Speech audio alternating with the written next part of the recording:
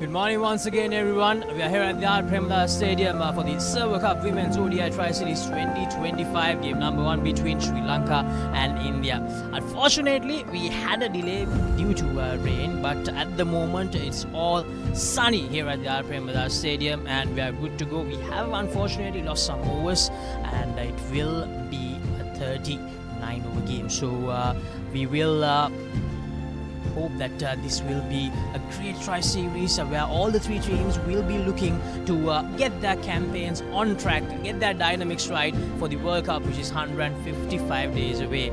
So joining with us for this tri-series from India is Onisha Ghosh. Welcome to Sri Lanka, Onisha. Thank you so much, Laksisi. It's indeed a pleasure to be here. And after that 2-hour-long rain delay, here we are finally. The sun is more than starting to peek out. It is starting to come out in all its glory. And we are looking forward to that 39 overs aside contest. It is going to be a rain-shorted match. But what a contest we have on our hands. Home team Sri Lanka against India. Exactly. So a lot to play for all the three teams. As I mentioned earlier as well, they are trying to get their combinations right before the all-important World Cup. So to kick things off, as I mentioned earlier as well, it's the rivalry between Sri Lanka and India. So the two teams, they have played 32 times in this format, Onisha, and India, they have dominated Sri Lanka in this format. 29 wins for India, just 2 for Sri Lanka, and they are searching for a first ever ODI win against India after 7 years. That's a long time, Laksisi, and what a time would it be if Sri Lanka do want to put on a good show here at their home soil, because as you rightly said, we are out from the World Cup, 5 months to go, and that's going to take place right next door in India. So it serves as a crucial moment and a crucial series for Sri Lanka, the home team, to make those adjustments, fine-tuning their combinations.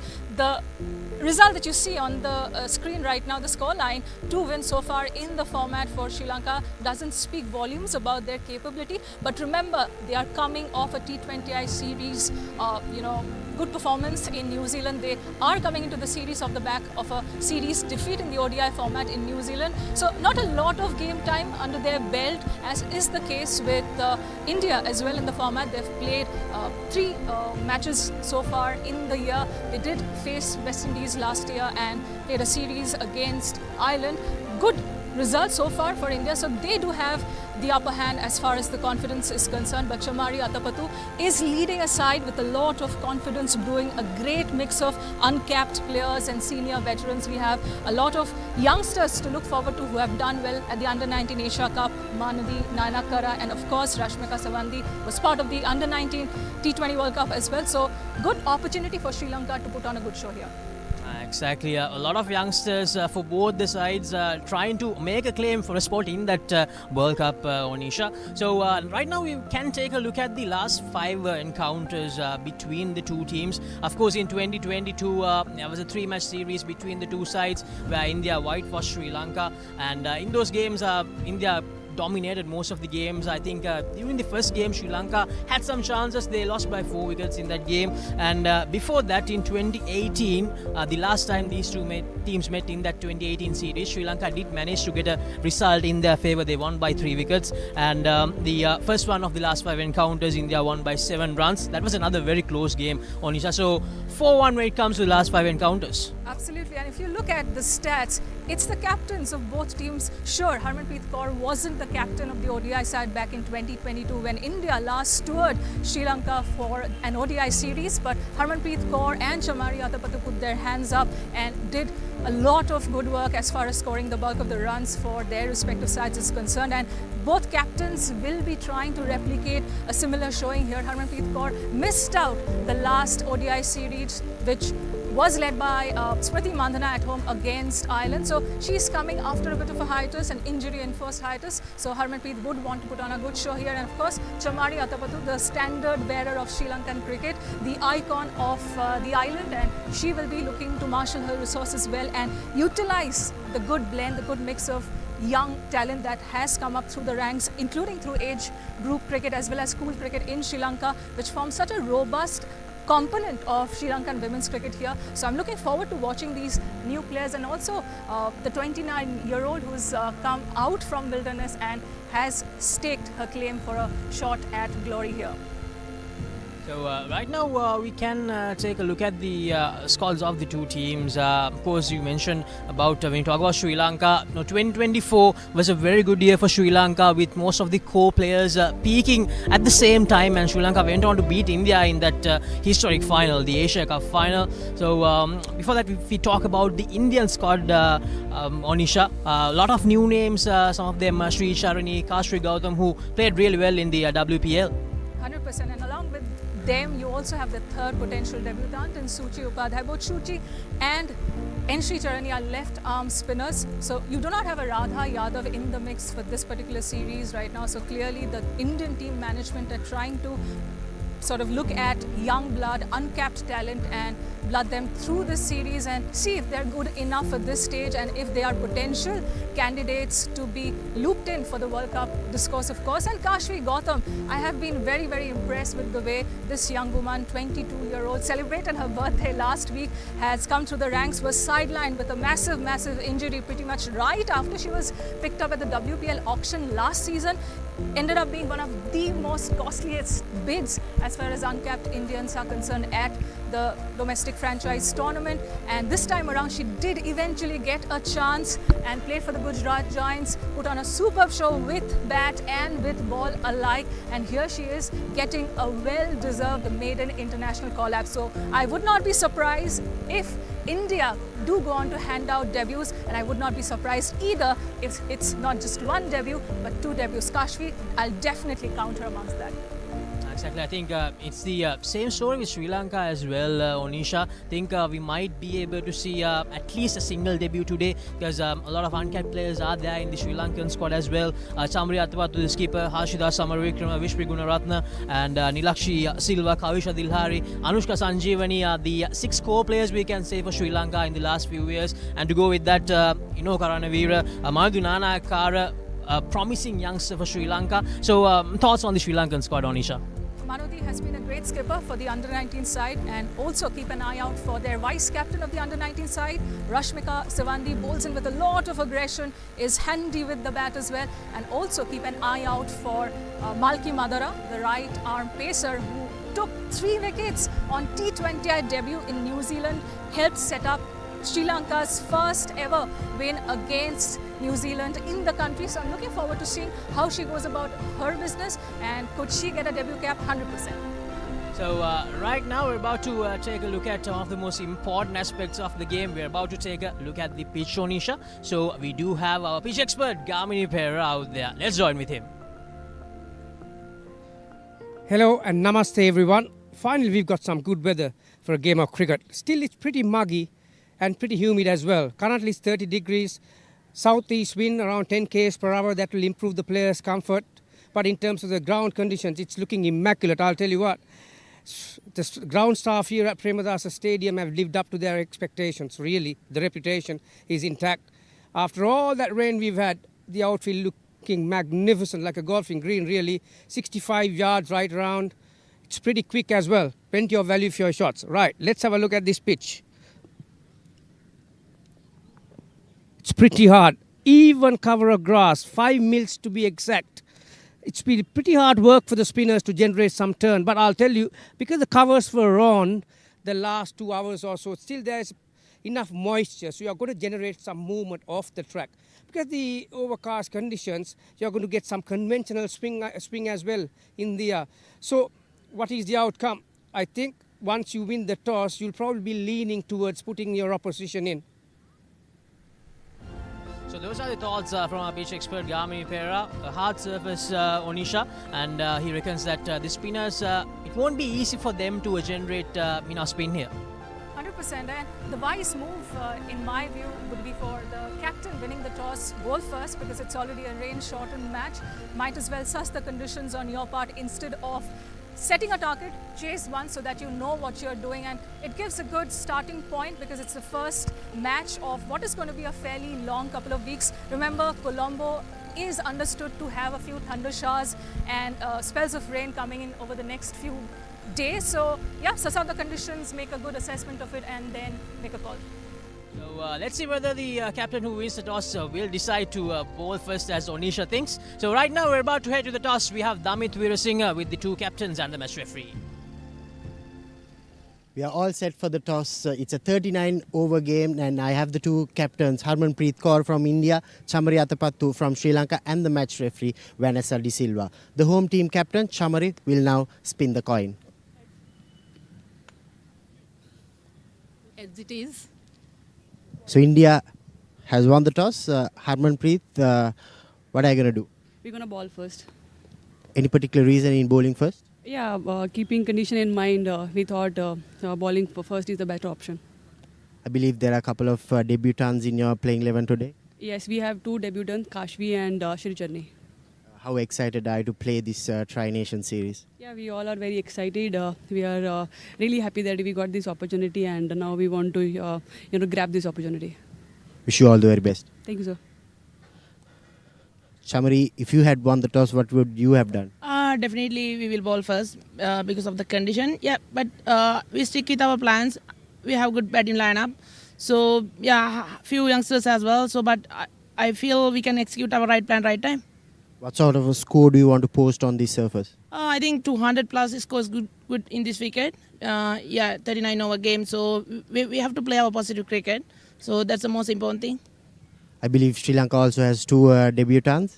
Yeah, we have two. Malke Madara's debut for today game, and another girl come to the team as a debut player. Thank you, Chamari. Wish you all the very best. Thank you very much. So the news from the centre is India have won the toss and they will bowl first. So that's the news from the centre. India, they have won the toss and decided to bowl first. This is Team Sri Lanka. We do have two debutants for Sri Lanka as well, Malki Madara and Bhumi Valsala. And Vishmi Gururatne misses out Onisha. Now that's something that a lot of people didn't expect. So that's the Sri Lankan lineup for this opening game of the Silver Cup Women's Tri-Series. And if we talk about the Indian lineup as well, Onisha, two debutants for India as well, as you expected, two of them making their debuts, Gautam and Sri Charani. That's right, that's a prediction gone right. Kashvi Gautam, the right arm pace bowling all-rounder, comes in alongside N. Sri Charani from Kadapa, Andhra Pradesh. What a moment, what a day it is for both these youngsters. One 20-year-old, the other 22-year-old. From the sidelines of the WPL to the headlines of international cricket, this is going to be a red-letter day for these two youngsters and potentially the future of Indian women's cricket. So that's all from the pre-match show for this first game of the Silver Cup Women's ODI Tri-Series. The game number one, Sri Lanka versus India. Let's join with the commentators up there, Roshan Abhisinghe and SL Vasudevan. A very good afternoon from the R. Premdas International Stadium, and we are finally ready to start off this Servo Cup of the Women's Tri-Nation ODI Series. The opening game, Sri Lanka versus India. And well, we were all excited as we came to the ground. Unfortunately, we've had some rain, but the good news, as you've been hearing, is that it's a 39-over game. The sun's shining and the ground is looking absolutely immaculate, and we are ready for battle. Well, Sri Lanka been put into bat by the Indian skipper, and no surprises there with the rain about and the covers being on the ground and bit of moisture, as Gamini Pereira said at the pitch report. There was absolutely no hesitation by the Indian skipper to invite Sri Lanka to bat first. So that's the scenario here. As I say, a very good afternoon to Estelle Vasudevan, who's with me. Good afternoon, Roshan. Yeah, it's going to be an interesting start for Sri Lanka, as you mentioned. The weather will definitely play a part in how things go, particularly early on. Hasini Pereira, a surprise inclusion here at the top of the order for Sri Lanka. She's replacing Vishmi Gururatne. She'll be opening alongside Chamari Athapaththu.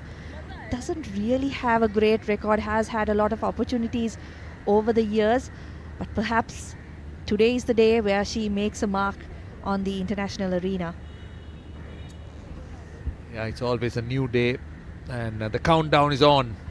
And we should start play almost immediately. It's 11:59 a.m. and now it's afternoon at the R. Premdas, and we should have the first ball coming up. Let's play it is.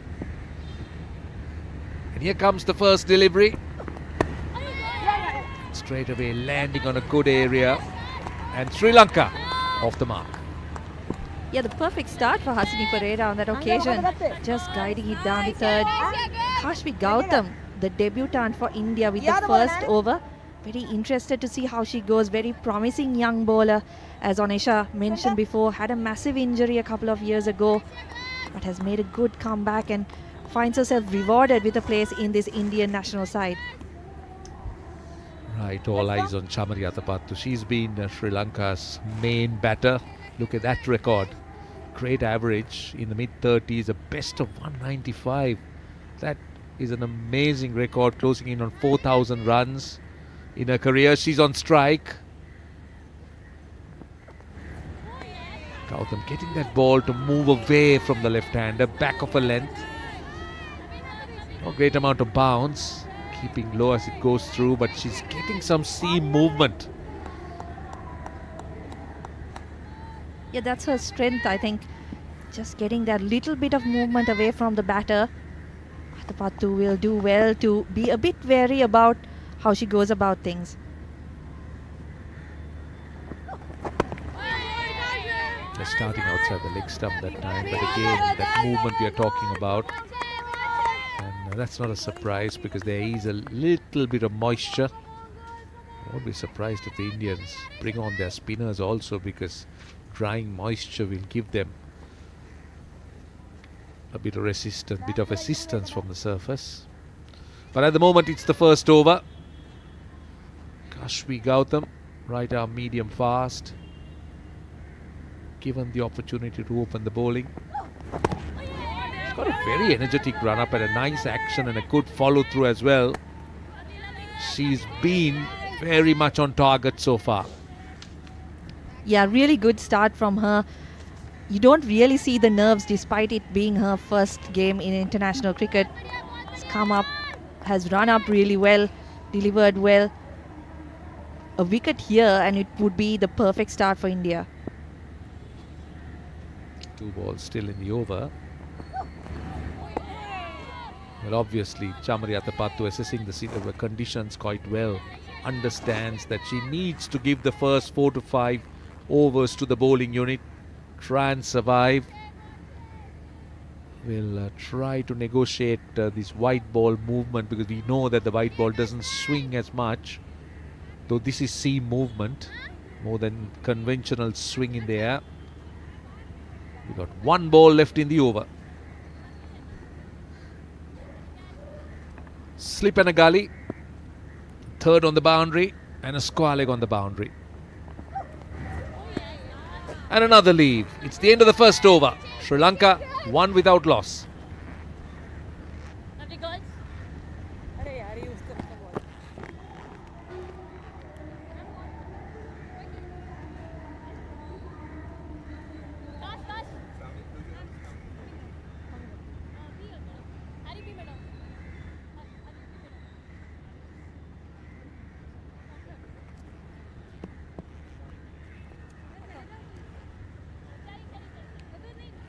Next time. Legs off. Legs down.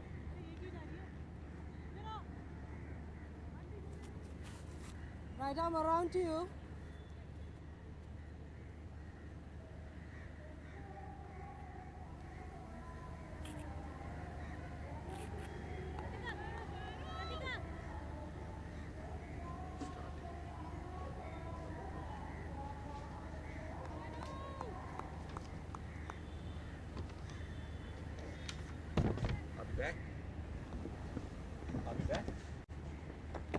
Right, it's ready from round the wicket. Almost a wide, going full and wide on that occasion. Arundhati Reddy, another one who has shone in the last couple of years, getting her opportunity for India. Very similar to the way Kashvi Gautam delivers this time, just wide of the crease. It's the first delivery from round the wicket. Goes very wide of the crease and nicely driven. Finds mid-off, but like what Reddy is trying to do, she's going wide of the crease. She's looking to pitch the ball up, searching for movement. Hasn't found any as yet, but she's got the right idea. Yeah, and what's good to see so far is that there's no width on offer for any of the bowlers. There you go, Reddy's record.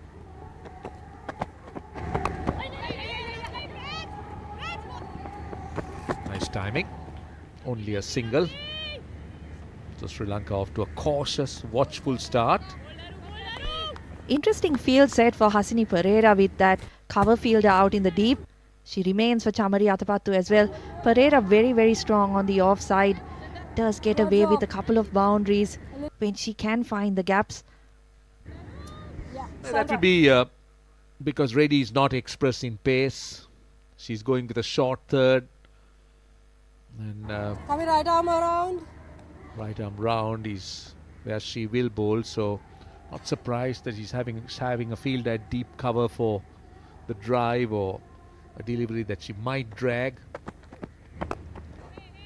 Nicely pushed and good piece of work and good running as well. So that is Chamari Athapaththu off the mark. Yeah, brilliant fielding from Jemima Rodrigues in the covers. Such energy she brings to the field. Little bit of hesitation when she does field the ball on that occasion because Athapaththu was expecting it to get past that infield.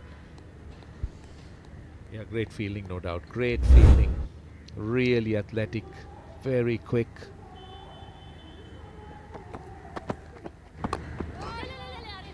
I've been impressed with the line and length bowled by Reddy so far. She's gone round the wicket. She's looked to angle it back into the left-hander.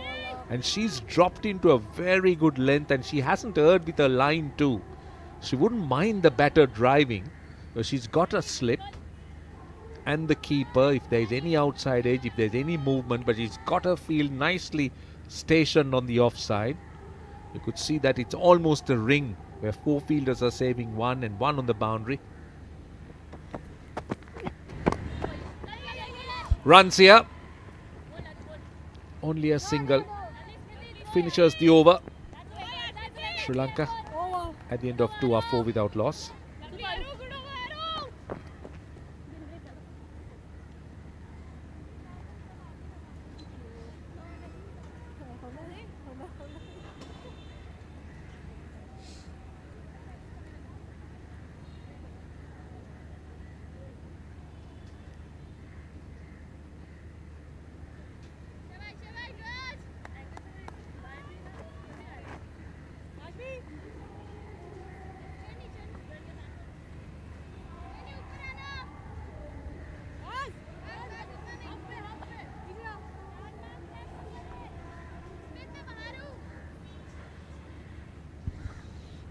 Four without loss.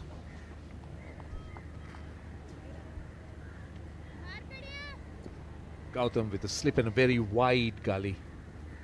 Well, I think Athapaththu is not happy. It's not Athapaththu, it's Hasini Pereira who's not happy with some movement behind the bowler's arm. Batters today are very conscious of having a clear view and a clear sight screen. From over the wicket, finds the edge. I think it drops just short. That is very good bowling from over the wicket, swinging the ball, seaming it across, just finding that outside edge. A brilliant bowling from Kashvi Gautam on that occasion. She's just been in that channel outside the off stump, dropping just short of Deepti Sharma at first slip. They aren't that far back either. A good effort. And I thought Hasini Pereira played away from her body, but what she did well was she played with soft hands, didn't go hard at it. And well, Gautam's plan is very clear. We haven't seen her holding the line of a single delivery. Every delivery has been outswing to the left-handers, and she's trying to start around that leg stump. But what she should look to do is to try and pitch it up rather than drag it, so allowing the batter time to see the ball. But with the ball maybe a few feet or a yard further up, that would test the batter. That's more like it. That's more like it. Getting a bit of movement. Yeah, they won't be too disappointed with that drive from Hasini Pereira. They want her to play away from her body, play those drives so that there are opportunities created for the fielders in the slip and gully. Now this is a danger for Sri Lanka continuously, not being able to get away in the first few overs. 2.3 overs done already, only 4 runs on the board. Play and a miss. But Sri Lanka has to understand the conditions. It's not easy. It's not one of those belters of a surface. It's a surface that's a little bit, I wouldn't call it wet, but has a little bit of moisture. That ball didn't bounce, but again the movement. So they'll be conscious of that. I suggest that they should give the first 5 overs to the bowling side. They should show intent for sure, not be bogged down. They got to understand. Good fielding, very good fielding, close to the wicket. They got to understand the conditions here.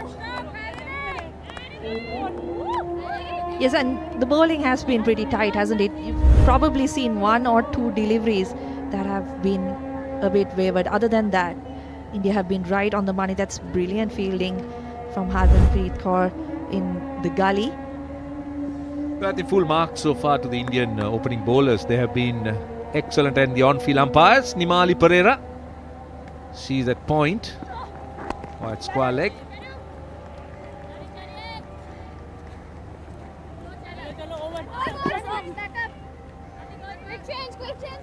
So it is the end of the over. 3 overs done. Sri Lanka very cautious, very watchful. 5 without loss.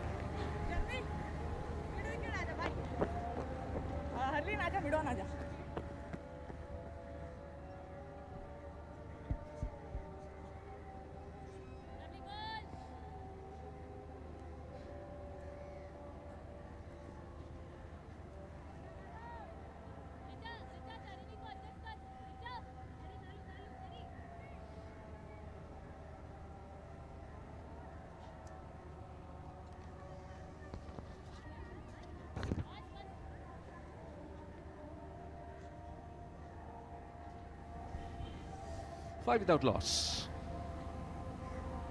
It's Reddy coming in. Continues to bowl round the wicket. And this has been brilliant. I must say that the Indian fielding on the offside in front of the wicket has been magnificent. They've been throwing themselves around and cutting off certain runs again. Chamari Athapaththu, it's Pereira, Hasini Pereira looking to... Oh, look at that. Look at that for a stop. Once again, Jemima Rodrigues had extra cover, just not giving anything away for the Sri Lankans. This time, she will find the field on the boundary. She's been a real panther, isn't it, Jemima? She's been very quick, acrobatic, diving around. Certainly cut off a few runs already in the first 4 overs of the Sri Lankan innings. And that just adds that little bit of extra pressure, doesn't it, when you've got someone in the covers who you know could field the way she has? Yes, certainly, yes. It is creating pressure to the Sri Lankan batters. Athapaththu. Appears that Chamari Athapaththu is looking to try and establish herself there. She's leaving deliveries. She's trying to understand the surface. She was talking about 200 in 39 overs. I'm not sure whether she still has that kind of score in her mind, considering that the surface hasn't really been a kind of a belter. The ball has done a little bit off the seam, hasn't bounced as much. That's the first real delivery off line from Reddy, called a wide. Yeah, just going down the leg side on that occasion. Much needed relief for the Sri Lankans because they just have not been able to get away with anything so far. Athapaththu, as you mentioned, set 200 at the toss. You'd have to think that they'd only get there if she's able to get going in this game.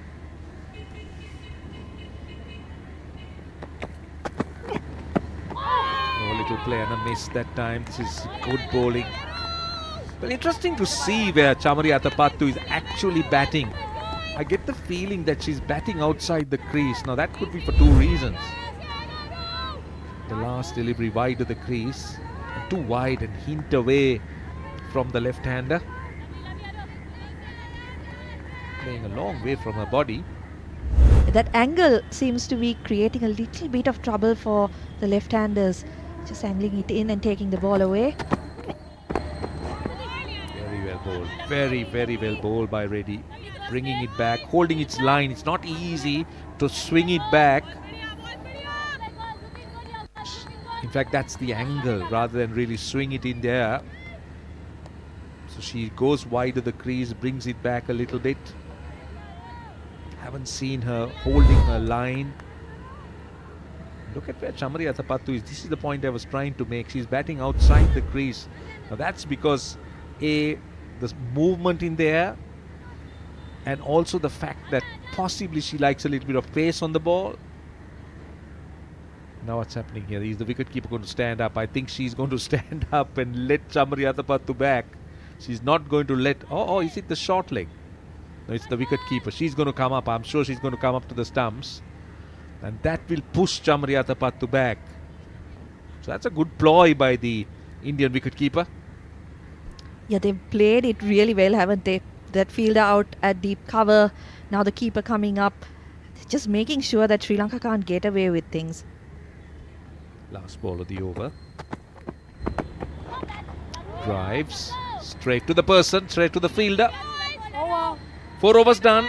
7 without loss.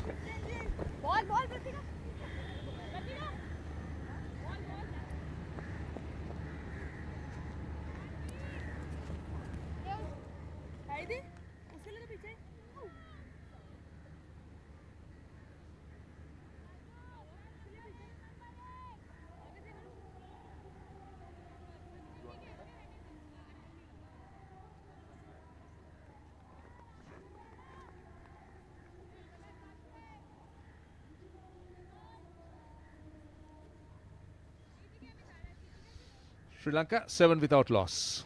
No real damage so far. There have been some movement for the Indian seamers. Gautam continues from over the wicket. Short delivery, swung away on the leg side. That should be the first boundary. Hasini Pereira waits for it and then beautifully helps it behind square leg for 4. Yeah, great shot from Hasini Pereira on that occasion. Just wavering in her length for the first time in this game so far. Kashvi Gautam finding that gap really well. Just really fine off the bat. In fact, that allowed, because lack of pace allows Hasini Pereira to guide it behind square leg. And look where she's batting as well. She too is batting outside the crease.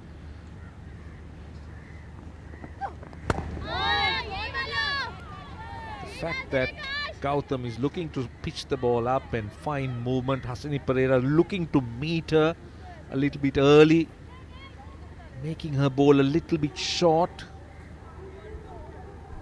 I think a major reason for them batting out of the crease is the pace. I think earlier as Sri Lanka came out to bat, you could hear Chamari Athapaththu kind of say that the ball is coming onto the bat a bit slowly. She's way down the pitch. Hasini Pereira, but she's looked good, I must say. Thrusted in the role as an opener, generally bats in the middle order. Hasini. But given that extra responsibility of opening the batting, she carries experience as a player. And Sri Lanka obviously opting for that experience with Chamari Athapaththu. So surprised that Vishmi has been left out from this game. Yeah, very surprised. I wonder if there is some kind of niggle or injury that we haven't heard of yet. Hasini Pereira did not play the last series that Sri Lanka toured New Zealand either. Now from round the wicket. It's too wide. That is definitely too wide. So Hasini Pereira has just forced Gautam to change her line of attack. She was very comfortable going over the wicket, looking to bowl more middle and leg. Now she's going wide of the crease that time from round the wicket and going wide as well.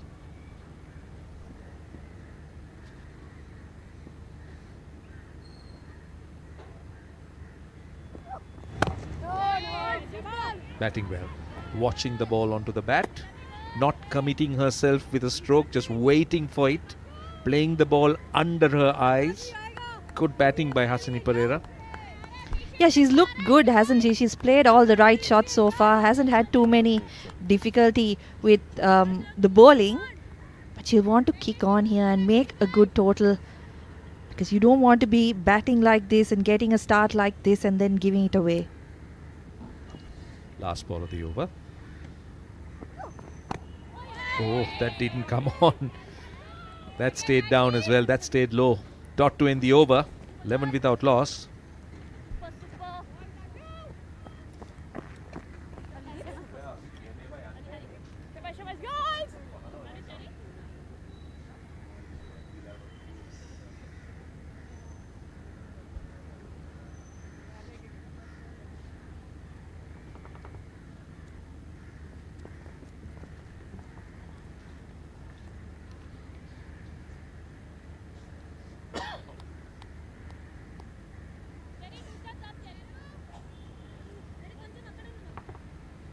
Commenting start.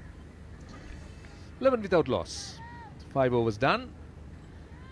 Reddy will continue. So still in power play number 1. Just to remind you that it's a 39 over game. Beautifully done. What timing. What great timing by Athapaththu, waiting for the ball, and look at how she opens the face of the bat, and it ran away to the boundary. Yeah, not much pace to work with, but she just finds the gap so brilliantly on that occasion. And how good is this outfield? We've had some rain, the ground has been covered for a couple of hours, but that just flew to the boundary line. Let me tell you something, Estelle. Sri Lankan ground staff is considered one of the best, if not the very best in the world, is because of that. Just to give them a thumbs up. The entirety of the ground was covered with the rain showing up rather unexpectedly, and they got these covers off so quickly, dried the grounds, and it's very methodical the way they take those covers off and dries it, and also empties the water. So they've done a brilliant job, the ground staff, and that's the result we see here.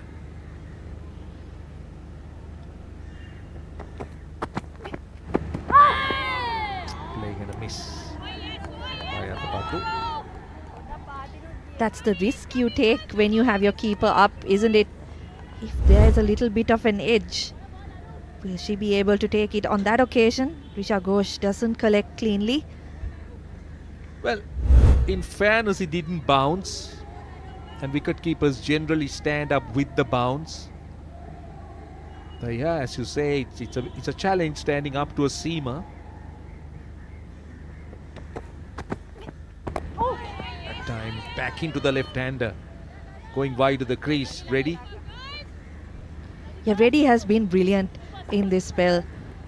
Ball moving away on occasion and then some straightening up. So it has been challenging going for Sri Lanka so far. They'd be happy they haven't lost a wicket. But now as the movement fades a little bit, they'd want to get a few more runs on the board. It's a difficult angle for Reddy to go round the wicket and swing it away. She will generally bring it back into the left-hander from that angle,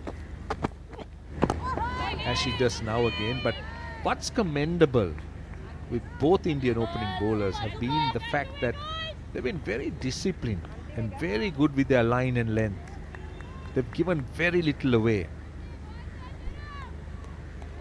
Yeah, at the bottom of your screen you can see Athapaththu's record against India, averaging 25 at a strike rate of 59.19. So well below her best against this Indian side, and you can see why. They've been very good against her, got their plans right. Oh, very nearly crept through. Very nearly crept through. It's a good over from Reddy, coming to an end at the end of 6. Sri Lanka 15 without loss.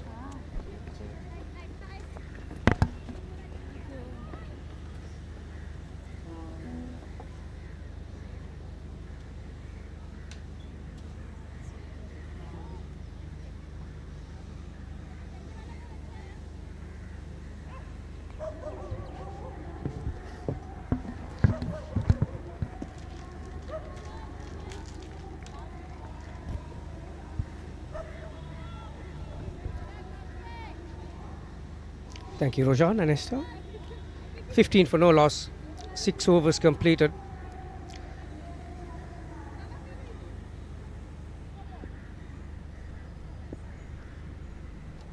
This is Gautam.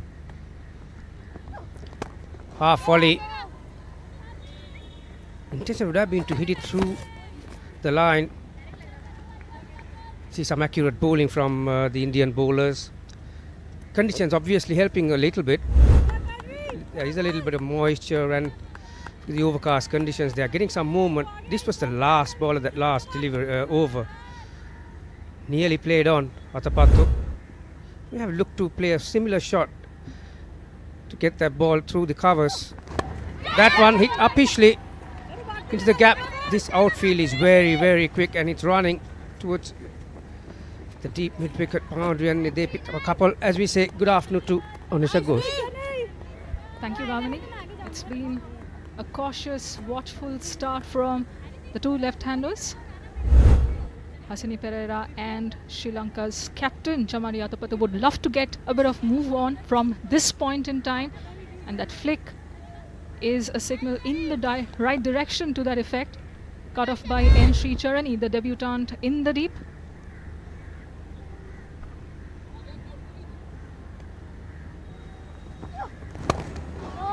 Kashfi's bowling those very tight lines and stifling lengths, two immense assets of hers.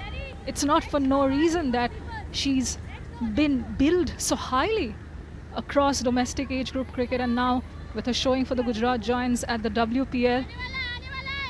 Both the opening bowlers Arundhati Reddy and Kashfi Gautam have been immensely frugal, not let the batters get off to a fine start. And also the fact that both the openers from the Sri Lankan team are left-handers, and you could see that they've done their homework. The Indian brain trust, heavily packed offside field. Keeper is up to the stumps again, so that will make the batter to stay inside the crease. The want of timing from both these batters has been a bit of a concern. They're going for their shots, but nothing has been coming from the middle of the bat so much, really.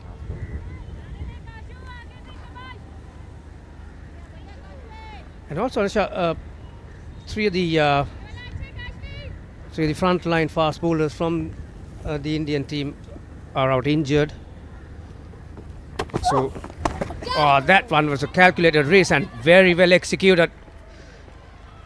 Hit with some power. She pounced on that one, moved across the stumps to get that room onto the onside, and she got the length she wanted as well. That was a terrific hit. Went for the big heave, made sure there was some connection this time around from Hasini Pereira, and it beat the fielder in the deep, N. Sri Charani again. A welcome boundary for Sri Lanka and Pereira. Third of the innings so far, and the scoring rate is now gradually starting to move up. If you have just joined us, Sri Lanka were put in by the Indian skipper Harmanpreet, and obviously not the ideal wicket to play shots as you come in on it, so you can understand why they've taken a bit of time and they've taken a few deliveries. Although the openers will look to capitalize on in the first power play. This one nicely driven again.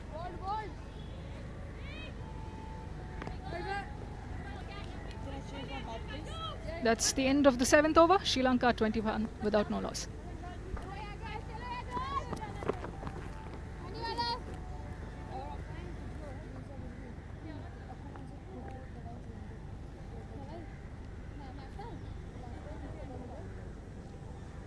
So these are the revised playing conditions. 39 overs per side. Power play from 1 to 8. And power play 2 from 9 to 39. 4 bowlers can bowl a maximum of 8 overs. 1 bowler can bowl a maximum of 7. So 39 over game. Still plenty of cricket. This is ready again. 3 overs, no for 9. That's nicely played. Again, just shows the quality of Chamari Athapaththu. She's got very good hands, both on offside and onside. That's why she makes that of a dangerous player on edge, because she's got loose hands on either side. So if anything wide, she'll use her bottom hand to get that gap between third man and point. If she's pitched up, she'll use her top hand to hit it through covers, extra cover. And if you pitch on leg stump, she's deadly dangerous because she's got very good hands on the onside as well.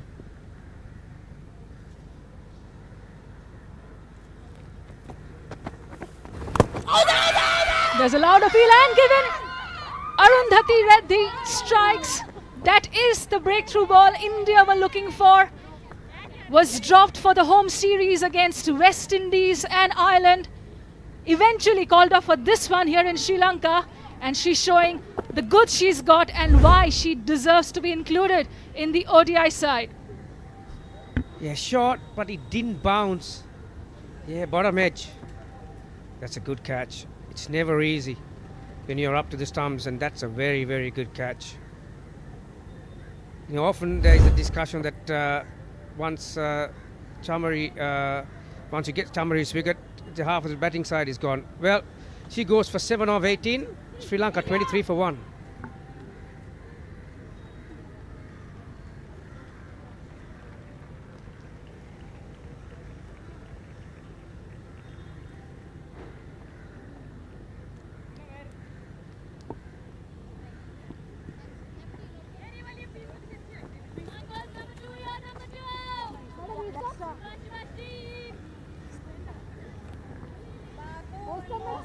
Thank you, madam. Out comes the new batter, Harshita Samaravikrama. And what a statement of intent has this been from the returning Arundhati Reddy. Has kept a leash on the Sri Lankan batters and deservedly picks up a wicket. Top catch by Richa Ghosh behind the stumps. It was the dot ball pressure that had been mounting, which eventually led to that wicket. Super partnership with the ball by both Arundhati and Kashvi to set up that strike. Lot straighter from Reddy. Yeah, those are good numbers from Samaravikrama. There are 3 centurions in the Sri Lankan squad. One is not playing today, Vishmi. One has gone back to the pavilion. That's Athapaththu. Samaravikrama. He's got 100 against Ireland, and this is how Athapaththu was dismissed. Yeah, like I said, it just skidded through. It didn't bounce as much as she wanted.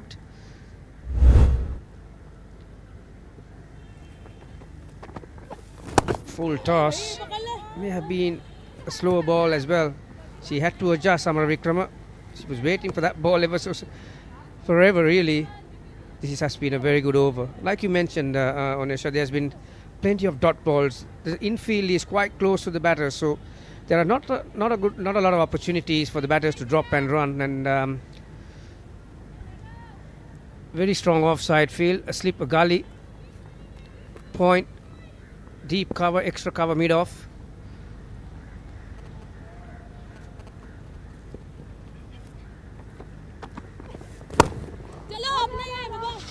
Good looking shot, but doesn't bring any runs.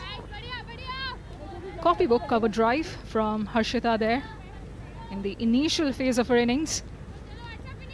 The Indian women's cricket team are wearing black armbands in a solemn tribute to the victims of the deadly terrorist attack in Pahalgam that claimed the lives of 26 innocent people. A statement being made here in Sri Lanka as well.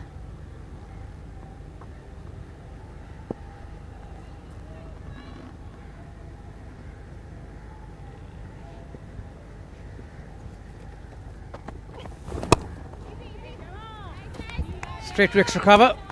Well, you need a lot more power to beat Jemima at extra cover. She's a very, very good fielder, and already she's saved about 4 to 5 runs for her team. After 8, 23 for 1.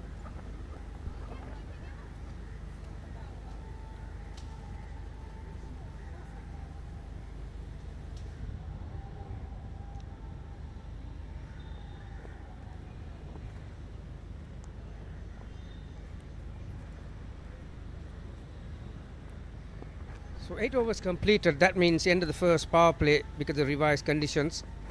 Straight away, the spin has been introduced. Sharma into the attack with a off spin. As you can see, the umpire signaling the second power play. That's Anna Harris, one of the on-field umpires. Harris is, of course, from the UK. The other on-field umpire being the local Sri Lankan Nimali Pereira. Good to see the rise of so many female umpires around the world. The great work being done by the ICC, and a look at the power play proceedings. Yeah, that was the first boundary from Pereira, and this was nicely played from Athapaththu. Yeah, there were 4 boundaries in that first power play and a wicket. One of the most important wickets when it comes to Sri Lankan batters. Athapaththu. Sharma pulling from over the wicket. I mentioned in my pitch report that it will be hard work for the spinners to generate any turn.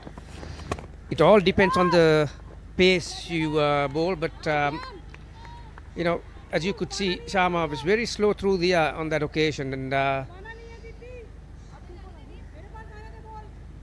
it's always a great matchup. Their premier off spinner, Deepti Sharma. And out comes the sweep. A good lusty blow goes all the way for a 4. Rightly applauded by the non-striker there. Hasini Pereira keeps adding to her tally. This time around judged the length very well and wasn't in two minds, made sure she went all the way and all in with that sweep shot, got due dividends of it. well, as I mentioned, Anusha, you're not going to get a lot of turn. I think Pereira realized that, picked the correct length. Very similar delivery, lot slower in the air. Because of lack of turn, I think Indian skipper has got a field now at deep mid wicket, giving a lot more protection for Sharma to operate in line with the stumps. Nice work playing the field here. Pereira realizing that short fine leg fielder was moved to deep mid wicket, moved across the stumps. Lap shot will get her another couple. Very smart batting. Invention from Hasini Pereira and a lot of intent being shown. Harleen Diol went after it. Well, in fact, it was Harmanpreet Kaur with her new jersey number 23, no longer the 7-numbered kit that she used to wear earlier on. Pereira has so far made a fist of this matchup against the off-spinner.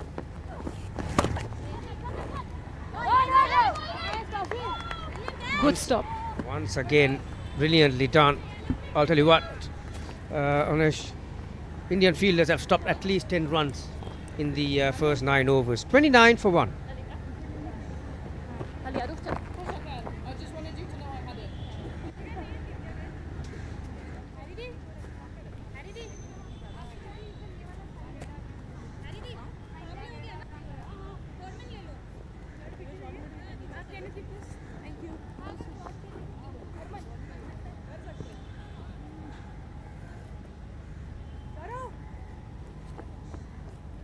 So Reddy is going to continue.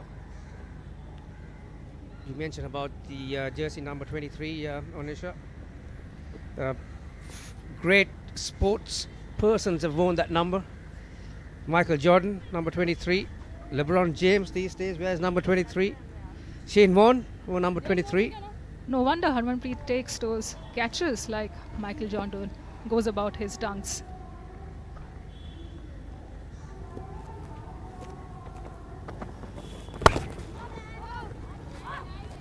Once again, had to reach for that. When you have a bowler bowling around the wicket, Anish, and particularly taking it away from you as a left-hander, you need to use your bottom hand to good effect. That's exactly what Samara Vikrama did. If you're only going to use your top hand, you're going to get into trouble, because for you to reach, you need to straighten your bottom hand a little.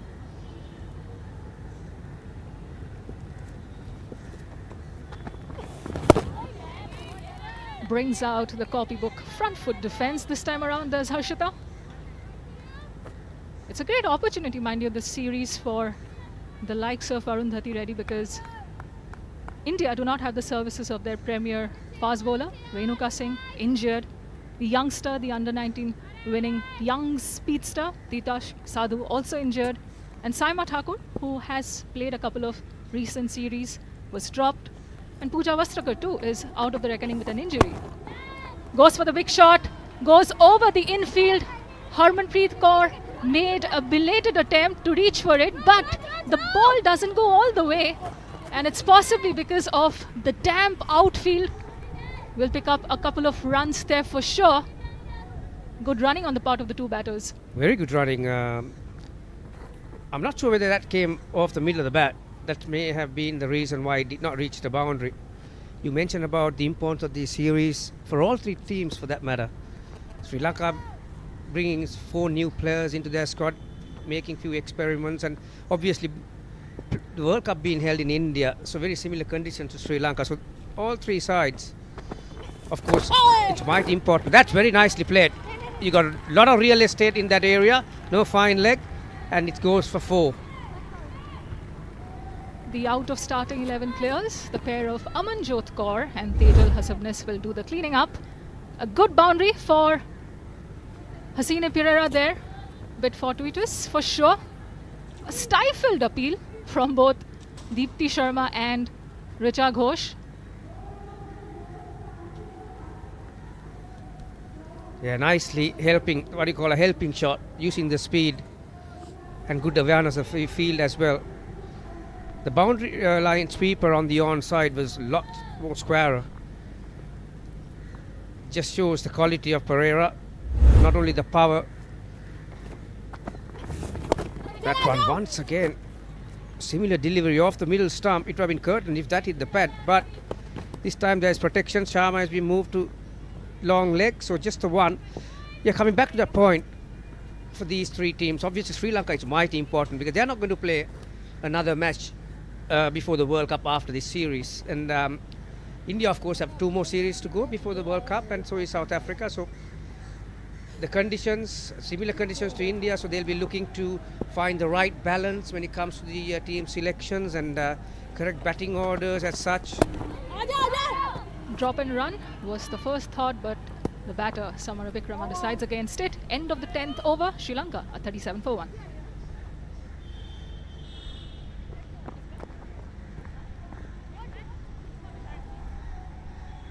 I'm not able to like watch watching you on my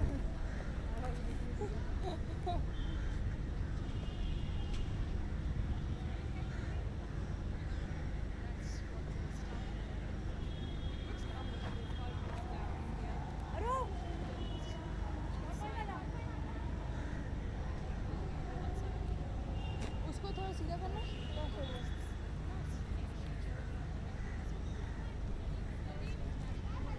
रुक जा journey Youthful energy and experienced heads across both sides. Two teams who know each other inside out. Sharma to continue. Bowls a loopy one up front in her second over. Yeah, when it comes to Sharma, she's got plenty of experience behind her, and she's a very cunning customer. She knows how to vary the speed without changing her arm speed, and that one was, like you said, a lot more slower and loopier, and like any other spinner, Anish, looking to generate some turn, moves across the stumps. That shot just clearly shows that this wicket is starting to settle down a bit, and when you were asked as a cricketer how you find the correct speed on different pitches, and you know, a great man called Shane Warne once said, the ball that gives me 2 inches of turn is the correct speed, and I will work around that. And I'm sure up and coming leg spinners around the world have heard that several times over. What an icon. This time again, Deepti Sharma keeps the batter on her toes. She's constantly darting it in wide and often mixing it up with the slower ones. Good plan deployed so far by the veteran off spinner in the Indian ranks. And also, the modern day off spinners normally like to operate from around the wicket, trying to get that ball to drift in towards the left-hander's pads. As I mentioned, she has changed her angle. She's going around the wicket. Well called, Gamini. All that first-class experience of yours coming into play. Good stop again, a diving stop by Pratika Rawal. India's fielding inside the circle has been top-notch. They have thrown themselves around. Both Jemima and Pratika have been very active, patrolling the inner circle. And of course, that take by Richa Ghosh, India's fielding coach, will be very proud so far. Ooh, a play and a miss. Enticing line and length from Deepti Sharma at that. End of the 11th over. Sri Lanka are 38 for 1. ये वाला हल्का सा आया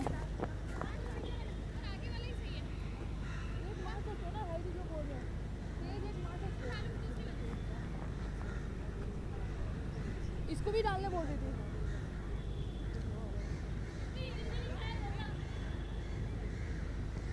Sri Lanka losing their skipper Athapaththu when the score was 23. So this pair added 15 runs. Another change. It's going to be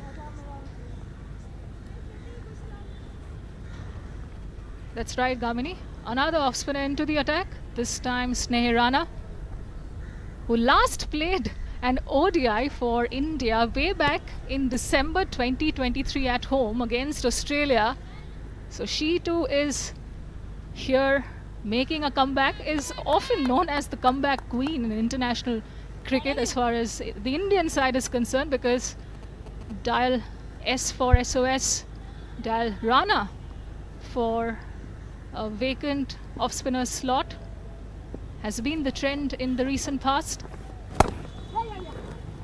And also the fact that the World Cup is being held in India, whereas the wickets are spin friendly, they'll be looking for some spin friendly teams really. Even for Sri Lanka for that matter, they'll be relying heavily on their spin bowling attack. And the two debuts for Sri Lanka, Pimi Vatsala, a batter, all-rounder, Madara, the fast bowler. Bottom edge, that's running down to the third man boundary. Just a couple. Yeah, it's possibly the sodden out field again. Ever so slightly, because the ground staff did immensely well to rein all the water in. There was an opportunity, but perhaps too wide for Deepti Sharma, the first slip, to apprehend that. Pratika Rawal did put in the chase, kept it to just a couple. Rana wouldn't be too disappointed with that outcome, because she's getting the batter, drawing the batter out to play those shots which could elicit an edge. Puts her head down and nudges it towards Pratika again. And both Sneha Rana and Deepti Sharma are doing the heavy lifting as far as off-spin bowling is concerned. Seasoned campaigner, is a very street-smart cricketer, has led her domestic sides to 2 titles this year. First was the Women's Senior One-Day Challenger Trophy. Is that an opportunity for an extra run to be had? And they do go for it eventually. Interesting proceedings there, because the direct hit probably took the bails off, and then it started scampering over the ball. Yeah, direct hit. And the fielder on the boundary line on the onside was not in the circle to back up. So the extra run conceded. You could fairly say, safely say that India fielding have been pretty good, particularly inside the circle. But that was a miss-up from that boundary line fielder. That was nicely played as well. Good awareness from Harshita, just dropping the ball on the onside, because there's a fine leg, deep square leg, deep mid-wicket and mid-on. The two fielders on the onside are short fine leg and mid-on, so there's plenty of acres in that area for you to drop the ball and go for an easy single. looped up and nudged into the leg side for a single. Decent over for Sri Lanka. Sneh Rana concedes 7 in her opening over upon her return to international cricket after almost 16 months. At the end of the 12th, Sri Lanka are 45 for 1. And with that, we'll also have a change in the commentary box.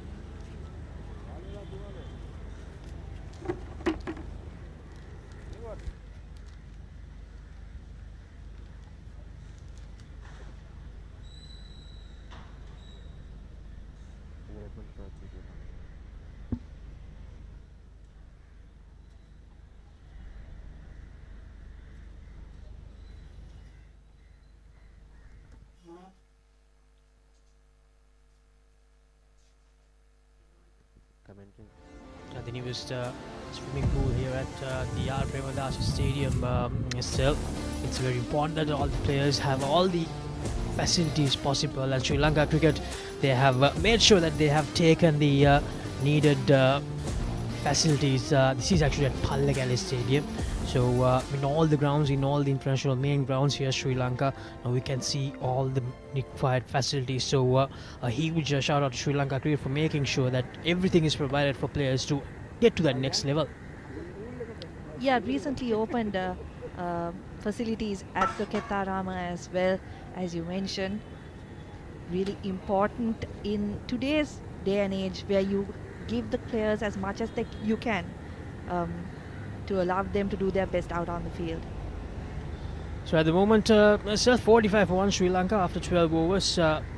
Harshita on 8, Hassan on 29, batting really well. Hasni Perera at the moment.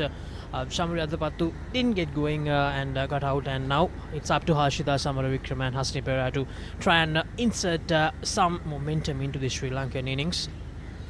At the Sri Lankan scorecard at the moment, Hasni Perera 29 of 38, Harshita Samaravikrama 8 of 16, Shamari Athapaththu, as I mentioned earlier as well, didn't quite get going, 7 of 18 deliveries, just 1 extra in the first 12 overs. Some good discipline bowling by India. Yeah, brilliant start by India. They were fantastic in that early few overs, didn't give anything away to the Sri Lankans. Perera, you have to say, bided her time really well. She didn't get going early on, but since then she's found the boundary a couple of times and has looked really comfortable out in the middle. So it's good signs for Sri Lanka, as we mentioned before. She's coming into this side to replace Vishmi Gunaratne, who I don't think a lot of people would have seen being left out in this opener of the tournament.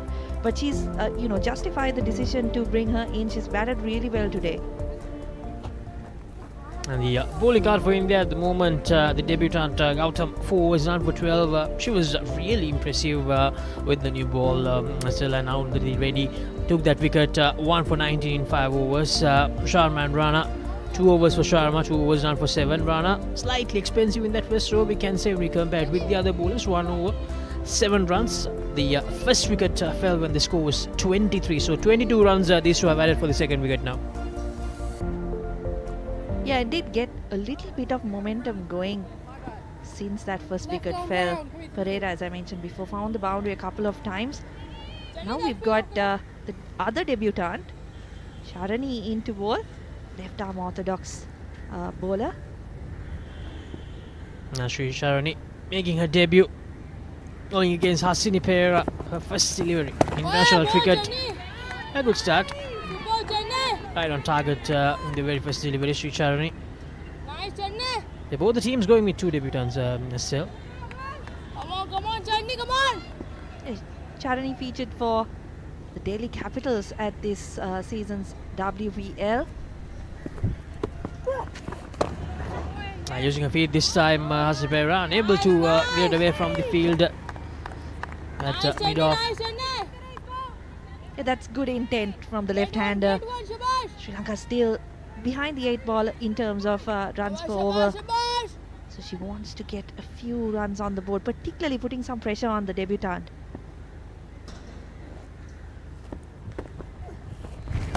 Oh, going for the rear sweep this time. Don't think whether that was the right option. It missed everything, luckily for Hasini Pereira. And that will be 4 byes, I believe, for Sri Lanka. Oh, very nearly a wicket in her first over in international cricket for Sri Charani. Hasini Pereira, interesting option from her, but fortunately just misses everything. Visha Ghosh not able to get behind the ball either. Yeah, Hasini Pereira probably will have to rethink a bit about her options here still. I think she's starting to look really good out there, so no need to gift a wicket away. Play it away on the leg side. I think that's the way to go. Making sure that they get the singles and don't go for those sort of strokes this early. Yeah, possibly just trying to put the debutant under pressure. She knows there will be a little bit of nerves from the bowler. So trying to make the most of it. Has been lucky. But she will be looking to score quickly because, as I said, Sri Lanka do need to push that run rate up a little bit. Harshita facing against Sri Charani, driven away by Harshita, was straight to the field. So, not a bad start. Hasini Pereira did try to attack, but just 1 run taken from this first over. Now Sri Charani, along with the 4 byes, there were 4 byes in this over. Oh, going for that drive once again, Harshita. Flying it up a little bit outside the off stump, Sri Charani. Not a bad first over from Sri Charani. End of the 13th over, Sri Lanka 50 for 1.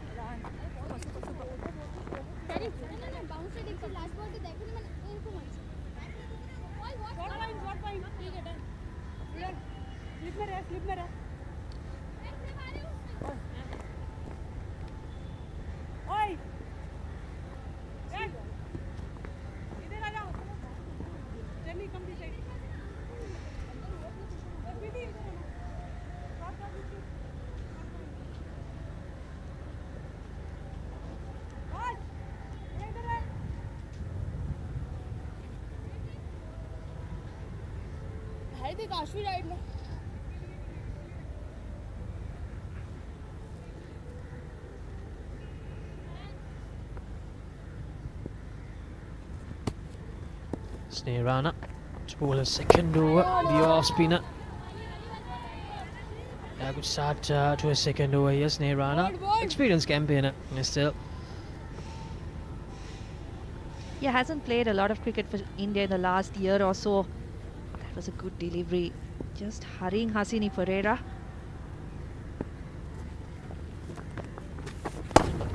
Once again using her feet here, Hasini Pereira, but again finds the field. This is where a little bit of patience is needed, isn't it? When you are playing good shots but not able to get runs, a little bit of frustration can creep in. Exactly, Hasini Pereira needs to make sure that she doesn't get carried away by not getting runs. Oh, that's a full toss, a wave, a full toss from Sneerana. That was dipping, I guess. Was not called a no ball, but 4 more byes. I think that no, I actually had some bat on it, I believe. I think it was signalled as bye. So for the second consecutive over, Sri Lanka have just got bonus 4 runs, dipping on the bat on that occasion. So that's the reason why it wasn't called a no ball. I don't think it was above waist height anyway. No, it was dipping. It was dipping big time. Almost. Oh, that's a loud appeal. And the umpire raises her finger. That's the second wicket. Sneerana brings the breakthrough, dismisses the settled batter for Sri Lanka. Hasini Pereira has to depart for 30. Yeah, that's brilliant bowling once again from Rana. Very similar to the delivery she bowled first up in the over. Just hurries the batter up. I wonder if that was slightly outside the off stump. It doesn't matter. Playing across the line, trapped right in front. So Hasini Pereira, after a promising innings, gone for 30 off 46.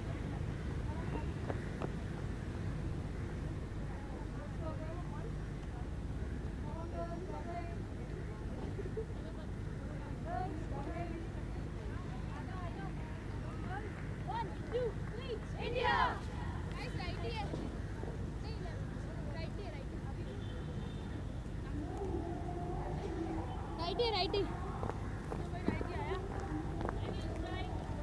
इसके लिए वो ज्योति वाला क्या बिजली इसके लिए ज्योति वाला field था ना नई वाली है ना जो लास्ट में इसके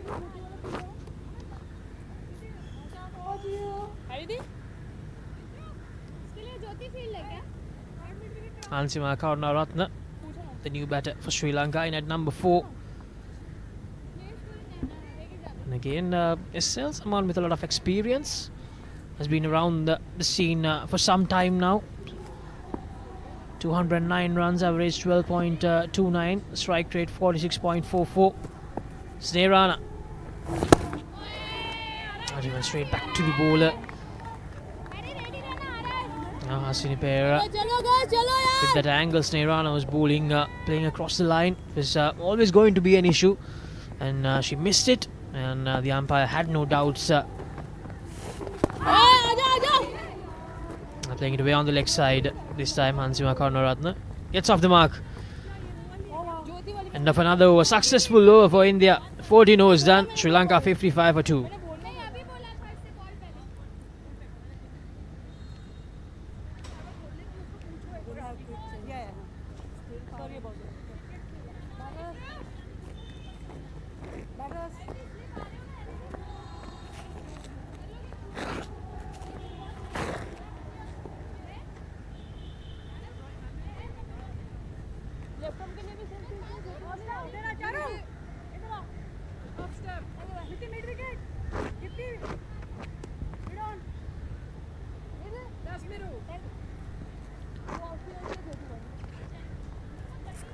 Left arm round. 12-2. Sri Charani to bowl her second over. It's an eventful first over from Sri Charani. Hasini Pereira trying to be aggressive. Hansima Karunaratne on strike against the debutant. Yeah, just on Karunaratne, has had a very sporadic run in her career. Doesn't really seem to get a lot of games on the trot, so she's playing for the first time since 2024. Last ODI against the West Indies in Hambantota. It's nearly a year without international cricket for her.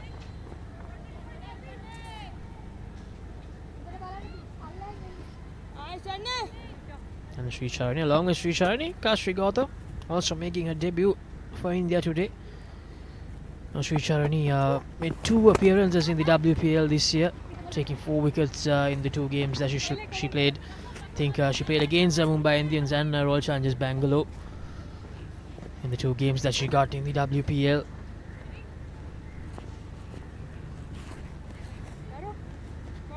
Harshita Samaravikrama had a great 2024 SC. I think when Sri Lanka did manage to go on to win that Asia Cup, she played a crucial role in that triumphant Sri Lankan squad. Using her feet this time, just away from the diving fielder, and that will be a boundary. So Harshita Samaravikrama trying to do the same thing that Hasini Pereira did, trying to put the debutant, the youngster, under pressure. Yeah, clearly a tactic from Sri Lanka. Just to put her under pressure, get some runs against her. She uses her feet, and the key thing here is that she finds the gap. It was a bit uppish, but away from Harleen Deol at mid-on, she finds the boundary, and that's the difference, right, between a good shot and one that isn't a good shot. She does manage to find the gap. Tries to follow up that boundary with a single, but unable to do so. Just an interesting little stat about the Indian team, since we were talking about the debutants. India have given more debuts in the ODI World Cup cycle so far than any other team. Have 33 debuts in the last cycle. Again played away on leg side. Harleen Deol unable to get it in the first go.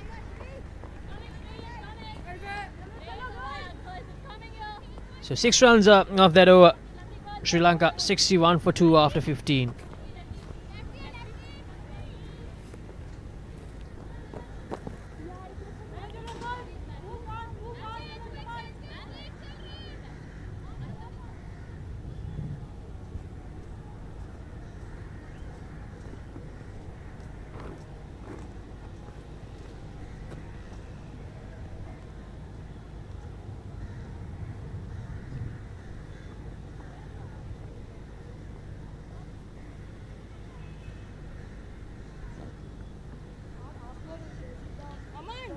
Sneerana is successful in that previous over, removing the set batter Hasni Pereira for 30.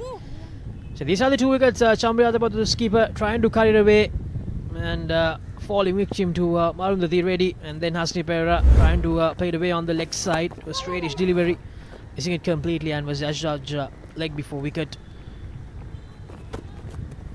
Harshita Samaravikrama, she needs to make sure that she handles the business from here onwards. Still. Yeah, the key batter for Sri Lanka, isn't she? Behind Chamari Athapaththu, she is the one who has made runs, and she's the one who has kind of supported the success that Sri Lanka have seen over the last 18 to 24 months in international cricket. Has been consistently good with the bat and has been someone that Sri Lanka can rely on to get runs. So they'll need some runs from her here so that the other batters can kind of bat around her. Now this is an interesting stat. 23 out of the 29 ODI wickets for Sneerana have been right-handed batters. Oh, Hansimaka Naratna trying to use her feet, and luckily for her, Risha Ghosh missed it completely, and 4 more buys. So 12 buys in the last 4 overs since we started our commentary suite. Yeah, very lucky on that occasion as well. She comes down the track and a little bit of spin. That occasion from Sneerana completely misses it. Risha Ghosh is going to be a bit disappointed with those runs that are going against her name. As you mentioned, 12 buys coming in the last 4 overs. Because when we saw that scorecard, yeah, they have given away just 1 extra run, but now it's 13. Yeah, those are the little things that they did really well in those first few overs, wasn't it? Not wavering in their lines, not giving anything away. Little bit of indiscipline, but also a little bit of luck going in Sri Lanka's favour. Now going for that quick single. Getting there in the end, Harshita Samaravikrama. Now coming back to that point of Harshita Samaravikrama, Marcel, what Kamini mentioned earlier, there was this image in most of the people's mind that when Chamari Athapaththu gets out, half the side is gone for Sri Lanka. But with the arrival of Harshita Samaravikrama, Vishnu Ratna, Kavisha Dilhari, Nilakshi Silva coming into form, I think that whole perception changed, and now even if Chamari Athapaththu gets out, Sri Lanka do manage to get to a fight in total.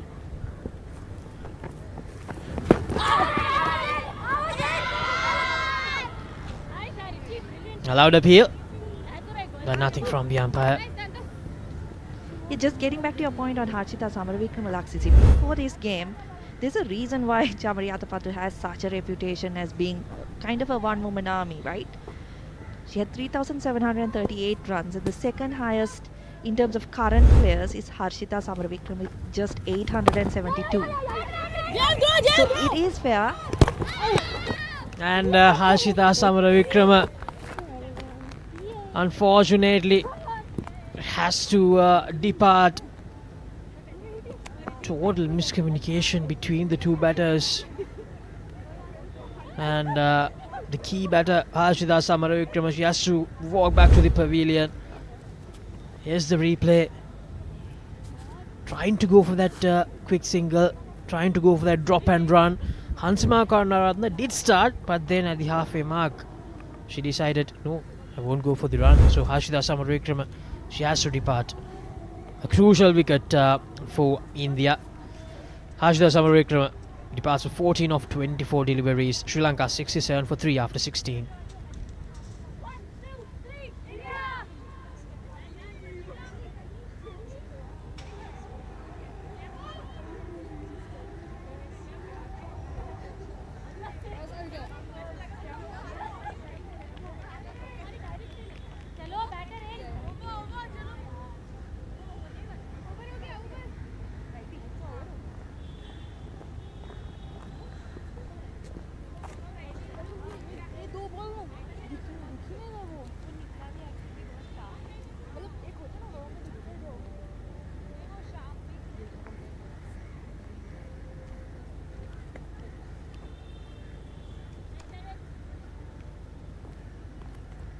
So the new batter for Sri Lanka, Kavisha Dilhari. Kavisha Dilhari. She has some good memories against India in the Asia Cup final last year. Can she do something similar here? Sri Lanka needs her to do something similar here still.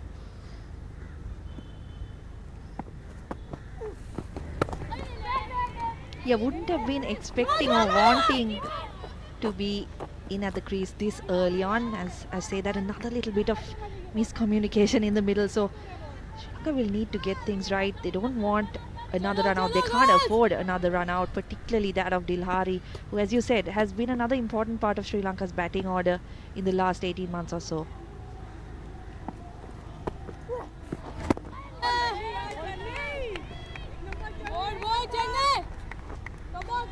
Sri Charni right on the money once again. Has been good to see. I think the Indian bowlers, their discipline has been fantastic in today's game so far. Exactly. They have been very accurate in this encounter so far. Showcasing why they're one of the top sides at the moment. Yeah, just talking about discipline, I think even when the wicket went down and the new batter came out, you could hear those comments from the fielders saying, you know, get back into your places, don't waste time. That's also a good thing to keep in mind, because it might not be a problem in this game in terms of over rate, but it's always a good practice to have when you go into big competitions, because you could be penalized for things like that. Yes, that replay again. Harshida Samaravikrama had to depart. Hansima Karunaratne and Harshida Samaravikrama not being able to communicate clearly on that run. Unfortunate for Sri Lanka. And why it's so unfortunate, because in the last 12 months, Harshida Samaravikrama, she has actually outscored Chamari Athapaththu. She has scored 364 runs in the last 12 months with an average of 52. Now Chamari Athapaththu, she's actually third in the list. Vishnu Gunaratne, who's second in the list, she's not playing this encounter. So that's why that wicket was so important for India. Yeah, and we spoke about Jemima Rodrigues in that inner circle, and it was her who created that opportunity once again. Just adds that little bit of pressure on the batters, little bit of doubt in their minds. So brilliant bit of fielding once again. It's all those little moments that she created early in the game that created that doubt in the batter's mind. So Hansima Karunaratne, 3 of 13 at the moment. This is exactly what India needs at the moment. Sri Lanka getting themselves into a little corner here, not being able to get the runs this time as a single. Thought about the second, but Kavisha Dilhari decides to go with the right option. There was no second run there. So end of the 17th over. Sri Lanka 70 for 3.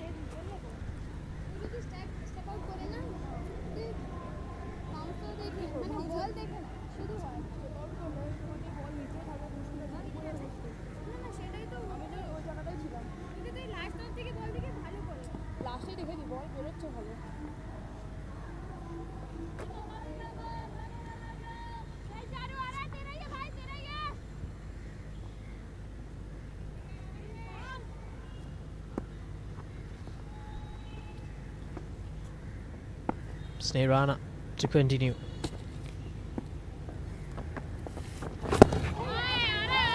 At the moment, bowling in tandem, a good mixture of youth and experience for India. Still, Snehrana, a lot of experience under her belt, and Sri Charni making her debut here.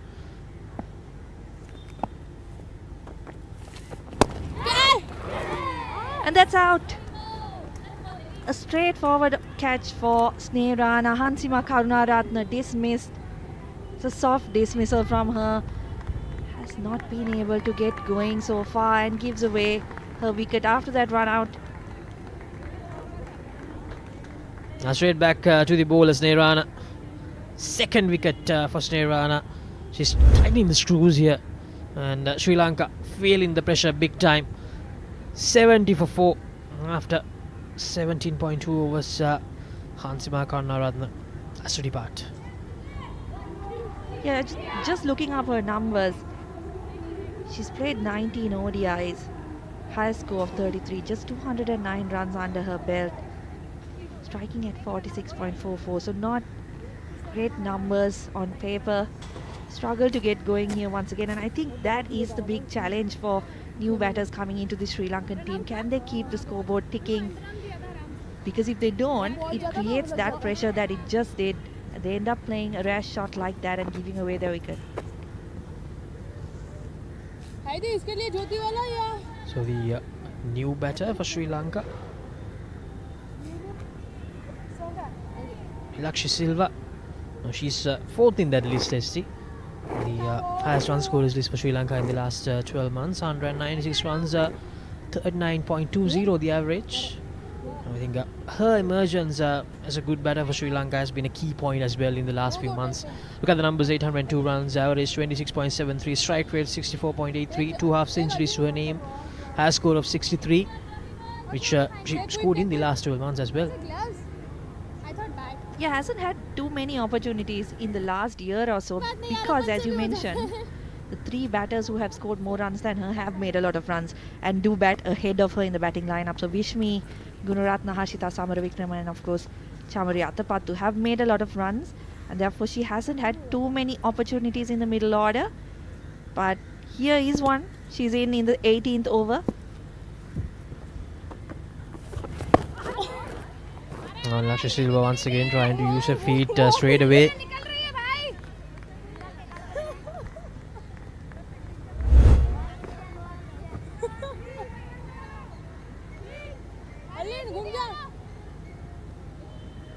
Just caught in the middle there, not able to judge the length. It's been good bowling from Snehrana, but at the same time Sri Lanka just not able to gauge what's happening.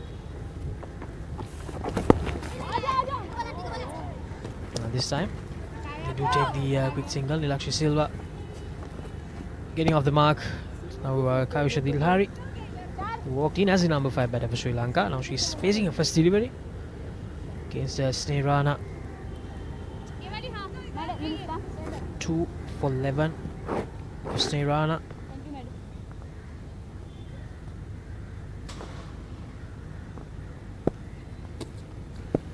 With the last wicket, 3 for 11 for Snehrana. I try to play away on the leg side. Kavisha Dilhari straight to the field inside the circle. So India drawing up the runs here. Sri Lanka, they need to search for some options to get some runs. Otherwise, after this one, they only have 20 overs remaining, 21 overs remaining. Yeah, it's been a good comeback from Snehrana, hasn't it? As we mentioned previously in the broadcast, playing her first ODI since 2023. So that's the end of the over. Sri Lanka 71 for 3.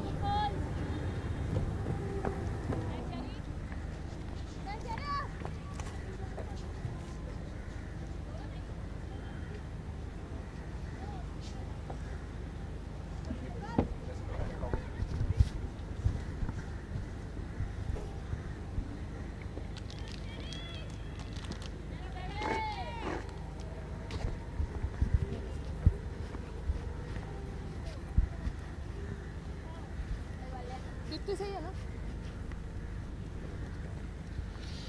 71 for 3, 71 for 4 in fact, I beg your pardon. Sri Lanka would have loved to be 3. Losing wickets a little bit too regularly and too close to each other. Haven't seen partnerships. I thought the Indian spinners have bowled well on this surface. They found something on it, particularly the off spinner. And now the challenge, Gamini, is that Sri Lanka needs to somehow bat out the 39 overs. That has to be their priority number 1. Yeah, hello Roshan, hello everyone. Yeah, that has been the problem over the years for the Sri Lankan women's cricket team. Once again on the back foot. Valiant effort from Jamila. She's one of the best going around. Nearly stopped a couple. Yeah, the point that you made, that has been a problem for Sri Lanka over the years. Once you lose the top 3, they have not been able to have consistent in the middle overs and be efficient. So those kind of shots and couples will obviously help the situation. And don't take nothing away from Sneha either. She's got it on a string at the moment. 3 wickets in 4 overs. I thought she's looked very impressive, the off spinner. Sneha Rana, she's bowled at good pace. Yes, we did see her trying some variety and going on, getting it a bit wrong, but generally she's looked good. And we see some left arm finger spin here. Getting turned. Certainly this surface is starting to respond, and I put it down possibly to the drying moisture that the spinners are now trying to exploit. Yeah, you're quite right. When I saw the pitch this morning, I did not think that spinners were able to get any grip. But right now, these two spinners are getting plenty of it. Full toss. Wanted to do more than that on that one. Waist high full toss. Nilakshi liked that area, deep mid wicket. But Harmanpreet got protection.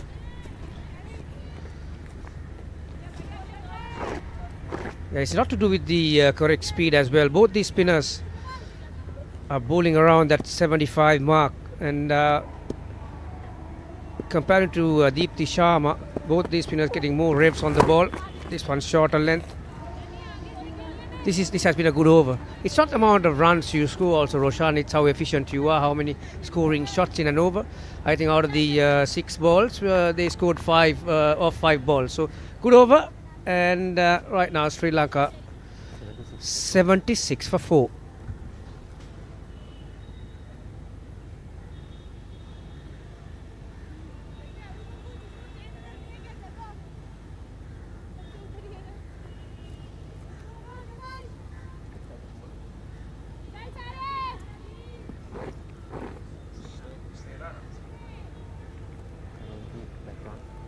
.76 for 4. We're going to see Sneha Rana continues from over the wicket. She's got a slip in, so she's searching for that outside edge as well.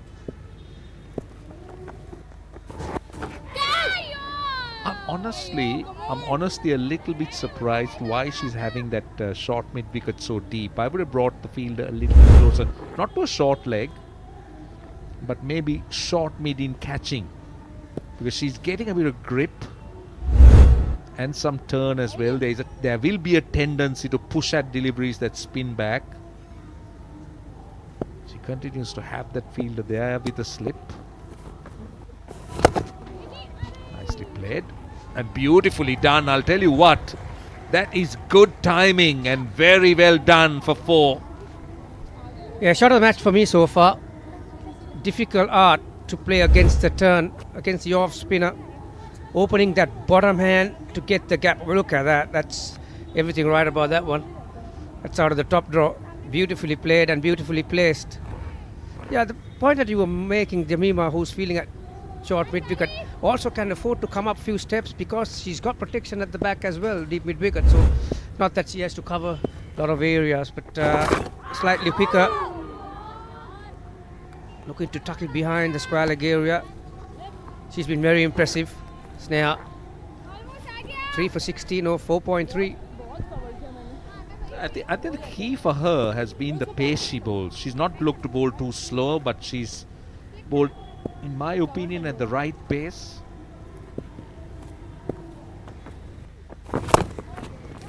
Forcing shot of the back foot will give the batter another single. Sri Lanka needs to do this a little bit more regularly, and that is, it's not only about hitting boundaries, but just keep rotating the strike. Don't let bowlers build those dots. That has been the problem. Come on.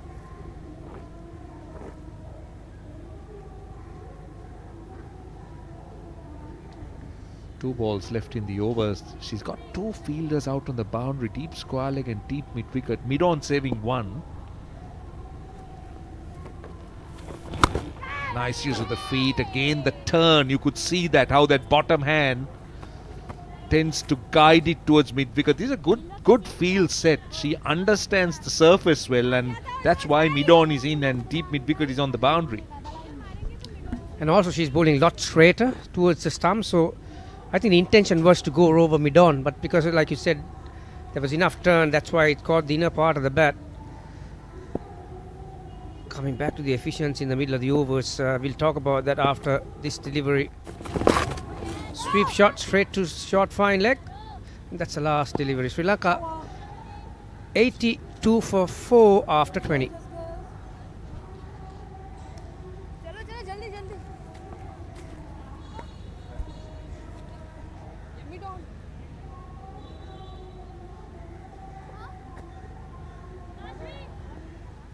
नहीं करना क्या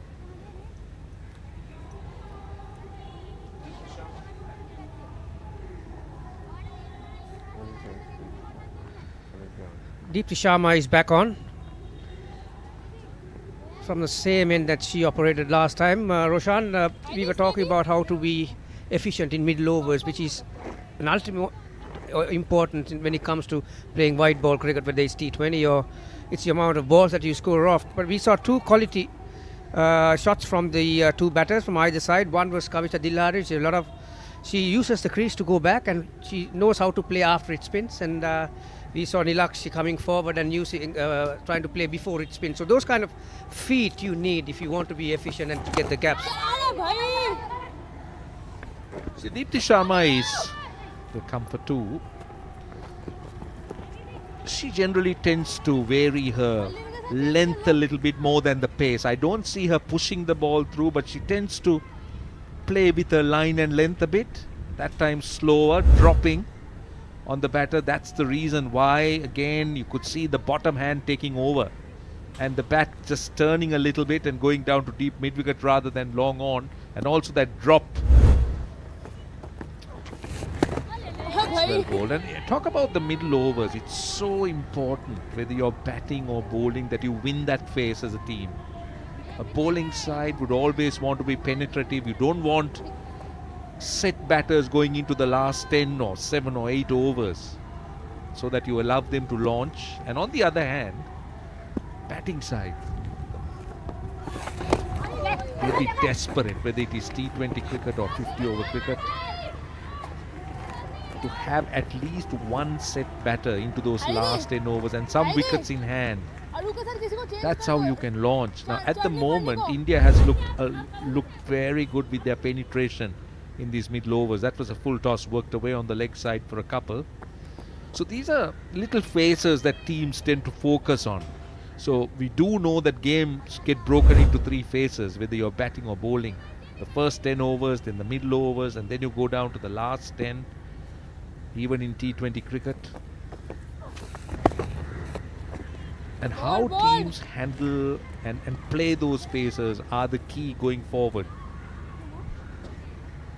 Yeah, it's mighty important in team discussions these days, Roshan. Modern day white ball cricket, I mean obviously women's cricket, yeah, there are only 2 power plays, but when it comes to men's version of it, it's amazing how the coaches discuss the first power play and from 10 to 20, and how you target 30 to 40, because that's the last 10 overs that you'll have 4 fielders out, and the final 10 you got 5 out. So like that, you got to be tactically really smart about what you do, things that you do, and you know, as you know, some teams have specific batters to bat in those areas as well.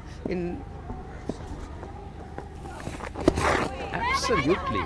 It's like having specialist bowlers for such situations. You have death bowlers, you have bowlers who bowl in the power plays. We'll talk about it. It's 88 for 4.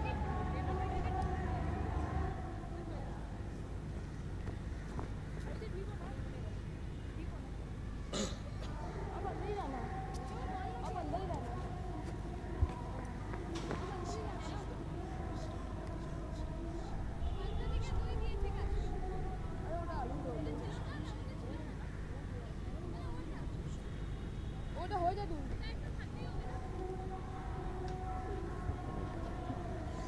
88 for 4. Over number 22. So Sri Lanka going at better than 4 runs an over.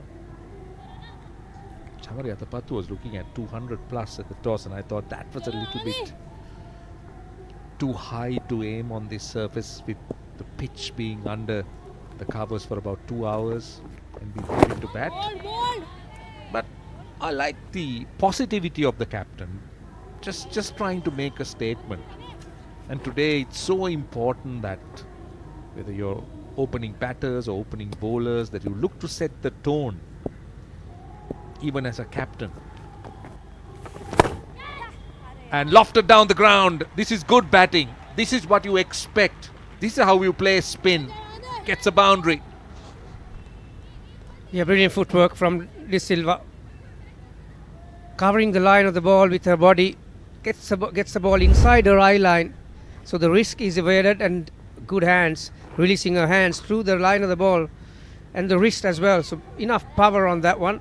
Those kind of shots will get Harmanpreet thinking. Because the field is set on the onside, deep square leg, deep mid. Because suddenly when batters starting to do that now straight away, she's got a fielder down there. So now 3 fielders on the onside. That creates gaps on the onside for singles. Nicely played again, using the depth of the crease, bit wider from Sneha. And the other thing is, Roshan, when you use your feet, there are 2 deliveries we saw. One coming forward and hitting through the line, next one staying back, hanging on the back foot. So it gives hell of a lot of pressure for the bowler to think about the length. Now it'll be interesting what she's trying to do. Obviously she's against the other batter now. And we mentioned about specific batters batting in different overs and the time frames and that. Again, an appeal for a catch.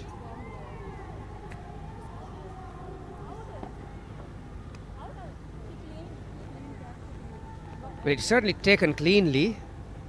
Let's have a look. Umpires are going to have a little chat.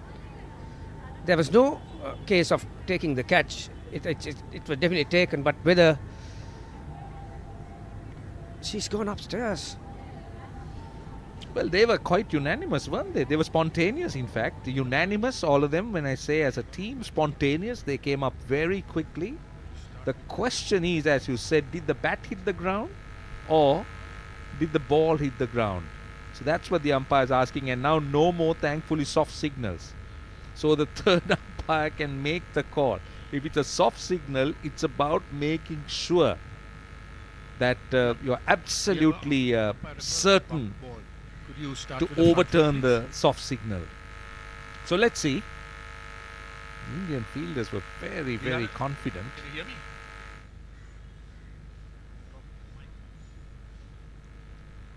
I think you need to take a look at it from square leg. I feel that the We have square a angle umpire might refer give for us bump ball. give Can you us start with the front foot, a good frame as to think. But then they got to just follow the protocol. First by, things yeah? first, Stand and by. that's the front foot.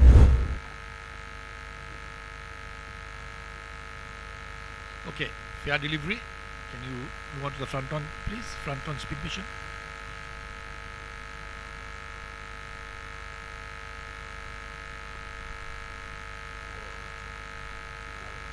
Okay, can you go back and replay that, please?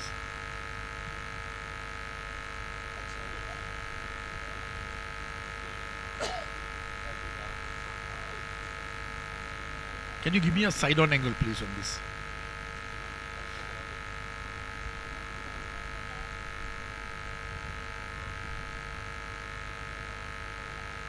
I just need a side-on angle to make sure whether the ball has bounced before it hit the bat, or whether the ball has made contact after hitting the bat on the ground.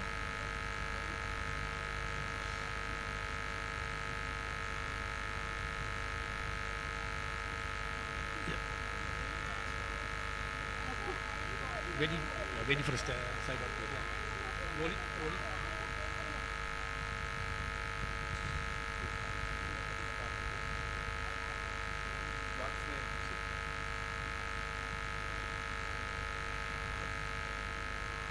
Dilar, is that the only angle you have? Do you have an opposite? Yeah, play that. Yeah.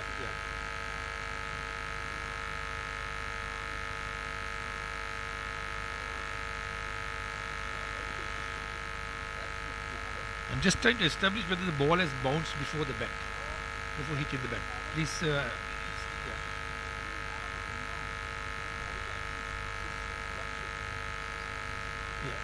Slowly, yeah. Just slow it down, please, a little bit. Slow it down.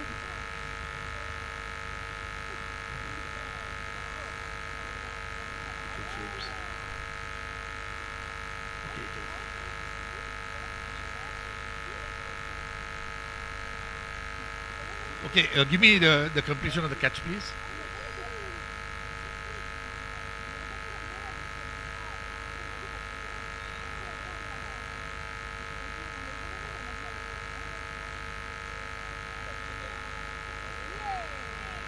Okay, catch has been completed cleanly. The ball comes off the face of the bat, does not make contact with the ground. I have a decision for the giant screen. My decision is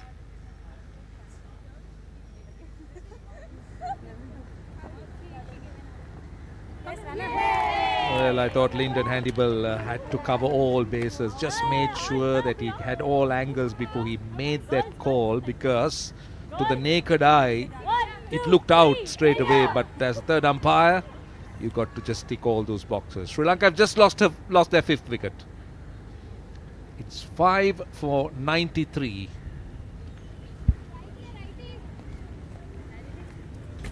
Lakshi Silva out for 10. Sri Lanka in trouble again. 5 for 93.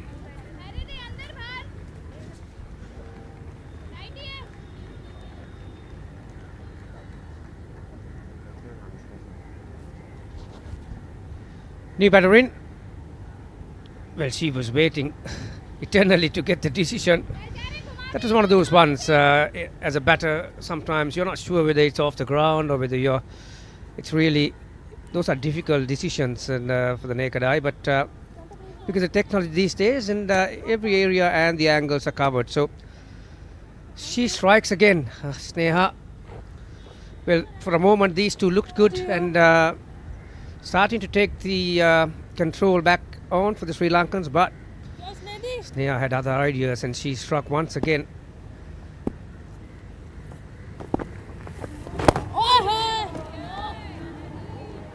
The wicket keeper for Sri Lanka, Sanjeevani. Well, this is a massive moment, Roshan. After this, 17 overs to go, and you've lost half of your side, and you still have to be thinking positively for the next phase of the innings. And how did that miss? That spun through the gate. Well, obviously we'll have a look at it again. 93 for 5 after 22.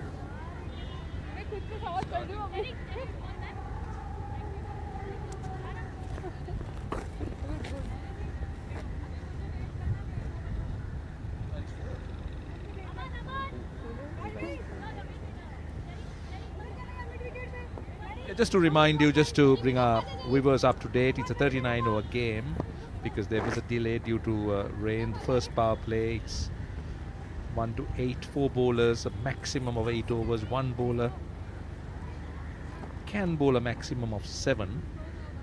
So the power plays are broken down into those two phases, 1 to 8 and 9 to 39. Those are the revised playing conditions in this game, and India won the toss, had no hesitation, putting Sri Lanka into bat. 2 off spinners operating. A lot will depend on Kavisha Dilhari now. But you spoke about that last delivery. There was turn, there was a bit of dip and bounce as well. And look, that front foot didn't go too far. She was pushing almost from the crease. I like the drift, the dip, and just went through that bat and pad. Very, very unlucky if you're a bowler.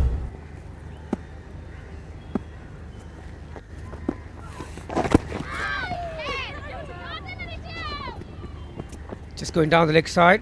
It'll be a leg by. Oh, it's off the bat. Given runs. Yeah, she's looking dangerous, doesn't she, Sneha? Deepti Sharma. 3.2 overs. She has not troubled the wickets column yet.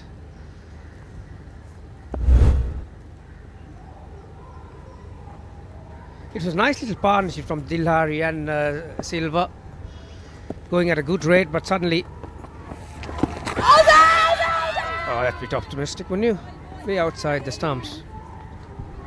See, one thing that I would have liked to see is with Deepti Sharma bowling, that Sri Lanka batters showing a little bit more intent. When I say intent, that's a good attempt to try and sweep that last shot. And also like to see batters looking to come down the pitch, but with Deepti Sharma, generally bowls a little bit slower through the air.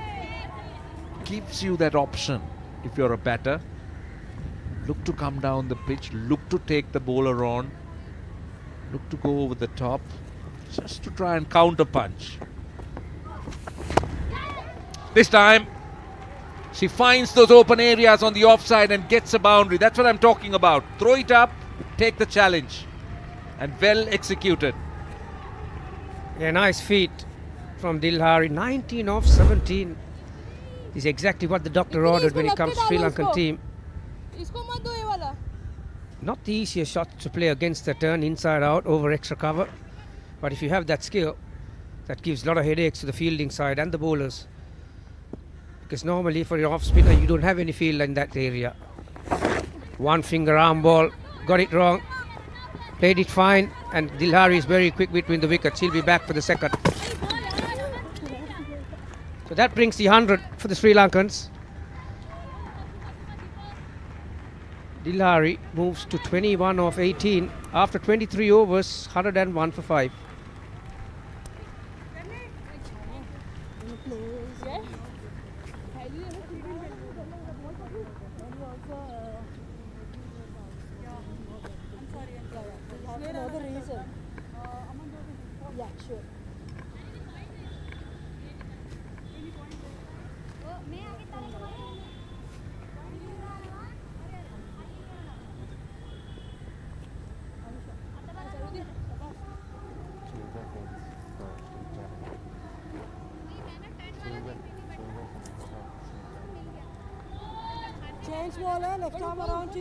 Sri Charani comes on. She's replacing Sneh Rana, who bowled extremely well. So India has a lot of options when it comes to spin bowling. They can keep rotating them around. She goes round the wicket to the right hander with a slip in.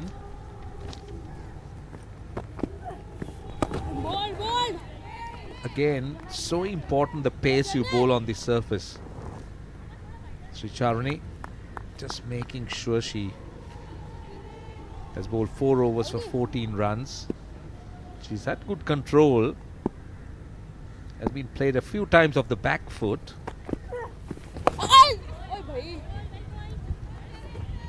Sri Lanka, they need to do that. They need to keep rotating the strike. That's the key as far as I'm concerned. Yes, if you can get boundary, it's fine.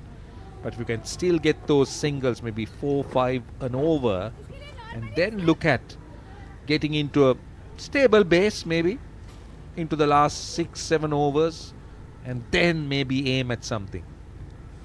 Yeah, you're dead right. Not only in terms of moving the scoreboard, keep the scoreboard busy, it's also the amount of pressure that you apply on the bowlers. And very often people talk about pressure on the batters, but it's the other way around as well. How good a batter you are depends on the amount of pressure that you apply on the bowler, your thinking patterns, how you outthink. You know, when it comes to spin bowling, Roshan, they've got plenty of options. They're well-known batters, Pratika, Harleen, Harmanpreet, and even Jemima for that matter. They all can bowl right arm off spin and off break, so got plenty of options when it comes to spin, but they've gone through their front-line bowlers. That's another sweep shot from Dilhari. She's playing a bit of a cameo, isn't she, Dilhari? 21, or going over on a ball here? I also like her approach, because she's showing good intent. Sweep shot is a very good option if you're playing spin, as much as you're looking to come down the pitch. Using the crease, you talk about it. Good use of the feet. Whether you're looking to come down the pitch or looking to play off the back foot now. Sanjeevani has a role, and the role is to ensure that she keeps Dilhari's company as long as she can. Because Dilhari is going well, let her have the strike. Let her look to keep things moving.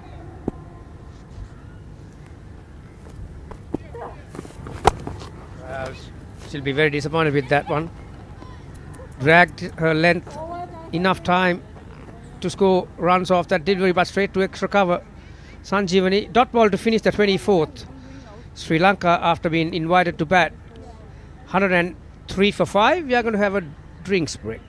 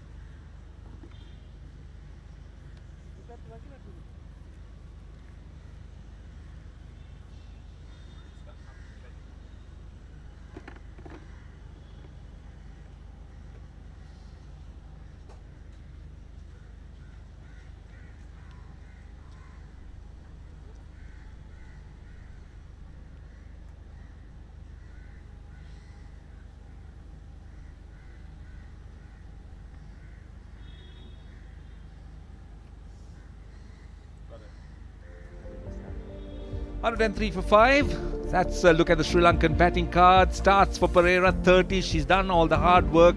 Samar Wickrama was unnecessarily run out.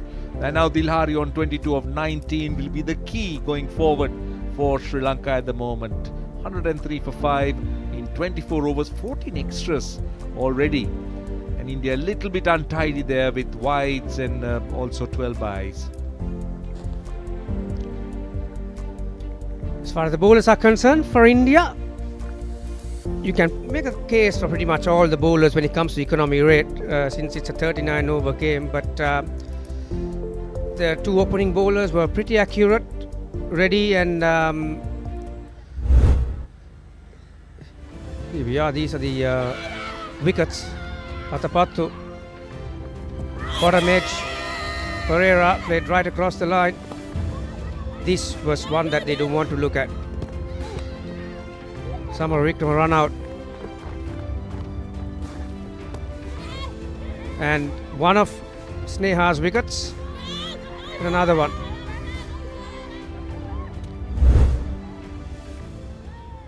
Yeah, so she has been the star so far in the innings, Roshan, 4 for, and could have had a few more as well. There were some very close questions were asked from the batters, and it's a very important pace for both sides. Sri Lanka particularly, 15 overs to go, 5 wickets in hand, and well, the 200 that the skipper was mentioning at the toss, well, there's some work to be done.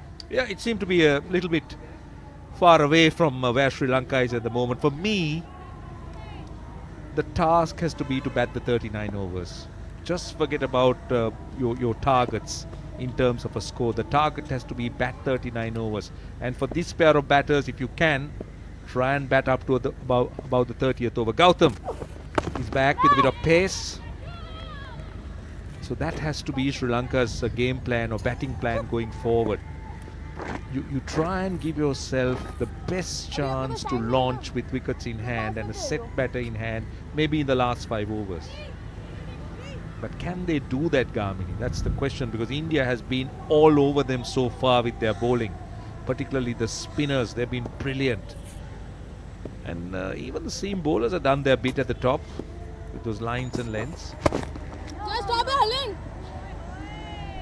Yeah, you mentioned this a moment ago, Roshan, the part that Sanjeevani has to play.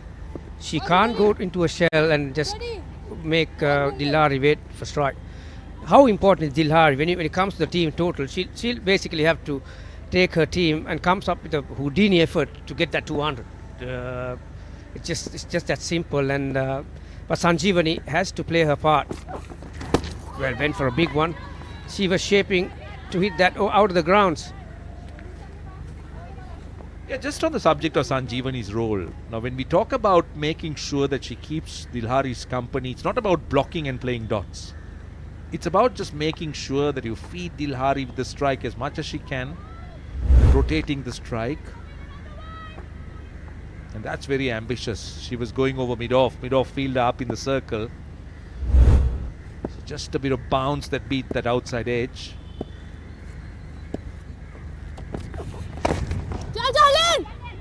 Beautifully done. Should be a couple. Good effort in the deep. They should come for 3, I think. Excellent fielding by Jemima on the boundary. She has been really a live wire on the field, but I like what I see in Kavisha Dilhari.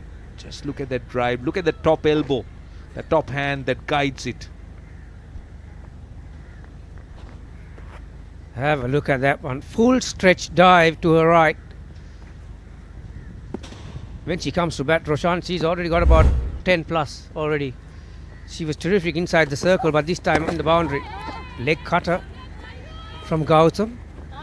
Showing all her deliveries on that occasion. Wicketkeeper is up to the stumps, and as you can see, 39 overs per side because we've had some rain in the morning, but there are the bowling figures. Certainly the star has been run 6 overs, 3 for 23. Sharani has been very economical as well. Uppishly hit. Well, again got her body behind it. This time it was the skipper and saves a run. So 25 overs completed, 106 for 5.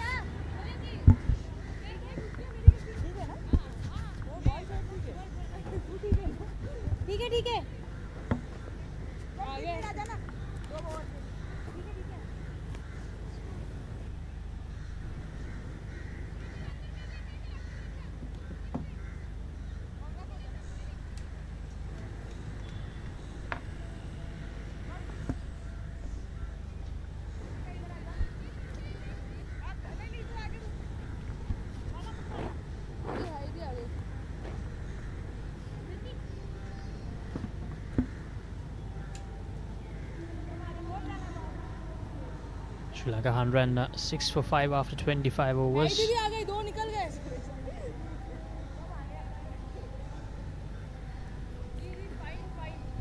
And the little holler from Richa Ghosh in Hindi was Hari Didi aa gaye, which means Harmanpreet is back on the field. Which is why you did see Smriti Mandhana, the vice captain, doing all the marshalling of the resources in the field, making the adjustments. Sri Charani, 5 overs, 9 for 16. Decent debut for her so far, and I think she would really love to get a wicket on her debut. 100% has been very economical so far. Has been known for her accuracy and her variation in pace. Can dart in the quicker one with a plumb. Oh, Kavisha Dilhari tries to go big, and exactly what she wanted. Sri Charani takes her first international wicket. Kavisha Dilhari, the prize wicket of Kavisha Dilhari. The debutante delivers. Here she is, and she announces herself to the world. I have arrived. Picks up a maiden international wicket. The 20-year-old from Kadapa, Andhra Pradesh, takes out the wicket of Kavisha Dilhari. A good catch off the bowling of N. Sri Charani. And her village, her state, her WPL side will be absolutely jubilant. Delhi Capitals went on scouting this young talent, and Kavisha Dilhari, another promising youngster in the scheme of things, has to depart for just 25 runs. Sri Lanka 106 for 6 after 25.2 overs. It's been the battle of the youngsters, and so good to see that neither were initially willing to take their foot off the pedal. Kavisha Dilhari put on quite the show. Now the next batter for Sri Lanka, Bhumi Vatsala, another debutant. So debutant bowling against the debutant from Sri Lanka. We have 4 across the 2 teams in this opening fixture of the Tri-Nation Series. Straight away trying to use her feet, but inside the circle, the fielding has been really good for India. Such a great moment for Sri Charani.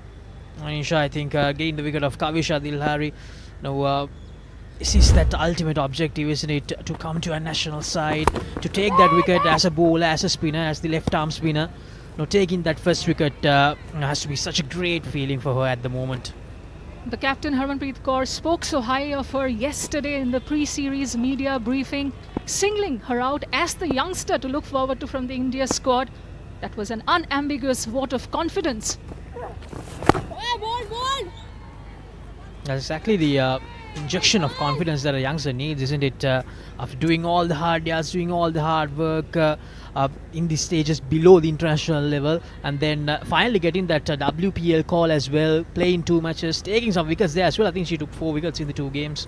So finally taking that first wicket. Now Pumi Vatsala trying to walk across and play that sweep away. Missed everything once again. She might have to re-bowl that because it looked like it missed everything, but no, it is a legal delivery. A wicket taking over. Her first wicket in India colours came off her 6th over in her maiden appearance. And after the end of the 26th over, Sri Lanka are 108 for 6.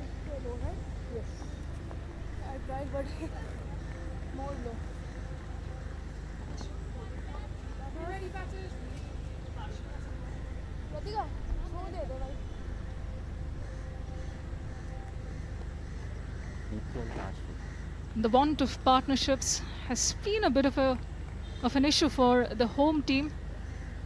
Some of their players have tried anchoring the proceedings, but not to great effect. Kashfi Gautam into the attack. So at the moment it's the 2 debutants bowling in tandem, Kashfi Gautam and Sri Charani. And both their stories is not only a story of personal triumph, a triumph of their families, their coaches, their friends and support systems back home, but it's also a triumph of the domestic setup that the BCCI is trying to build for women's cricket in the country. Their domestic toil of this youngster, both youngsters in fact, getting rewarded, and then WPL fast-tracking them. And that's the importance of a tournament like WPL, isn't it? I mean, IPL did that for men's cricket in India and even for some other countries as well, because even for Sri Lanka, like guys like Ishan Malinga, Matisha Pathin, who got that calls before they made the international debut at the IPL. So that has been such a great stepping stone for all these players across genders, across formats. It has been a great invention.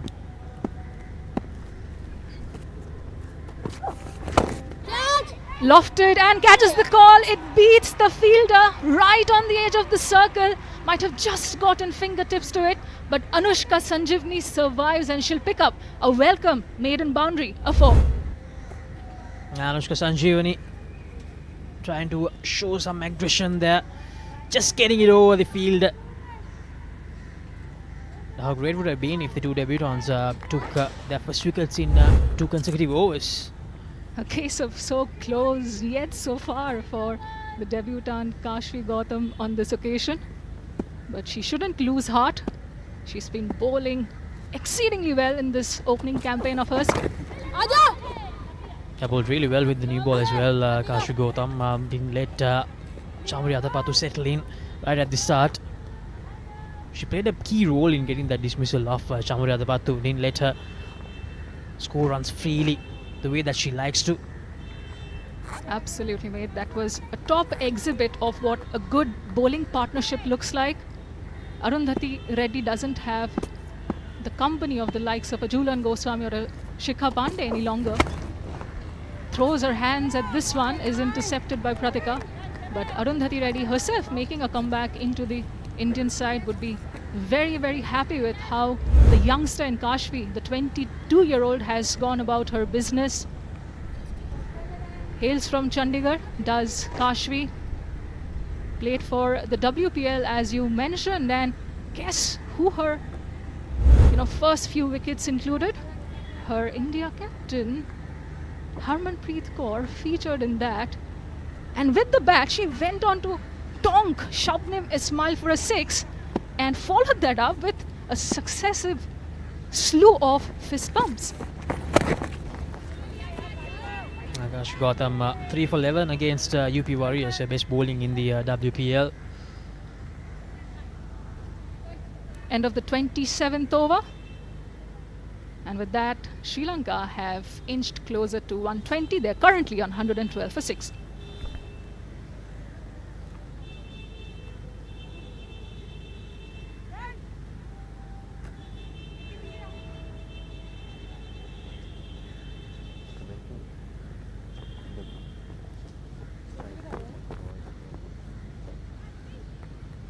Sri Lanka 112 for 6 at the moment. They scored the first 50 in 76 deliveries, that's 12.4 overs, and for the next 50 they took the 62 deliveries. Kavish Adilhar and Harshada Samaravikrama played a huge part in getting that second 50 quicker, but unfortunately at the moment both are back in the pavilion. Harshada Samaravikrama unfortunately got run out, and Kavish Adilhar departing just 2 overs earlier, the previous over of Sri Charani.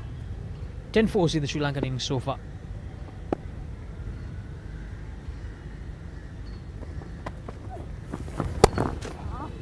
Prodigious spin on that delivery. Has played badminton and the indigenous Indian sport of Kho-Kho in her earlier years as a budding athlete. But it was her uncle, Kishore Kumar Reddy, who insisted that she take up cricket, a sport she fell in love with. Oh, that's a second wicket for Sri Charani. I think that was Pratik Raval who took the catch. And the debutant from the Sri Lankan side has to depart. Piyumi Vatsala scoring just 2 runs. Second wicket for Sri Charani. Probably not the best of deliveries, but she took a wicket anyway, so she'll be happy.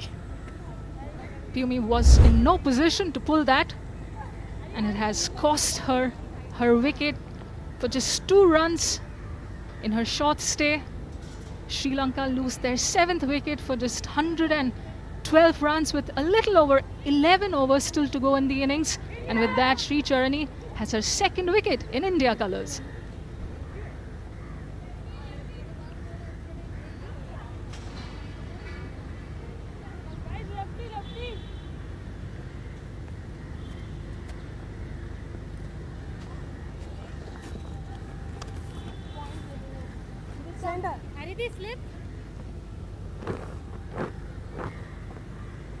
So in at number 9 for Sri Lanka is Ashni Kulasurya, the quick bowler known for her bowling, but can hit some lasty blows as well. So Sri Lanka will be hoping that she can add some much needed runs here.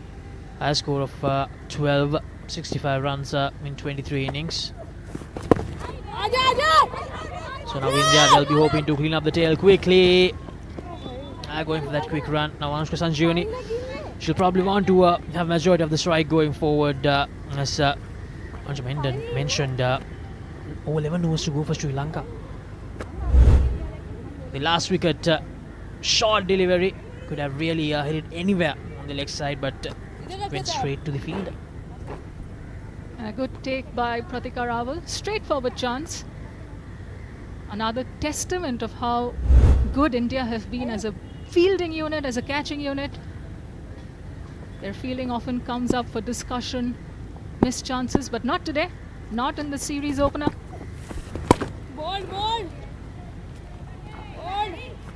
Now Sri Charani started off really well, bowled tight lines, was very consistent, and got rewarded in the last 2 overs, deservingly rewarded in the last 2 overs, Sri Charani.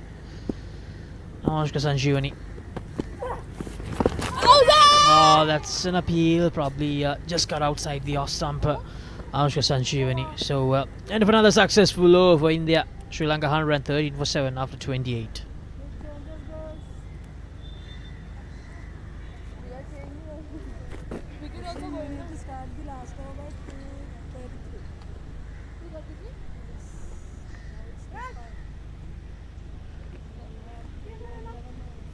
The 2 batters in the middle, Anushka Sanjeevani, the wicketkeeper batter, and Ashini Kulasurya. They will want to inject some momentum and a bit of flourish towards the end overs. It bears reminding that this is a rain-shortened 39 overs a side game with a power play of 8 overs, during which India kept the openers Hasini Pereira and Sri Lanka captain Chamari Athapaththu on a leash. Credit mostly for that goes to their 2 opening pacers, Arundhati Reddy and the woman you see on your screen, Kashvi Gautam. Kashvi Gautam searching for a first wicket here. Now Sri Lanka 113 for 7. They have 65 more deliveries remaining. So they really want to bat the remaining 10.5 overs. maybe try to get 250, 160, give their bowlers some sort of a chance. A lot will depend on Anushka Sanjeevani, also one of those core players for Sri Lanka. Played a huge part in that Asia Cup as well last year, especially in that semi-final against Pakistan when Sri Lanka were chasing 141 and lost some quick wickets in the middle. She was the one who finished the job for Sri Lanka. Highly experienced at the moment. Sri Lanka would be mindful of not trying to give away a wicket through a run out. We've already seen that happen today. Harshita Samaravikrama, set batter gone. A non-existent run she went after. Had to pay the price for it. Well, that run out played a huge part in Sri Lanka being in this stage of 114 for 7 because Harshita Samaravikrama was starting to look really good out there in the middle. Unfortunately, that miscommunication between Harshita and Hansima really did cost Sri Lanka quite a lot. And even with the arrival of Achini Kalasurya, we've seen her be a little hesitant with her running between the wickets, something she would want to avoid in the company of senior batter Anushka Sanjeevani. Achini Kalasurya, it's all about keeping this end safe and batting for Anushka Sanjeevani. And India wouldn't mind letting this score go up a little because they themselves have got a lot of players to try and test with on this particular assignment. The dressing room is pretty calm right now. Head coach Amol Muzumdar has been helming the team for a few weeks, few months now in fact, and he will be very focused on trying to hone the permutations and combinations for the upcoming home ODI World Cup, which kicks off on September the 29th in India. But do not forget, it will be played in a hybrid format because Pakistan is one of the 8 teams that will be competing in the tournament and will play their matches at a neutral venue. The qualifiers finished just recently. Pakistan and Bangladesh getting the job done. West Indies not being able to qualify for the World Cup, Anisha. Gosh, heartbreak for the West Indies. And that is the end of the 29th over. Sri Lanka 116 for 7. But indeed, what a qualifiers that was. Absolutely on the tenterhooks. Most viewers were in that final match. Thailand versus West Indies. West Indies in the fray for a berth at the World Cup. So were Bangladesh. And Bangladesh edged out West Indies by an absolute whisker. They won the battle on the points table on net run rate, which went down to the third last decimal point. I mean, gosh. Yeah, most of the time we hear most of the expert commentators talking about the importance of finishing off games quickly when you have the chance, and that actually came into the fray in that qualifiers. And here too, as Captain Harmanpreet Kaur mentioned yesterday at the pre-series media briefing, that net run rate in this series is something they're going to be wary of, be mindful of, because remember the top 2 teams will end up playing the final on May the 11th. Charges down the track, gives it a humpty and will clear the infield plus the boundary rider. Made sure she got all of it and picks up a 4 in the deep mid-wicket region. Anushka Sanjeevani showing everyone what she's capable of against Sri Charani.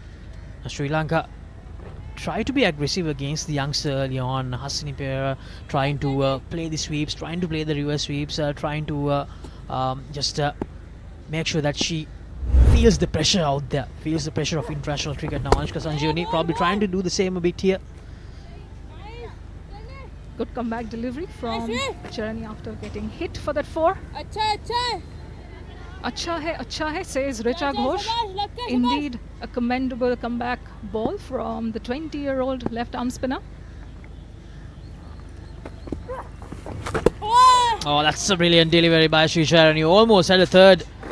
Anushka Sanjeevani beaten outside the off stump. Beating her outside edge by a whisker. Now, if you go back to the qualifiers against Nisha, Pakistan, of course, unbeaten during the tournament, and Bangladesh, the net run rate 0.639. For West Indies, it was 0.626. That's how close it was. Yeah, I did wallow in a lot of self-pity on behalf of West Indies in the comfort of my drawing room in Kolkata, India. But hey, sorry, the women in maroon. That did not make much of a difference. As far as making a difference is concerned, this youngster, Kashfi Gautam, alongside her fellow debutant, Enshi Charani, would want to do plenty of that in the lead up to that World Tournament in September. We are all looking forward to. It's going to be the first ODI World Cup India will be hosting since the 2013 edition, in which Sri Lanka were of course a part of, and West Indies too did feature in that competition.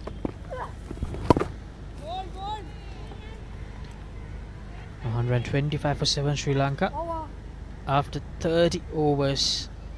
Shisharani finishes her spell, 8 overs, 2 for 28. A debut spell to remember. Excellent stuff from the youngster, deservedly applauded by all her teammates. Jemima Rodriguez obviously has been doing the jumping and leaping around, and the high fives barrage that has come her way following her 2 wickets in this match. A superb opening outing for the youngster here. 2 wickets for Enshi Charani from Andhra Pradesh in her maiden outing in India colours, 2 for 28. Both catches taken, was deservedly given the awards in the form of her place in the wickets column because of her accuracy, her control, and of course the variations in pace that we saw from the youngster. Oh, that's a good delivery. Arundhati ready. Now, Nisha, you mentioned about the 2013 World Cup where India hosted the World Cup and unfortunately were unable to qualify for the top 6. Now, Sri Lanka beating India for the first time in that tournament in their ODI history and beating England as well in the group stage. And West Indies, they were the 3rd team to qualify from the group.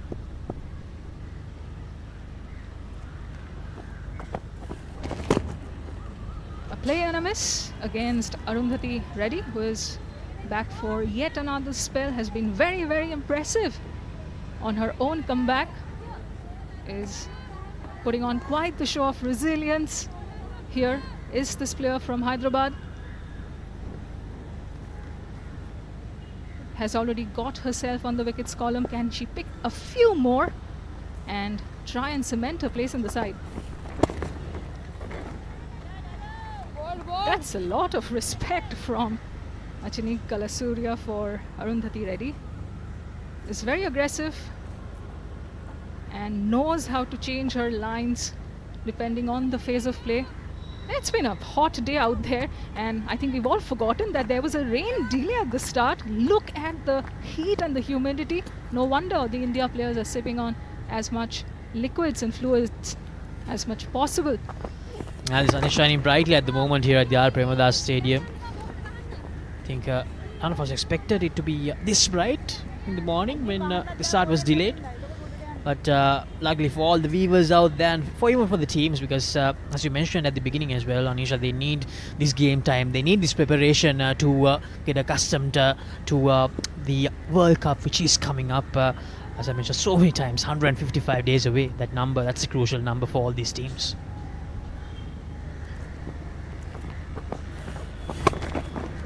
A loopy full toss from pacer Arundhati Reddy, swiped away for just a single run. And conditions in India will be fairly similar to what we are seeing here in Colombo. As far as the humidity is concerned, September, October is when the temperature starts sort of going down. So I don't expect it to be supremely hot, but it is going to be taxing and it will challenge the players, especially the non-subcontinental sides. And this time, for the very first time in the history of Women's ODI World Cup, will we have 4 subcontinental sides from Asia taking part. Anushka Sanjeevani straight into the field. 31 overs done, 124 for 7 Sri Lanka. 8 more overs to go. We are playing the Tri-Series here at the R. Premadasa Stadium, Sri Lanka's premier stadium. And when it comes to the development of this venue, it has been a great story in the past few years, past few months as well. Manisha, as the premier facility for cricketers, the current cricketers, for the upcoming cricketers from Sri Lanka cricket, they have taken the needed steps to make sure that all the players, they have all the facilities required to make sure that they take that next step in the world of international cricket. So good to see Chamari Athapaththu and her idol Sanat Jayasuriya in the scheme of things in the mix, and such a class multi-sport venue. This is a multi-sport facility. With that, we have Shrey Rana back into the mix. Again, some indecision on the part of Kalasuriya with that run, as we had been speaking earlier. That's something that we saw a lot with the Sri Lankan batters earlier. And Shrey Rana, her best bowling figures, I think that was 4 for 30. Now with a chance to renew that 3 for 23 at the moment, 3 wickets to go. She would be absolutely fancying her chances here. That's a good delivery. Bowling it outside the off stump, trying to go for that cut, Ashni Kulasuriya. Now Sri Lanka, they needed to build good partnerships. That's what they missed during this encounter so far, Nisha.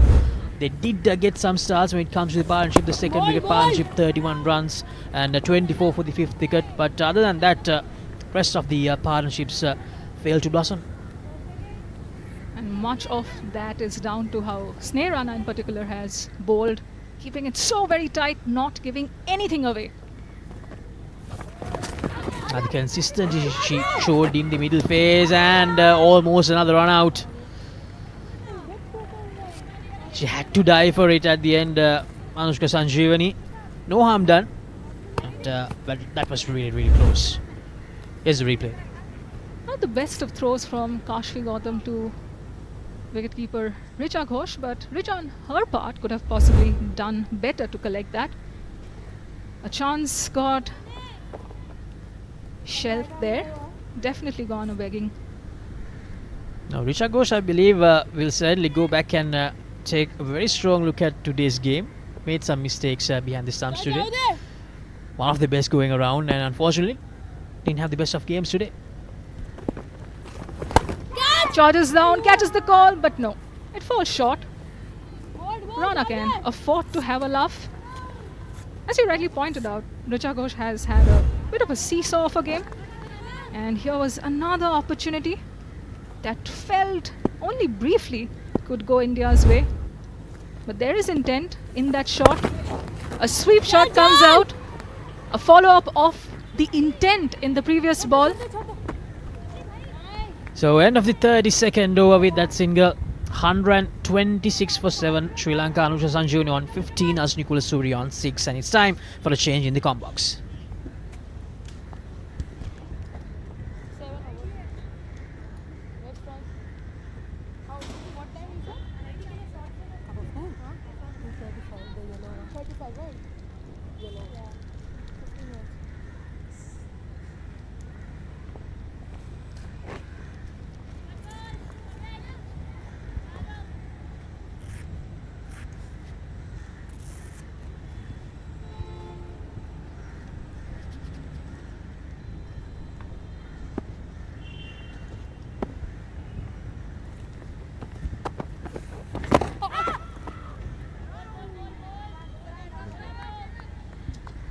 Sri Lanka down to the last 7 overs, 126 for 7.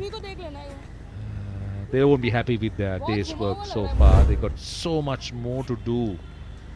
And just a little bit of movement back into the right hand, the inside edge that saved the batter. But Estelle, what do you think? How much do you think Sri Lanka should be aiming at from here? It's a bit tough to gauge, considering only Anushka Sanjeevani is a recognised batter out there. Kulasuriya not really known much for her prowess with the bat, so it'll be all up to the wicket-keeper batter.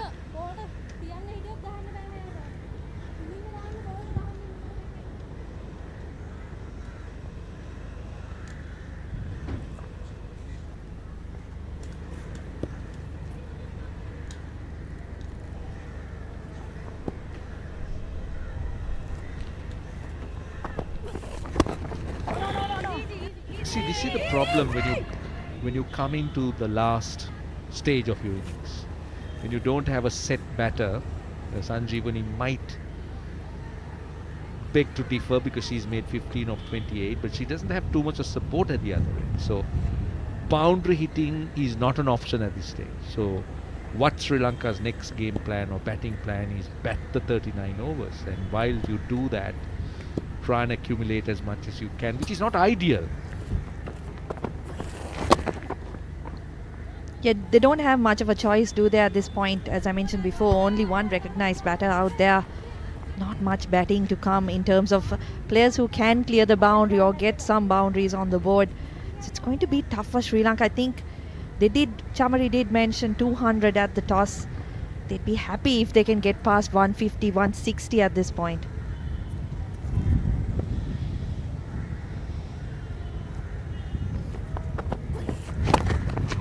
Oh, very nearly. Put it down. Hit her extended right arm. Yeah, Reddy really disappointed with that.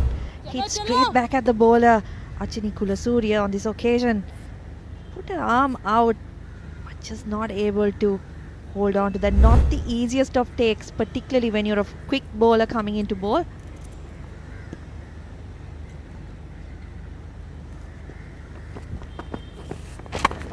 Once again, a swing from Achini Kulasurya. She's found the gap, but it'll be cut off once again by Kashvi Gautam. So not looking for the singles anymore, Kulasurya, looking to get some boundaries on the board. So that's the end of the 33rd over. Sri Lanka 129 for 7.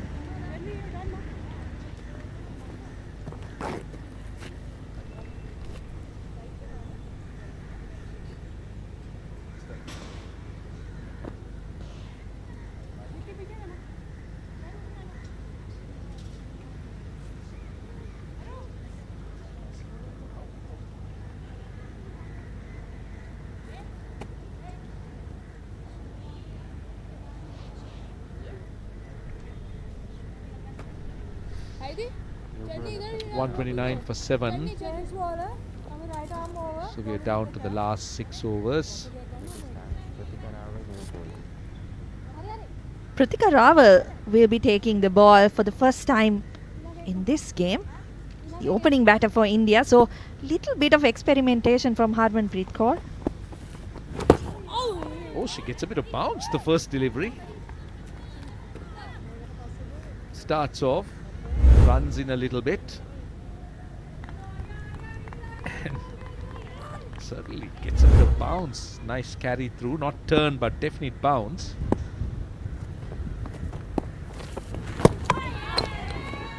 Looking to come down the pitch, going a bit wider and shorter. Raval.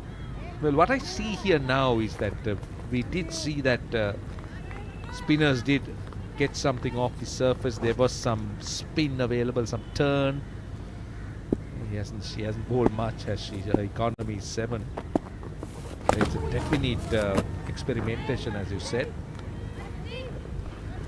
Yeah, and it's gone well so far. 3 dot balls to start things off. Anushka Sanjeevani getting a bit antsy out in the middle, not able to rotate the strike. She's got 15 of 31. Not ideal considering the situation Sri Lanka in at the moment. In there, might fall safe. It does, in fact, in no man's or no fielders land. A single. Sri Lanka rather desperate, looking to get every possible run that they could. But the point I was trying to make is there was some moisture, as Gamini said, at the toss, and obviously we have seen the results of it with the ball gripping a little bit, turning. But how would it be during when India comes out to bat? Because there is a little bit more time, the sun is shining, there's going to be a break, and the surface will be nicely dried out, which means there is a great chance of it settling down. Once again up in the air and falls where no fielder is. Yes, the pitch definitely I think would settle down as the match goes by, and Sri Lanka haven't really played that well either. So that's the end of the 34th over. Sri Lanka 131 for 7.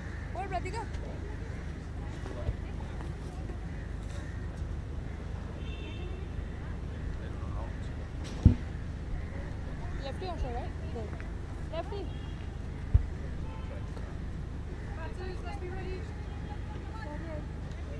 Lefty hai.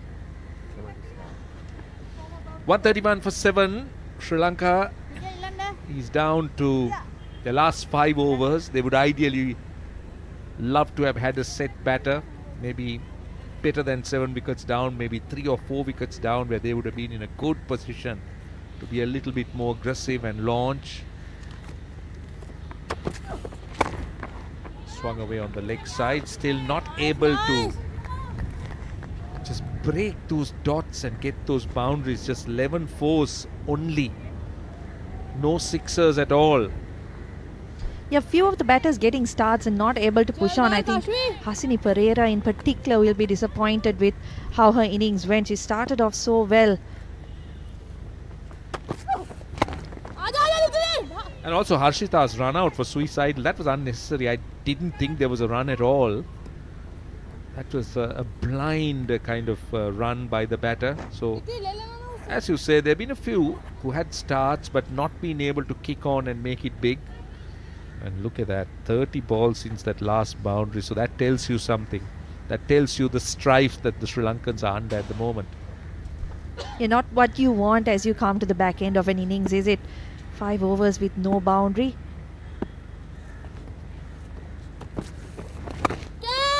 This time, how far has it gone? Well, far enough for a boundary. Been asking for it. And finally, Sanjeevani provides it with that slog sweep. Yeah, that's a good option from Sanjeevani. Kashvi Gautam just pulling it short a little bit. He's able to get under the ball, swing it towards mid-wicket. No coverage in that area, which is quite interesting. Fielder a lot squarer than you would expect. Yep, true. Now there is a fielder being moved to that mid-wicket area, but that's because the line of attack is supposedly wide to the off stump. Doesn't time it. Doesn't time it. See, when you're looking to bowl wide of the off stump and full, you might want to keep it as a bait. Getting the batter to look to try and go in that direction. And then maybe make the mistake, a top edge or do something fatal.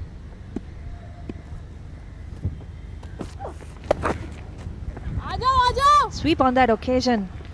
Just a single. Sri Lanka also haven't capitalized on the poor deliveries that have been offered by the Indian bowlers, you have to say, particularly as the game has gone on. Some short deliveries, some wide deliveries, but not able to really make the most of those opportunities. One ball to go in the over. 137 for 7. They got a lot of work to be completed or incomplete. Kurasuri on strike. Oh, could have been a cotton ball. Pushed it back. Lucky it fell short. So 35 overs done. 137 for 7.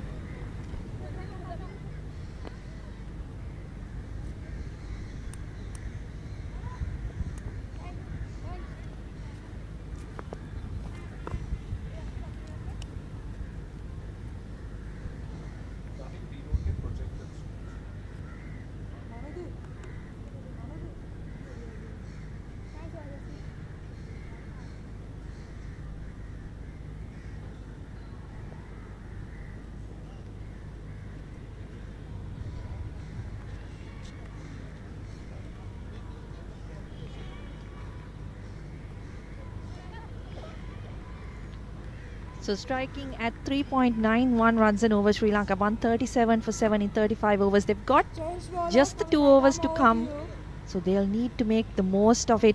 If they are to put a challenge in total on the board, you'd have to think that a lot of that effort needs to come from Anushka Sanjeevani.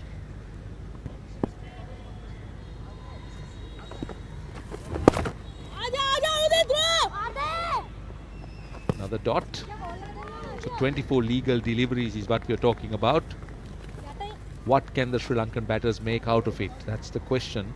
Sanjeevani is on strike. Rana has been brilliant with the way she's bowled her off spin. 3 for 25 into her 8th over.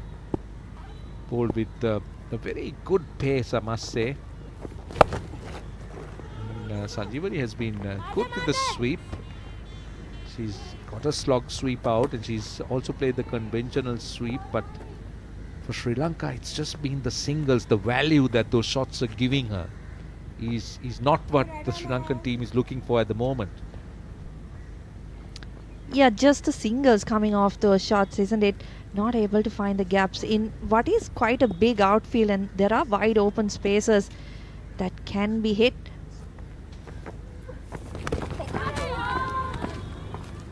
Big swing from Achini Kulasuri on that occasion, but to no avail once again. So not able to get bat on ball. Yeah, that's more in hope, I think. Very lucky she dragged it onto her pad. Could have easily gone onto her stumps. But then, well, that's a good option. That is a very good option. I can tell you what, Estelle, this is one of the finest innovations in batting, the reverse sweep. It's a really good shot where it releases the pressure. I wonder how many times she's practiced that in the nets, because Kulasuri, as I said, not really known for her batting prowess, but she's timed that perfectly. That's a really good shot to get out of that pressure situation, to put the bowlers off their line. So now that will have the Indian skipper thinking. That's a new area that she's opened up. Kulasuri. See, that makes the bowler also bowl shorter. She couldn't make use of it, but the previous one was tossed up, the reverse was out, and now that immediate response was bowl a bit quicker and shorter. So that's what a shot like that could do to a bowler. Up in the air once again, but straight to the fielder at long on. So that's the end of the 36th over. Sri Lanka 143 for 7.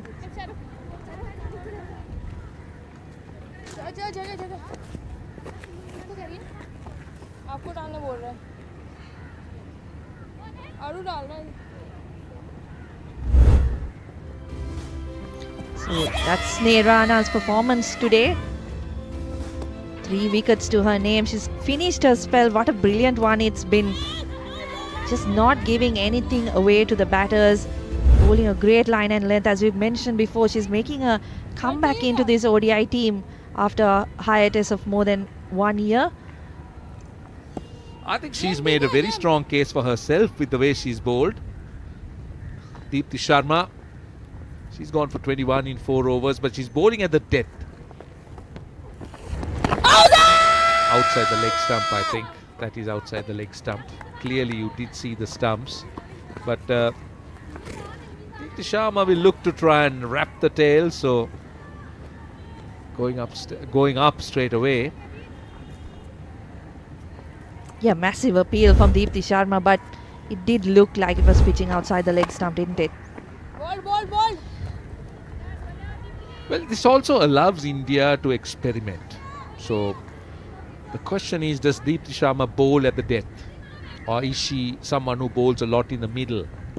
So now the skipper has the option. Goes the sweep straight to the fielder with Sri Lanka 7 down and not in an entirely commanding position at all. In fact, they're far from it. You can look at trying out those, experimenting those scenarios, and how, I mean, using bowlers who are a little bit who are foreign to, shall we say, scenarios in a game, and slightly out of where they are generally used to. 34 runs this partnership between Sanjeevani and Kulasuri, the highest in this innings so far. So that goes to show how Sri Lanka have struggled in this innings. They haven't been able to put on those partnerships that would give them a big total. Well, that has been the problem, isn't it? This is looped.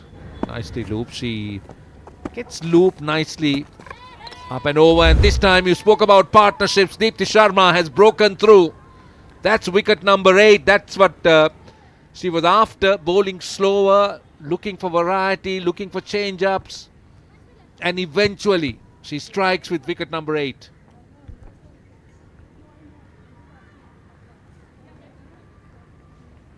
Yeah, Sharma joins the other bowlers on the wicket column. Anushka Sanjeevani.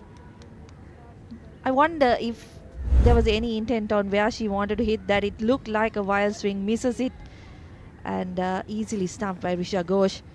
So Sri Lanka fall deeper into trouble. Lost their only remaining recognised batter for 22 of 39. It's 144 for 8.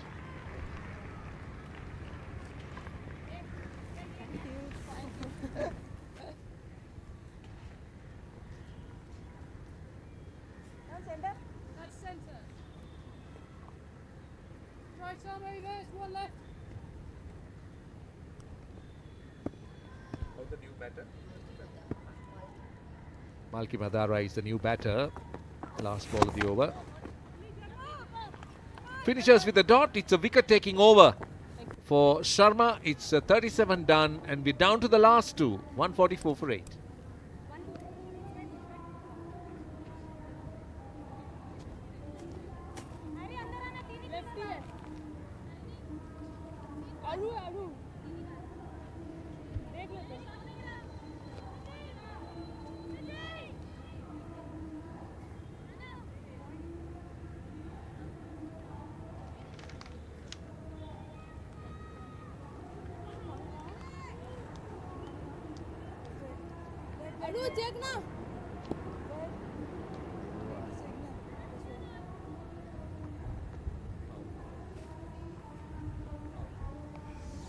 Right, now there is a problem here for the fielding side because their over rate has obviously been slow, they've been naughty, which means they can now have just 4 fielders outside the 30-yard circle.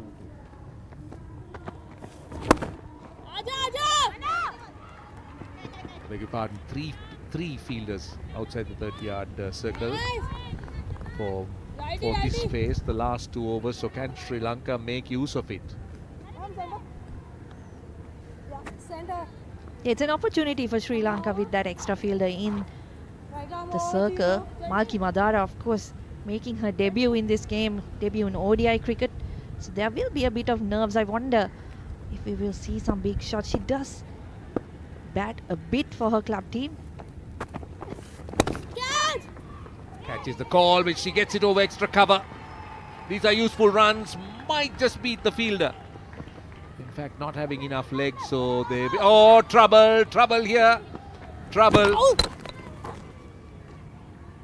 Has she got back? There was a lot of confusion. She was looking for the 3rd run. And it's an umpire's referral. Another mix-up in the middle between the Sri Lankan batters. Malki Madara was nearly at the other end. She's turned back by Achini Kulasurya. So the umpires have referred this. Let's see if she manages to get back into the crease.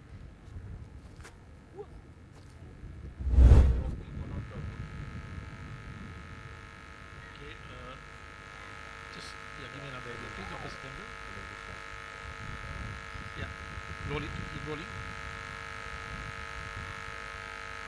Yeah, 1 frame back.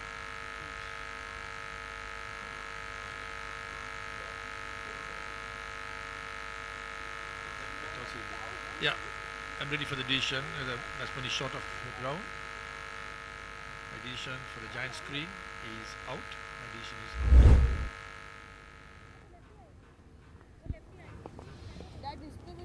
out. That was a straightforward decision for umpire Lyndon Hannibal. Malki Madara very unfortunate. She looked good with that shot over extra cover. There was 3. I think there should have been a little bit more intent in the running. Unfortunately not to be. Sri Lanka lose wicket number 9. Yeah, not the best of communication from Achini Kulasurya, I feel. As you said, it looked like there was 3 on offer, especially coming into the back end of an innings where every run counts. So not really good cricket from Sri Lanka on that occasion. 145 for 8 with nearly 2 overs to go, and the last batter in Inoka Ranavira. Inoka Ranavira is the new batter. 147 for 9 is the score.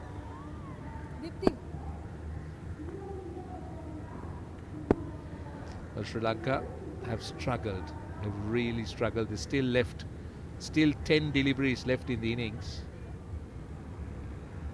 Very unnecessary run out. 2 run outs, in fact, in the Sri Lankan innings at the moment. I think going down the leg side. That was going down the leg side. Another massive appeal from Arundhati Reddy. She seems convinced that that was hitting the stumps. Yeah, height and maybe even an inside edge on that occasion. And also the angle from round the wicket, it's definitely pushing down the leg side. If you look at it again, you could see the middle and off stumps. So that was pretty optimistic and the right decision by the umpire.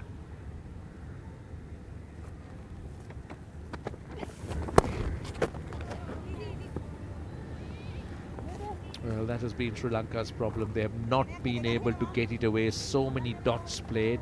At this stage, you got to understand it's the last pair of batters.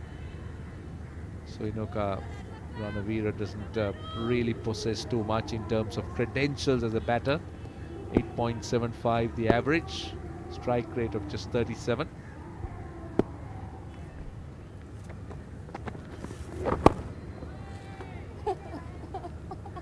The intent is something I think we need to point out as well. Doesn't look like she's trying to do much. I wonder if there's a point in just surviving until the end of the innings if you're not going to get any runs. Yeah, I agree with you. Dot balls are not going to help, but at least get the other batter on strike, Kulasurya. That should be the plan. But 1 ball to go, so it's best that she plays this one out as well.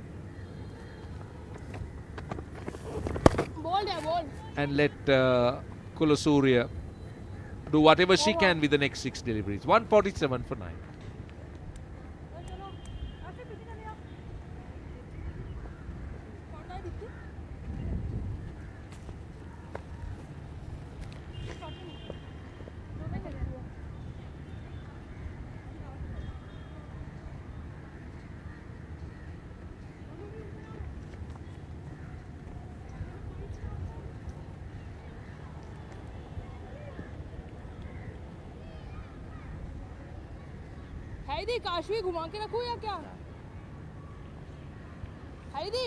So the last over of this innings, Deepti Sharma will be taking the ball for India. Achini Kulasurya taking strike. She's got 17 of 33. It hasn't been a bad innings. Just rebuilding a little bit as Sri Lanka collapsed. Up in the air, Jemima Rodrigues, and what a brilliant take. She's been fantastic right throughout this game, created so much pressure in the inner circle, and now she takes a brilliant catch to end Sri Lanka's innings. What a fielder she is. We know how good she is as a batter, but take a look at this catch. Kulasurya looking to swing it away on the onside, which I think was the right way to go forward. Good intent shown, ran in quickly, kept her eyes on the ball. That was the key, and two-handed catch as she held on to it. She was nicely balanced as she took that catch at the point of catching it. And the key was she kept her eyes on the ball until it hit her palms. Achini Kulasurya goes for 17 and Sri Lanka's agony is over. 147 is all what they get. In the last over of the innings, they get all out in 38.1 overs.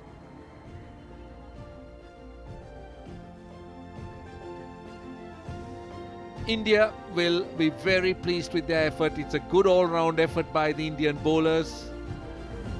Well done both by the seam and spin. Well backed up by the fielding as well.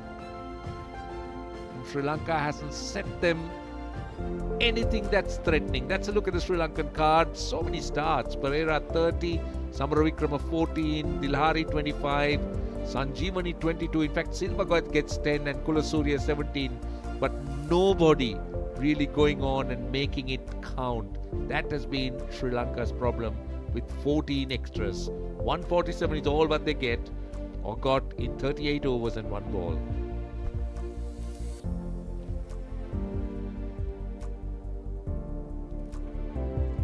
Much better viewing if you are an Indian fan. Everyone getting on the board.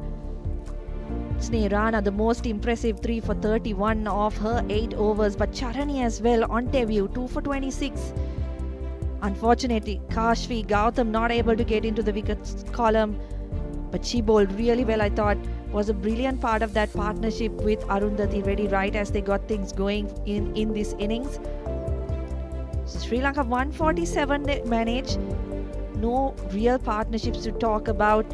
Lost wickets at regular intervals. India's discipline, I think, with their lines and lengths, the most important part of this performance by them. A good effort by India with the ball. They'll be pleased with a good return. The economy is brilliant, and Sri Lanka just made 147, which means India will have a rather very gettable 148 to make in conditions that are improving with the sun coming out. And it's time now to take a look at the highlights of the Sri Lankan batting. Kashfi Gautam got things going for India. Lucky bit of cricket for Hasini Pereira. Until she got going, she played some nice shots in that power play, got a couple of boundaries, found the gaps well early in her innings. That was the first wicket and the key wicket from Arundhati Reddy, getting rid of the Sri Lankan skipper Chamari Athapaththu. Hasini Pereira, as I mentioned before, just finding the gaps so well. And then we had those 12 byes in 3 overs. Sneh Rana with her first wicket. And you have to say that was the one that really had a massive impact on Sri Lanka's score, because from that point onwards, none of the batters were really able to get things going. The key moment, Hashita Samaravikrama just wandering down the track, being run out by that brilliant fielder Jemima Rodrigues. Ansima Kaunaratna came and went, and then there was a little bit of a revival between Kavisha Dilhari and Nilakshi De Silva. Kavisha looked impressive again, but again, the story of this innings, not able to kick on.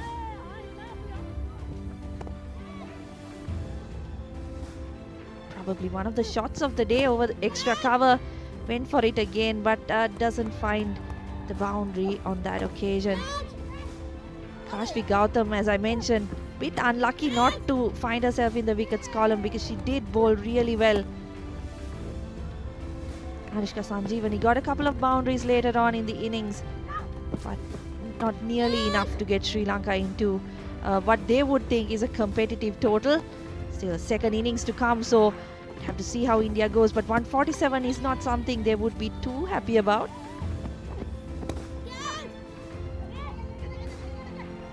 Second run out in Sri Lanka's innings. You have to say there was 3 on offer on that occasion. Just really bad running from Achini Kulasurya, and Malki Madara pays the price on debut.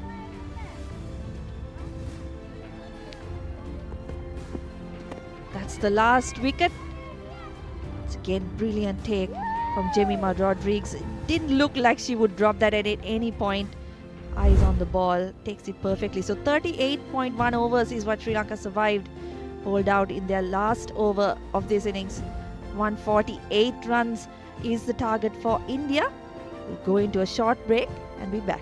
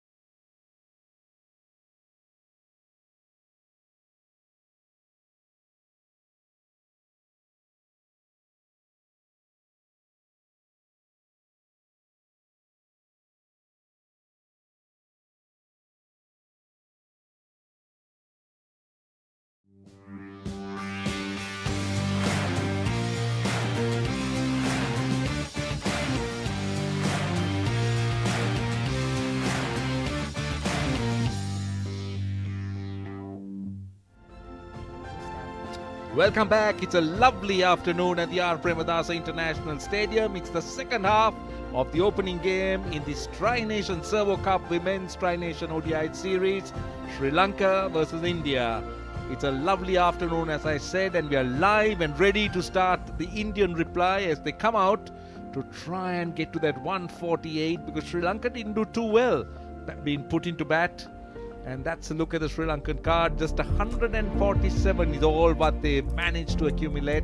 Starts for quite a few. Pereira made 30, Samara Vikrama 14, then Dilhari 25, Sanjeevani 22, and down the order Kulasurya made 17, but nobody really going on and making anything substantial. So all what Sri Lanka got in terms of a return has been rather miserly, 147 in 38 overs and one ball. As I say, a very good afternoon to Anisha Ghosh, who's with me. You must be very pleased to see the way India has bowled. Definitely a good bowling outing on the part of the visiting India side. A six-prong attack, laying the marker down here in the Tri-Nation Series opener here at the R. Premadasa Stadium in Colombo, Sri Lanka. The spinners, including the likes of Sneh Rana, the pick of the bowler amongst them, Deepti Sharma, and debutant N. Sri Charani sharing 7 wickets amongst them. Arundhati Reddy was superb at the top and at the death with her pace bowling, as was Kashvi Gautam. Would be a little disappointed to miss out as far as featuring in the wickets column is concerned.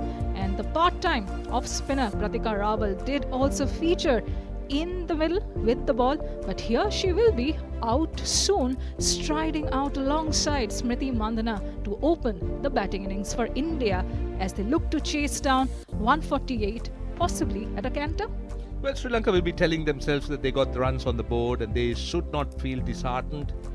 They will always want to try and create opportunities for themselves. But if you look at the current scenario, obviously India will be the happier of the two sides. These are the wickets. This is how it started. Athapaththu was the first to go, and then Sri Lanka just kept losing wickets without really going on to make anything big. And this was just silly and suicidal. Absolute harakiri, and Harshita Samara Vikrama had to pay the price. The trial by spin did continue for a fairly long time. Sneh Rana making the most of that phase of play, and of course the comeback queen, as we call her, did deliver the goods upon her first international assignment in the ODI format since December 2023. And of course, good fielding for the majority of that innings on the part of India. Deepti Sharma did chip in with 2 wickets. Some very, very close missed opportunities. And save for Pratika Rawal and Kashvi Gautam, every one of those 6 bowlers deployed by Captain Harmanpreet Kaur there did put their hand up and got themselves onto the wicket column. A couple of run-outs, absolutely needless, injudicious running on the part of Achini Kulasurya there, which did lead to Madara being run out, and that specky worldie of a running catch to close out the innings by Jemima Rodrigues, a fitting end to a fine bowling and fielding display from the visiting India side.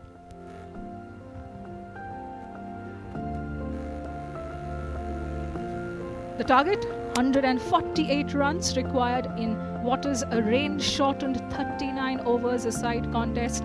The power play, remember, is going to be 8 overs long. And Sri Lanka have a task on their hands. Captain Chimari Athapaththu dishing out those final words of advice. The senior campaigner in this mix, the standard bearer of women's international cricket from this island nation, trying to make a statement 155 days out from the start of the 13th edition of the ODI World Cup in India. Yeah, it's a last-minute key up for the Sri Lankan team. They'll want to come out and give a good account of themselves. Naturally, they'll want to start off well. As we said, the opening bowlers would want to create those inroads into the Indian batting. But let's not forget that India has a very strong batting lineup. We spoke about Smriti Mandhana, who looks so good as a batter. Then, of course, we do know that there is Jemima Rodrigues. Well, I keep calling her Rodrigues, but Rodrigues. And we do know that the skipper herself Preet, they're all very strong in terms of batting depth. So Sri Lankan bowlers will have to be playing their A game here, as India doesn't have a very frightening asking rate, under 4 runs and over, just 3.79. And let's see how the surface will look when India bats. I get the feeling with the sun coming out and drying out whatever moisture it had, the chances are that it would have settled down quite nicely and the ball should come onto the bat easier than what it did when Sri Lanka batted. But well, only time will tell us, as the battle lines have been drawn.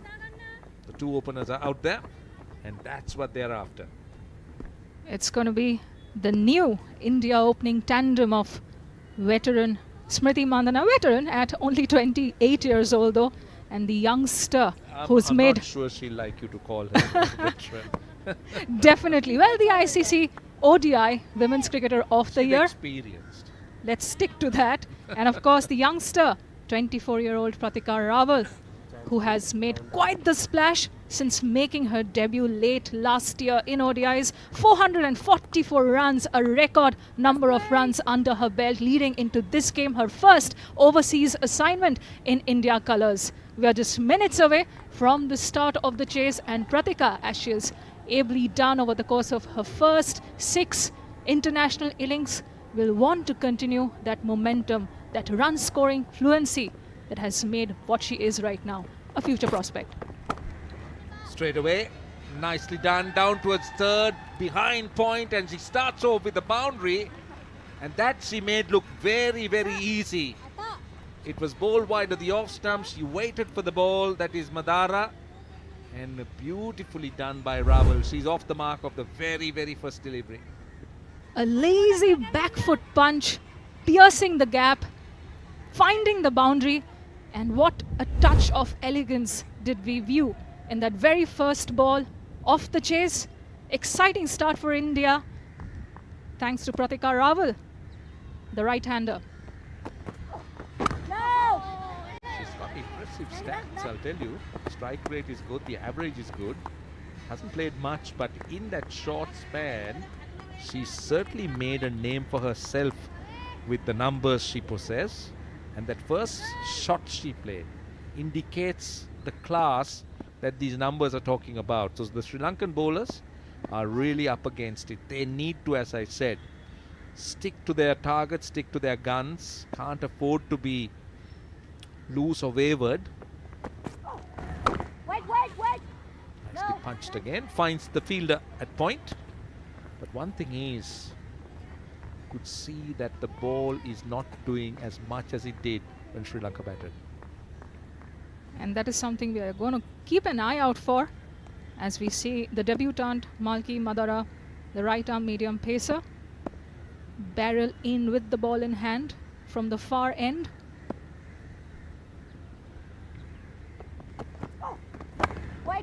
Very nice run up, nice action, strong action, nice follow through as well for Malki Madara. She's getting a bit of conventional swing with a newish ball, but nothing seemed to be happening off the track. But with a new ball, you expect a little bit earlier on. But the key will be when the spinners come on. Will they be able to get the same amount of response or purchase from the track? That's a question that is before us.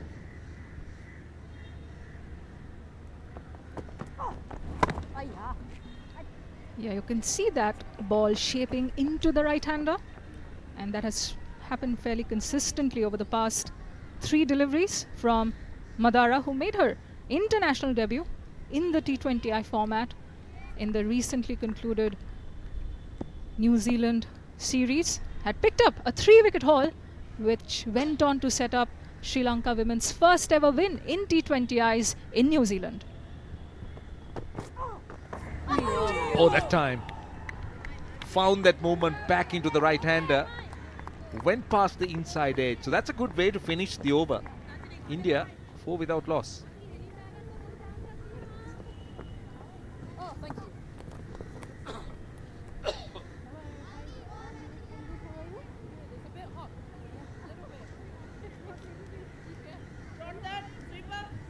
Shared honours, you would think, in that opening over of India's chase. Pratika Rawal caressing that point region for her first boundary and India's as well. And then it was Madara showing why she is rated so highly by Chamari Athapaththu, swinging the ball into the right-hander and keeping her on her toes. Now it's the senior campaigner, not the veteran, as Roshan reminds me, who will be taking strike. Scored a 70-ball century, captaining India in the recently concluded tri-series, I beg your pardon, home series, bilateral series against Ireland. What does Smriti Mandhana have up her sleeve? A lot of caution and circumspection early on. I think so. But her record of 30 half centuries and 10 hundreds, and the runs she's got, the average, the rate she scores at, they're all in her favour. And Kulasuriya's first delivery, you could see that it's almost gun barrel straight. We haven't seen anything happening off the seam. So that would be good news for the Indian batters. And it just makes batting a little bit more easy. You could see that Mandhana likes to get on the front foot, likes to lean into drives, likes that stride out, and with the ball coming onto the bat without a problem, without any movement, that will help her. Absolutely. She likes the ball coming onto her bat, but has really developed a good game against spin as well. So it would be interesting to see how she navigates the spin attack of Sri Lanka here. Swung away on the leg side. She picks the length quickly. The bounce was fine. The bounce didn't worry her at all. She was on top of it and easily threw mid-wicket for 4. Just tells you how easy now batting is. Just look at the length and look at the bounce. And look where she's hitting it to. Rocked back and pulled it, swatted it with disdain. And that touch of elegance that we saw from Pratika Rawal early on is amply on display from Smriti Mandhana as well. A lot of lazy elegance shared between these two batters. Temperamentally and personality-wise, also very similar. Calm, under pressure, calm by nature. No wonder they have started complementing each other so well as an opening tandem for India in the ODIs. 20 wickets for Achini Kulasuriya in her career. See, India already making runs with risk-free attitude. Just working the ball into gaps, pulling deliveries that are short. And life as an opening batter at the moment looks a little bit friendlier, with nothing really happening in terms of seam movement or swing. So Kulasuriya hasn't found anything at all. In the last over there was some inward movement. So still one ball left in the over. Some field adjustments being made by Chamari Athapaththu, the captain there. Into the stumps, defended. End of the second over. India a 9 for 0.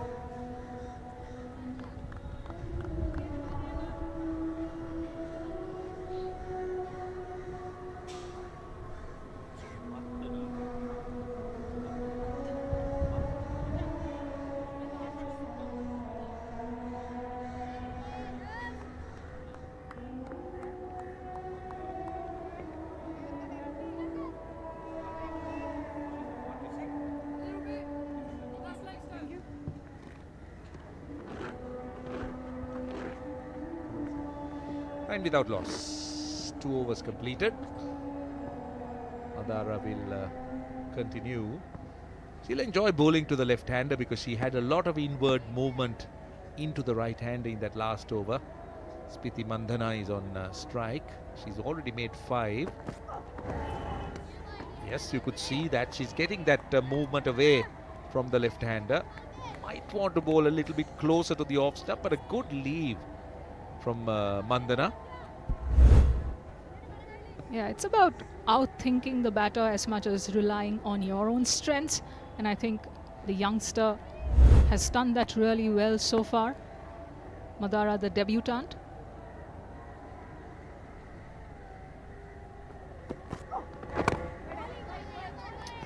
again, you could see that she has certainly found movement that Kulasurya didn't have.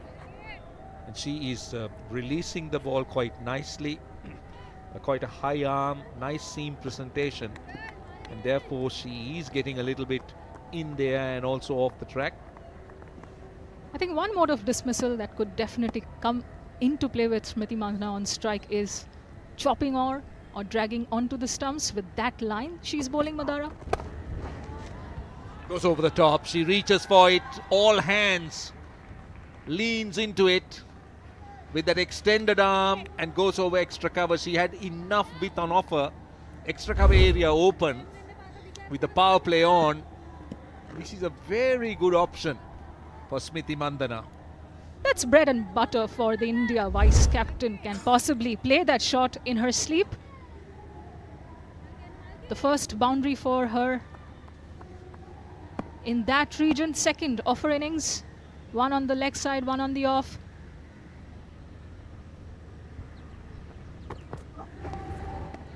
Bit too wide.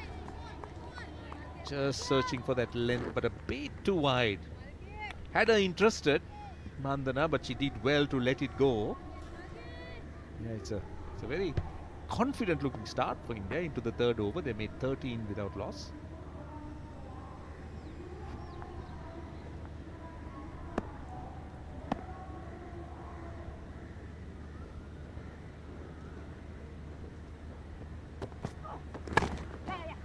Leans into it and nicely threading it through that offside. They'll want two and they'll get two. But it's all timing, isn't it? I mean, she was not looking to overhit it. Nice stride out, as they call it, the head leading that stroke and just pushing it through extra cover for a couple.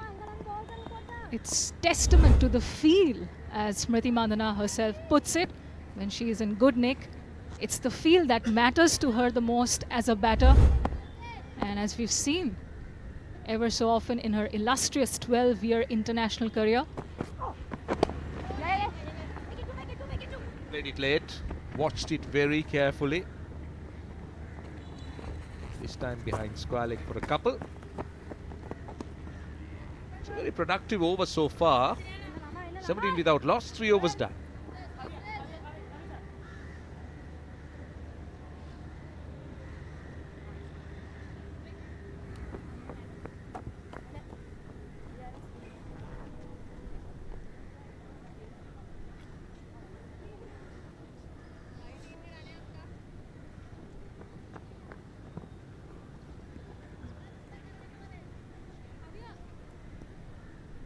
India have been set a target of 148 only, so it's not a tall target that the visitors are chasing. So it would be interesting to see how both these openers pace themselves as far as this pursuit is concerned. Into the stumps from Achini Kulasurya there. Pratika Rawal became the record holder of the most runs scored in women's ODI cricket in a player's first 6 innings, and that's 444, 1 run more than former England captain and now their head coach, Charlotte Edwards.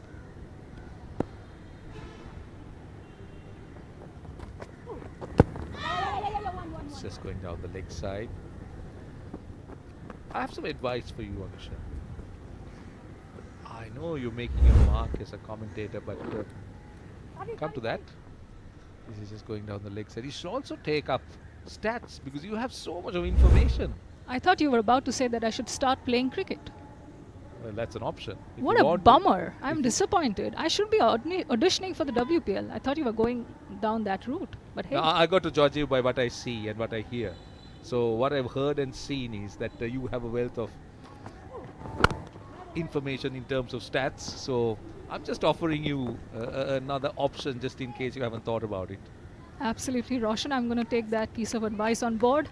And the next time I'm touring Sri Lanka, I will try and hike my fee up a little. Yeah, talking business, women's cricket, it's on the rise. For the first time ever, ICC have a women's cricket standalone sponsor as well. So why not talk the financials better, huh? Well, I have no right or authority to talk that. You can talk with the people concerned. Nicely punched and punched well. That has been punched in the gap. Good piece of work. Couple more. I love the way she leans into shots. Smriti Mandhana just leaning into it and hitting it with a very straight bat and through mid-off and mid-on. She's got all the time in the world, hasn't she? Laid back and assessed the length so well to be able to check that shot as was needed in that case. Did not overhit hit, which often can cause the undoing of a player. The other thing is, as you said, she's very elegant. She's got so much of time to get into position. She got so much time to play her shots. So you could see that she gets into very good positions. She picks lengths early. And such a stylish player. And that's her record against Sri Lanka. She's striking at a near 100. Best of 94. Average is 60. Goes back and punches it off the back foot. Takes that single, scampers over to the non-strikers and will keep strike in the 5th over, end of the 4th, and India are 21 for no loss.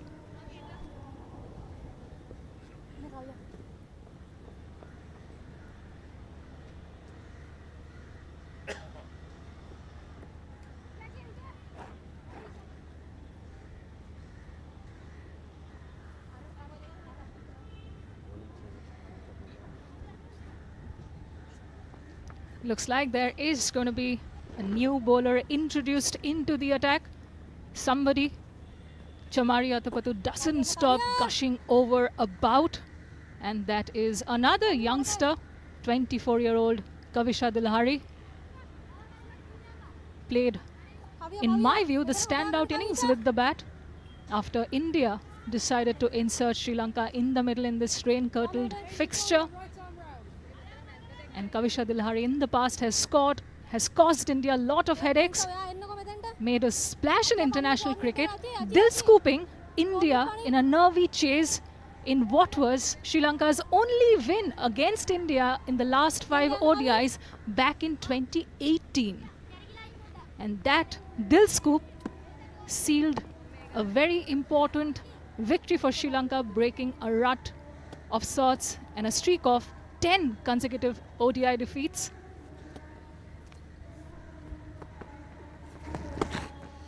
Well, I don't mind this because the fast bowlers getting nothing out of the surface, so why not turn to spin and just check what they could get out of the surface? Because Sri Lanka doesn't have too much of runs on the board. So straight away that first delivery wide of the off stump. Bit of bounce, but An off spinner against Mandhana has been a much talked about theme in this very fetid cricketer's international career so far. So there is not going to be a dull moment in this contest, in this face-off between Kavisha Dilhari, the off spinner, and left-hander Smriti Mandhana, I believe. short delivery. Open areas on the leg side should be covered. Yeah, good advice by the keeper, just telling her not to bowl short, needs to pitch it up and keep it in good areas. Kavisha Dilhari just dragging it with no fielders. She's bowling in the power play, don't forget, so just 2 fielders allowed outside the 30-yard circle. So it's a very challenging moment where she is virtually looking for wickets and also got to make sure that she doesn't leak runs. So that's a kind of a dual role she's got to play. That's asking for a lot. Right hand on strike, slip in. Sensible batting. Drop and run. Keep nudging those into the leg side, into the off side, and keep the strike board rotating, because it's always not the currency of boundaries that matter. Strike rotation in ODIs will be absolutely crucial, and how India minimize their dot balls over the next 5 months in the 3 series they play is going to be crucial. They got excited, no doubt. Possibly Mandhana playing for some turn, that ball going straight through. There was excitement. No bat really, it was only excitement. Not even an appeal, but there you could see it also stayed down. But look at Mandana, she was expecting the delivery to turn a bit. Flighted. Caress to the covers. There is protection. Who apprehends it in time and keeps it to just a single. End of the 5th over. Mandana will retain strike yet again. And India are 24 for no loss.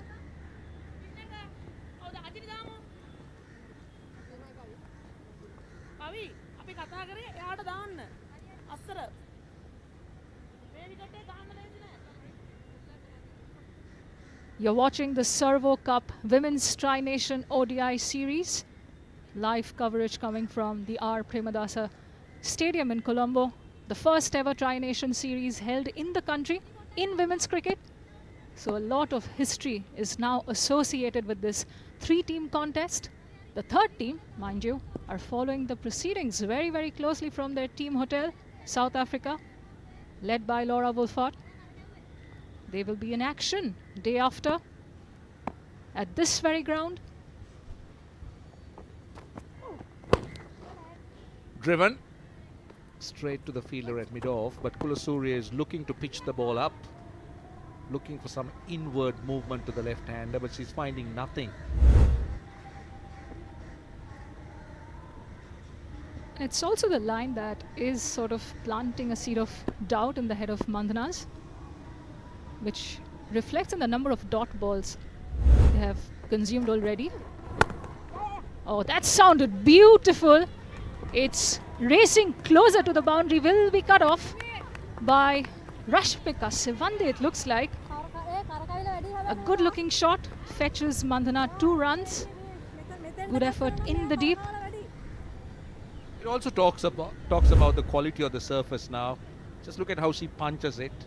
Just waits for it and then just easily done. The ball seemed to be coming onto the bat quite nicely. No deviation whatsoever. So batting has definitely got a little bit easier in the second half with the sun coming out. Sri Lanka continues to have the slip, which is good. They need to look for wickets at this stage.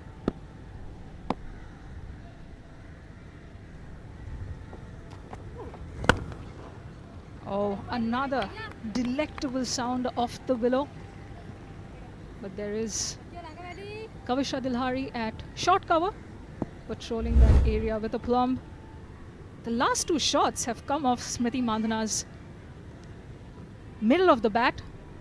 And the onomatopoeic effect, oh, absolutely musical to the ears.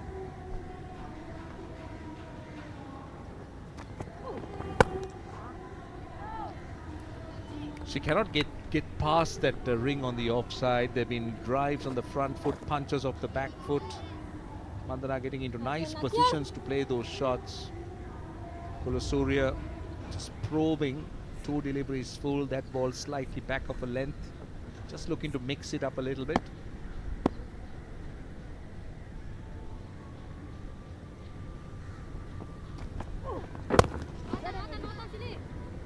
A slew of dot balls from Achini Kulasurya to Smriti Mandana. Would be important for Mandana to take stock of the situation. You know, she's got all the experience under her belt and not sort of get too frustrated with those dot balls.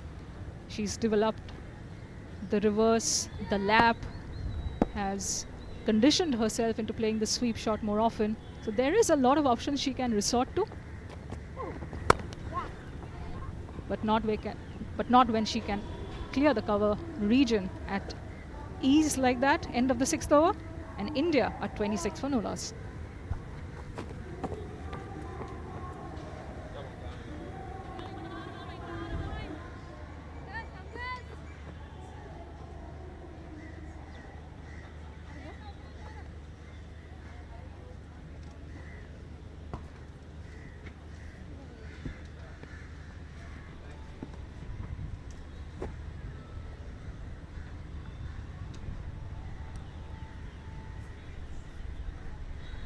India, they need 122 more runs to win in 33 overs. 27 for no loss after 6 at the moment. Smriti Mandana, the deputy skipper for India, on 21 at the moment. Kausha Dilhari bowling a second over, swept away and swept away brilliantly by Mandana. Another boundary. Fielder in the deep, not able to do much there. She's batting phenomenally at the moment, the deputy skipper.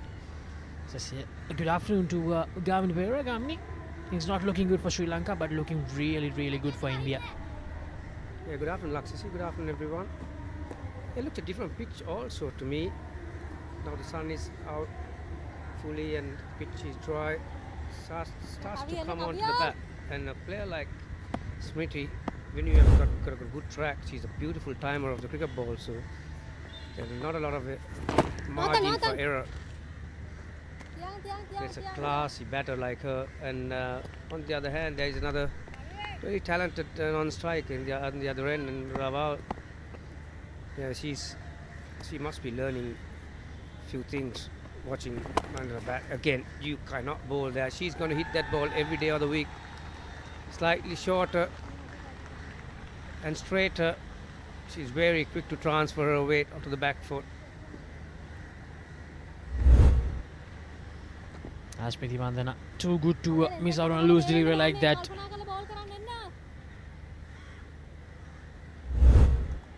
So 2 boundaries in this over. Mandana dismissals versus Sri Lanka. 7 against spin, 3 against pace. 8 of them have been caught dismissals. Cut away this time straight to the fielder. Yes, you could hear from the stump mark. She'll be very disappointed with that. There was a bit of length and width on the offside. She's a terrific player on the offside, or both sides for that matter. And Kausha Dilhari, yeah, that's about the length and the line you need to operate. Straight around that middle stump and get her to launch forward.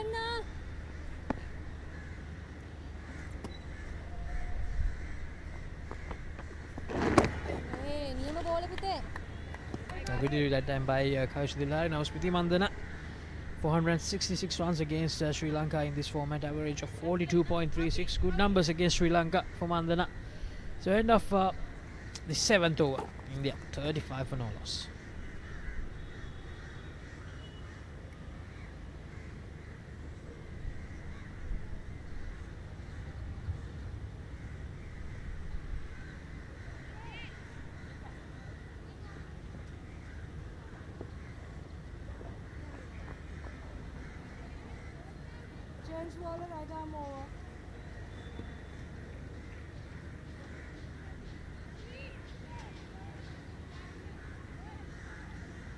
Malki Madara, one of the 2 debutants for Sri Lanka, to continue. 2 overs, none for 12.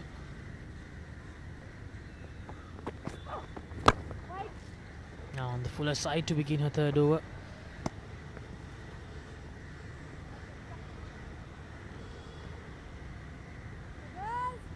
It's hard work for her. Bowling against 2 classy batters from India. It's a fairy tale story, actually. Raval, Pratika Raval. I think Anisha just mentioned how she has performed in her last 6 ODIs, highest number of runs, and the way she plays on the offside, you can definitely say that she's got good control of her hand speed. She knows how to play in front of her eyes and plays late as well. So for a batter to do that, you need to have good control of your hands and or the speed in particular. So the stats won't lie. She's got 400 odd runs in the first 6 one-days, and you can see why. She's got a bit of an X factor about her. And when you have Smriti batting on the other end, it makes it that much difficult for a debutant like Madara to keep her head still and do things that you want to do. Pratika Raval, 444 runs, Gamini, in the first 6 matches she played. 2 half centuries against West Indies remaining in that 3-match series, and then against Ireland, 2 half centuries and a century, 150 as well, 154. So her last ODI knock before this, she scored 154 against Ireland. So she mentioned she's coming into this game in red hot form, being the opening partner of Smriti Mandhana.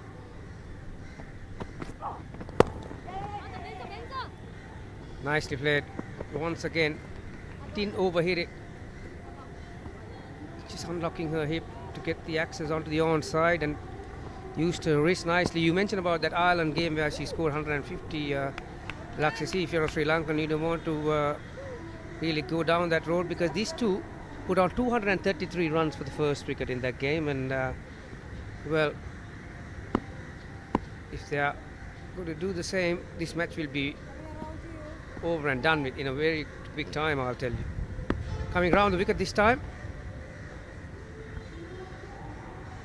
And Kritika Rawal, being the first choice opener alongside Smriti Mandhana for India, actually shows the strength of India women's cricket government, because Shefali Verma, who was here in 2022 and scored runs during that series, and she was one of the highest run scorers in the WPL, but she's still unable to find a place in the squad after getting dropped. So that's the depth of India women's cricket at the moment. Shefali Verma not even finding a place in the squad.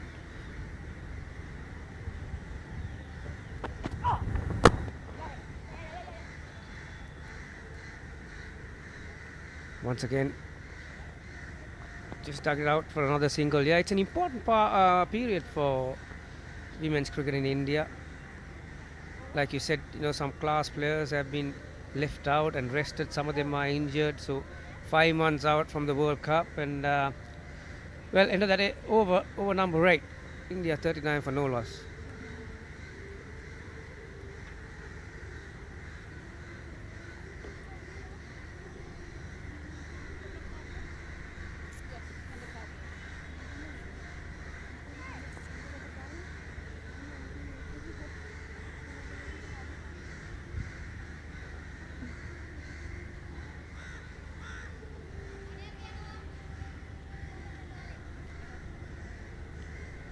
Kavisha Dilhari will continue. Yeah, under the revised match conditions, Laksisi, match was reduced to 39 overs after that heavy downpour in the morning. Although the skies are looking beautiful around Colombo now, nice and sunny and bright. So end of the first power play, the batting power play, after 8 overs, and yeah, coming back to that point, the depth of the squad, and yeah, Shefali Verma has been keeping that opening spot of her own for the last few years, but the arrival of Rava, well, she must be monitoring the situation, and she must be trying to control the things that she can, that is to score runs, and oh, that was well bowled. That ball dipped on her. She had to adjust. So another name that Indians are missing from that last tour to Sri Lanka, Gamini, is Renuka Thakur, if you remember her. Took 7 wickets during the 3-match ODI series, and she was a real threat for Sri Lanka. Her average below 13 during that series. Unfortunately, she's not here due to an injury. If she was here, I think things would have been a lot harder for Sri Lanka, because she's such a quality bowler for India. Yeah, we mentioned about this in our previous stint as well. There are 3 fast bowlers are out injured at the moment, so that's why miss hit. Well, the luck and the rub of the green going towards Smriti. Just managed to clear that fielder at extra cover. Yeah, that was well bowled once again. Loop here certainly turned a little bit more than Mandhana hoped for. Yeah, any other day, Laksisi, when you don't have the luck, that could have easily gone to some fielder's throat, really.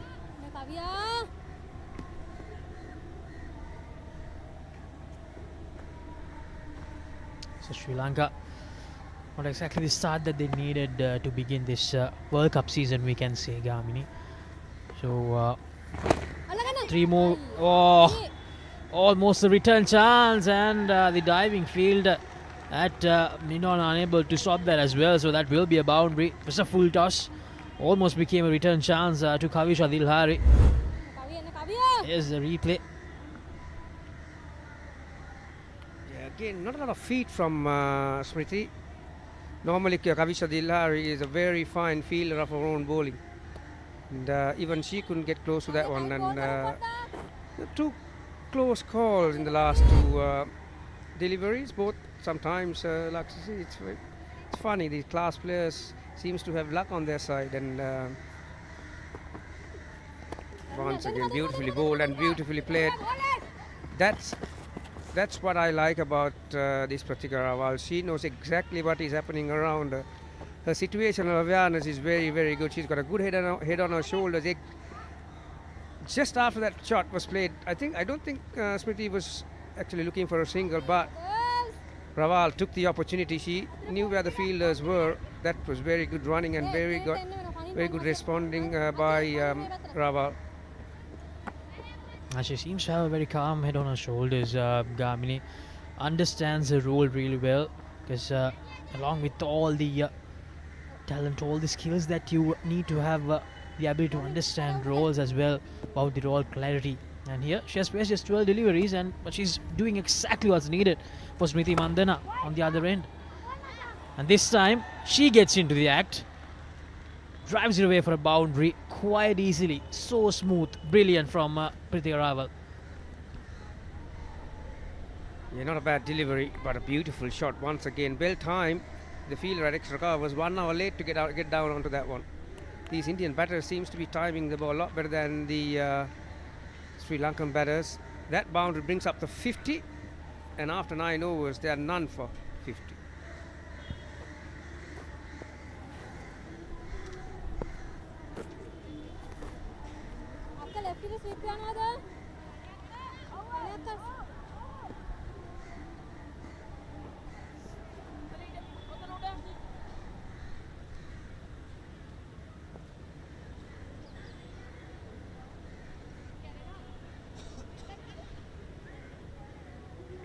Well, in comparison to the Sri Lankan batters, like you see, these two Indian batters have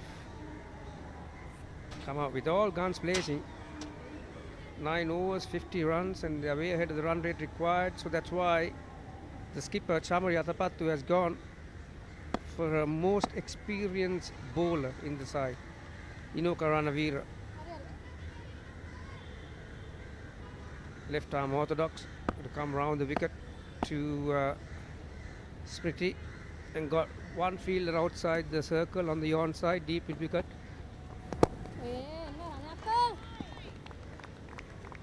Inoka Ranavira, I think from 2022 to 2023, had 2 good years. And earlier we did have a little chat about that 2013 World Cup, Gamini, and she's the only other player other than Chamari Athapaththu who's still in the Sri Lankan side. But Smriti Mandhana, she doesn't care about that. Short delivery punishes Inoka Ranavira straight away. Yeah, that was a very poor delivery. Chamari Athapaththu, although the power play is over, Laksiti, she had 8 fielders inside the ring before that delivery, and if you bowl long hops like that, I'll tell you what, this match will be over in the next hour. Going back to the point which you mentioned, Inoka Ranavira, highly experienced. She was a part of the Sri Lankan side 12 years ago as well in the World Cup. So still going strong. Another World Cup here. Inoka Ranavira definitely want to get on her groove here before an important tournament.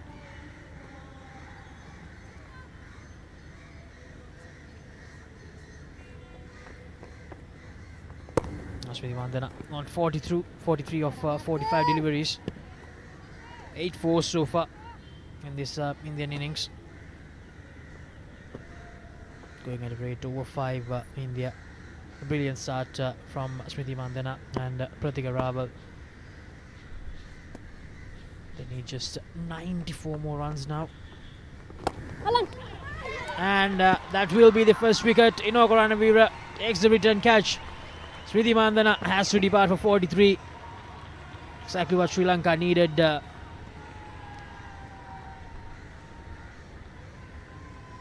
Yeah, good wicket for the Sri Lankans. As soon as that ball went above her eye line, Smriti had just one idea. That was to hit it over the top. But the mistake she made was that was too full. So she couldn't get the elevation that she wanted. It was too close to her, it was too full. As a result, Inoka is not the shortest bowler you'll ever see, so she's got the height, and that was a good catch. It was travelling too. So Sri Lanka gets their first wicket. Smriti goes for 43 after 9.5 overs. India 54 for 1.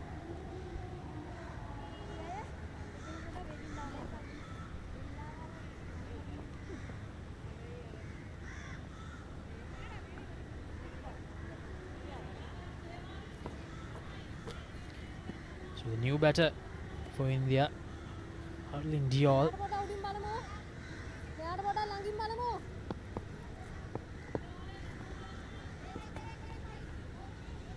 561 runs for her, average 33, strike rate just over 80, 350s, 100, 115, the highest score for her.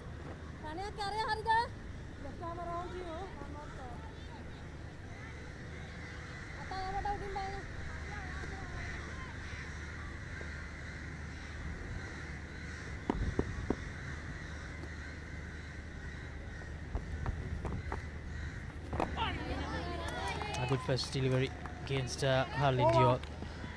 End of the 10th over, India 54 for 1, a successful over for Sri Lanka.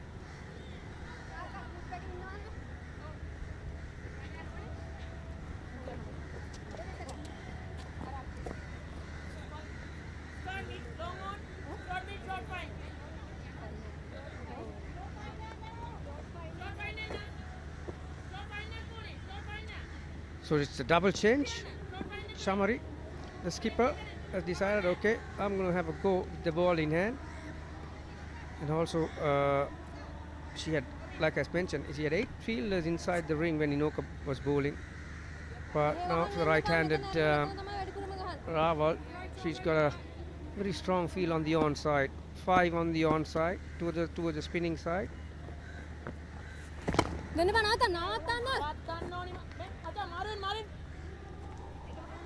Raval gets a single off the first delivery, and Laksisi, like I said, there are plenty of options when it comes to the spin department. Like India, Sri Lanka's also got few spinners, and what they can't afford is to bowl loose balls, that they need to keep picking wickets at regular intervals. And India got a very strong batting lineup. Exactly, a lot was expected from Kavisha Dilhari, but had a poor start. Shamari Athapaththu, skipper, deciding to bowl herself here. Now, talking about Harleen Diol, Gamini, she's batting at number 3.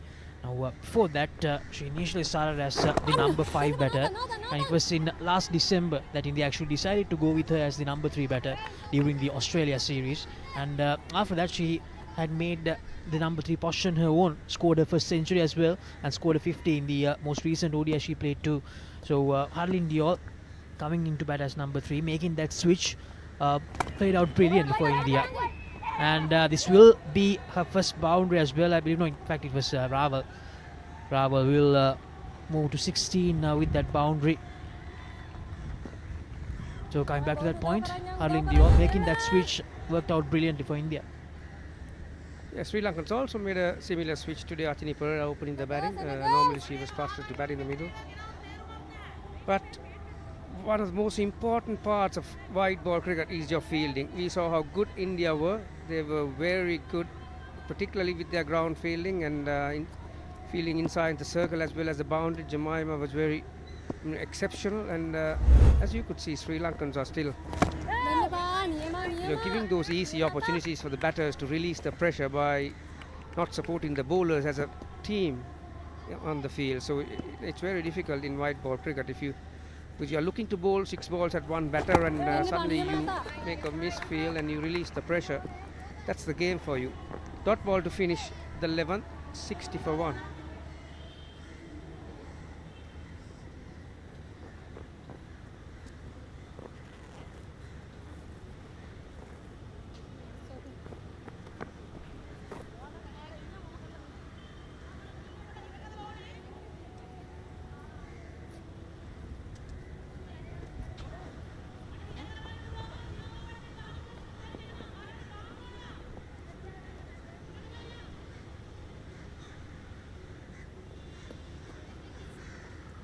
Sri Lanka took that first wicket during Inigo Ranavira's previous over. Just 88 more runs to defend for them. That's the biggest problem for the hosts here.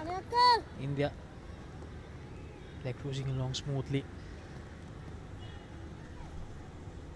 Now, just in the last 5 months, coming India, they have actually brought in 2 new faces to their top 3 in their batting lineup. Prithviraj Rawal coming in as the opener, as I mentioned earlier. Harleen Deol coming into bat as the number 3 batter for India. So making those important changes in the last few months, and both the changes have worked out pretty fine for them. Rawal batting with a good average, Harleen Deol scoring the first century as well. So a lot of positives for India when it comes to those changes that they made in the top 3. Smriti Mandhana, of course, going strong, very, very strong as always.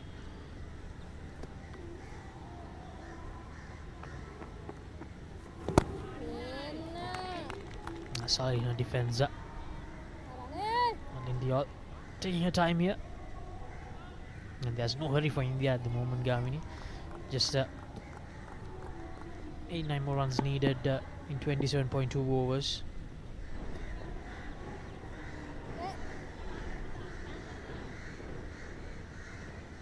Inigo Ranavira, much better second over this time. Was a bit loose in that first over, although she did take that first wicket.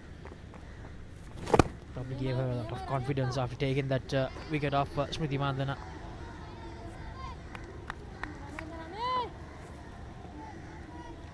Yeah, this has been a good over so far. 4 dot balls. This is what you need, Laksisi. They need to find a proper bowling partnership from either end. Plenty of dot balls, although they are not chasing a huge total or a run rate by any means, but these minor battles that you need to win if you want to win, make the results in your favor. That's straight away 4 dot balls. She's using her feet, trying to do something different. That's a good over, maiden over. The 12th, 60 for 1.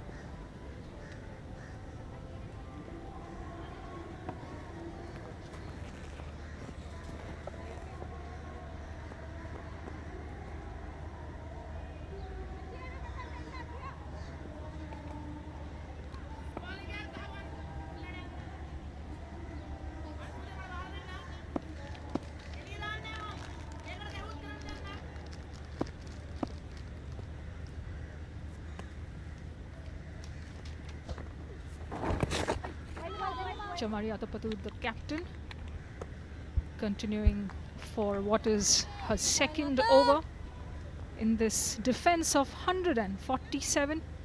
Not a lot to protect as far as the scoreboard is concerned. Pushes the batter back. And here in the comm box, I'm Anisha Ghosh, being joined by Estelle Vasudevan. Welcome, Estelle. Yeah, good to be in the box with you, Anisha, as well. Sri Lanka in a bit of trouble, not much on the board. India off to a fantastic start. It's good fielding from Harshita Samaravikram on that occasion. Doesn't let the ball get away from that infield. But things looking comfortable for India at the moment. Very much so. Be it pace or spin, not much of a challenge has come India's way, say for that wicket of Smriti Mandhana's. Shortish, pulled away. A short arm pull from Harleen Deol, who has retained her place at number 3 after those very promising slew of showings at home against West Indies and Ireland. Scored 115 odd against West Indies in that position, and followed that up with 89 odd in the Ireland equivalent as well, both second ODIs of the series. And she needs to continue with that momentum as India try to zero in on their starting 11 for the World Cup. Yes, as we mentioned before, India have made a couple of changes in their top 3 over the last year. I'll come back to that. That's the end of the 13th over. India 62 for 1.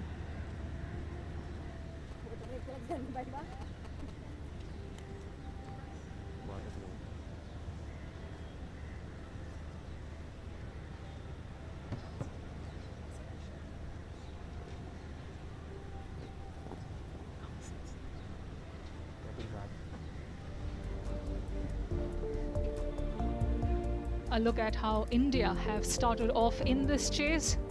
Mandana looked fairly untroubled and unhurried. She was going about her business fairly languidly.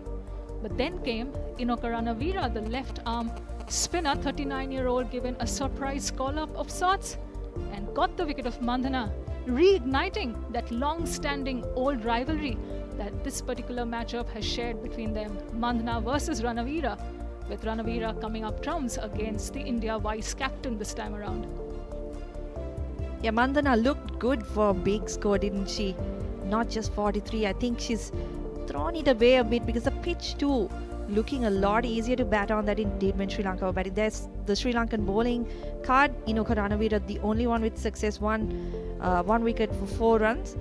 Malki Madara bowled decently to start off things, but the problem with Sri Lanka, and it's a persisting problem, is that the wicket-taking options are what's lacking, and we've seen that in this game so far as well. They haven't really looked threatening with the ball.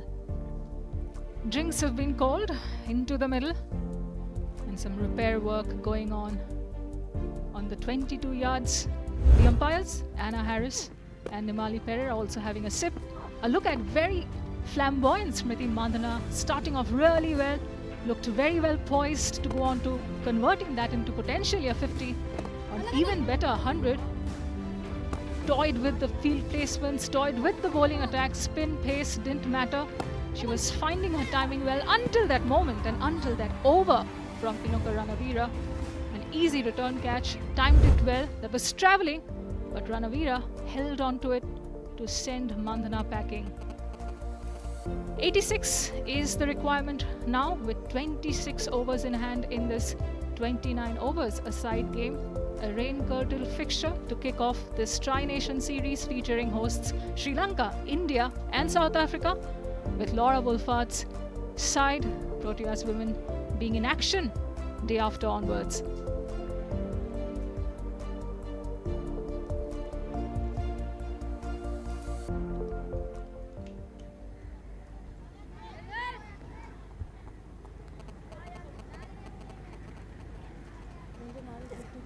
So Inokaranavira will continue the third over.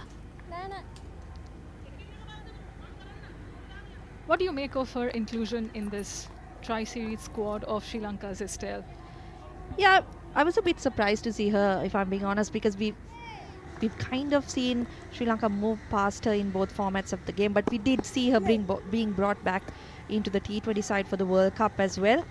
So perhaps they're looking at that little bit of experience going into another World Cup, as we've mentioned so many times before on comms. No fixtures planned yet for Sri Lanka between now and that ODI World Cup in India in late September. So they'll want a bit of experience in their side going into that big tournament. Skips down the track, but plays it straight to the fielder at mid-off. And you're right, I mean, the weight of every fixture of this tri-series probably hangs the most on Sri Lanka's shoulders, because they are the only team amongst the striker without any other series lined up on the FTP from now until the start of the 13th edition of the Women's ODI World Cup in late September. India, mind you, are going to tour England for a T20I as well as an ODI series. Then that is going to be in June, and in September they host Australia for 3 ODIs. South Africa on their part will be touring West Indies, and subsequent to that they will play in Pakistan. So a lot of game time for both the other teams. Not so much for Chamari Athapaththu's women. Yeah, and that's why they need to kind of strike a balance here, don't they, with their selections and how they want to go about things. Yes, you want to experiment a little bit, but also you want to make sure that you get your combinations right going into that World Cup, because it's going to be an important one. And no, you don't get gimmies in World Cups, right? Just 8 teams playing, every game is going to be important. Sri Lanka were one of the top 6 finishers on the ICC Women's ODI Championship table, which is why they earned direct qualification, as did South Africa, and India did so as well, but they are the hosts anyway, guaranteeing them direct qualification. And the 2 teams who have closed out the 8-team formation is Pakistan and Bangladesh. In the meantime, Ranavira has closed out her over, and after the 14th over, India are 62 for 1. Short fine na chi.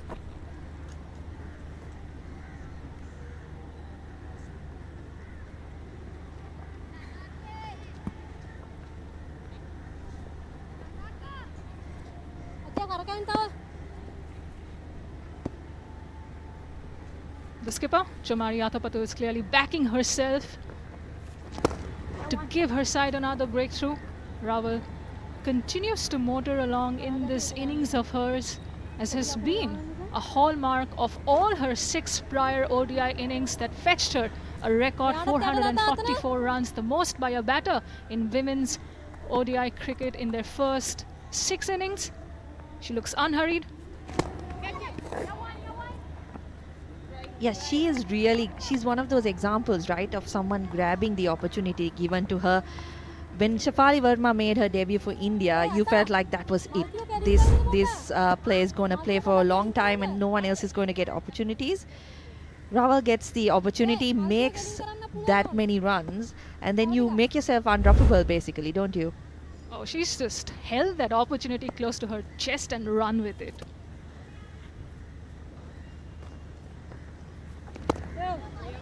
And the calm she exudes in the middle has been such a delight to watch. Again, very much like Smriti Mandhana, but she's her own player, mind you. A psychology student. And picks up a single, does Pratika, thanks to that misfield. Does it have the legs to go all the way? It doesn't. Has been cut off by Rashmika Sivandi.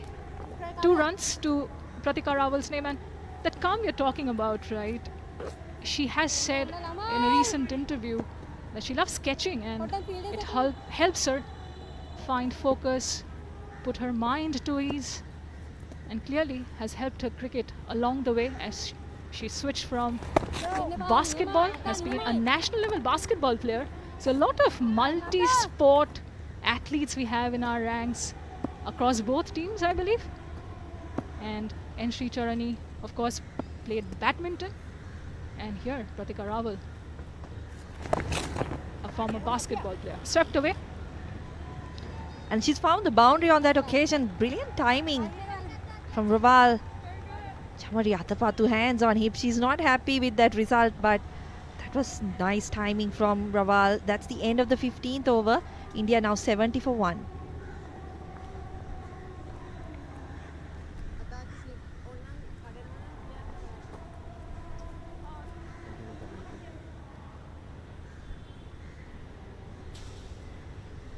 A boundary from Pratika Raval to close out the 15th over.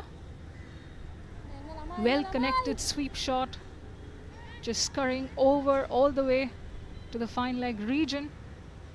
The chase was put in vain by the fielder, who went barreling after it from the infield. Good start yet again from Pratika Raval, and she needs to be out there in the middle and try and see through the end of this innings.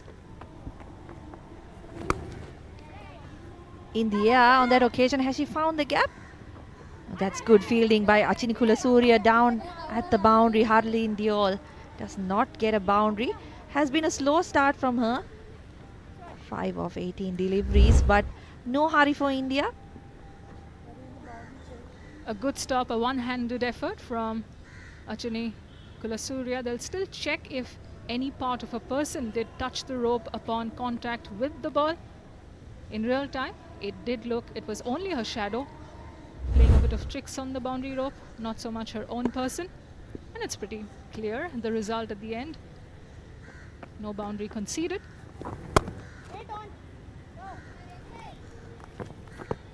And you've got to say even Harleen Diol has grabbed the opportunity given to her. I know there were a lot of questions about her inclusion over the years because it felt like the promise and the ability was obviously there, but the runs weren't there to back things up. She's found some form and kind of justified that decision to bring her back into the side. Good use of the feet. Initial instinct was to perhaps go for the run, but Harleen decides against it. And you're absolutely spot on with that assessment of Harleen's. Has been something of a late bloomer but anybody who's watched her over the course of her career in international cricket and throughout her domestic career will actually second your thoughts. Oozes a lot of promise, a lot of potential. Probably hadn't made good on the many opportunities that came her way early on. Is a terrific fielder. Remember that catch by the boundary that went on to achieve virality. And speaking of virality, there is an ambassador of Sri Lankan cricket out there in the middle nodding his head. Hello, Mr. Lion. Baking in the Colombo sun, is he?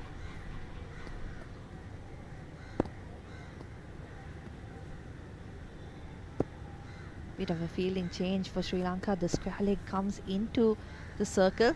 So they do want the Indians to take some risks, which is a good tactic.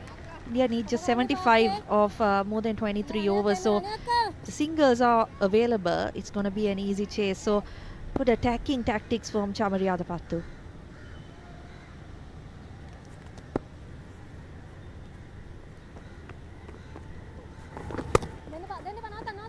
Pushes back Pratika Rawal with that delivery yet again. No runs conceded. Closes out her 4th over.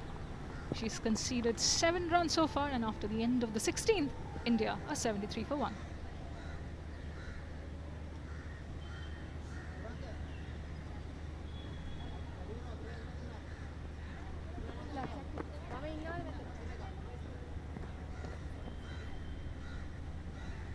A nice little partnership brewing between the two right-handers, Pratika Rawal and Harleen Deol in the middle. The stand is worth 19 runs, going at a steady pace and doesn't need to rush themselves through this rally. Some footage from the SLC Museum where you can go in, view all the trophies that Sri Lanka have won, look through the history of what's gone on.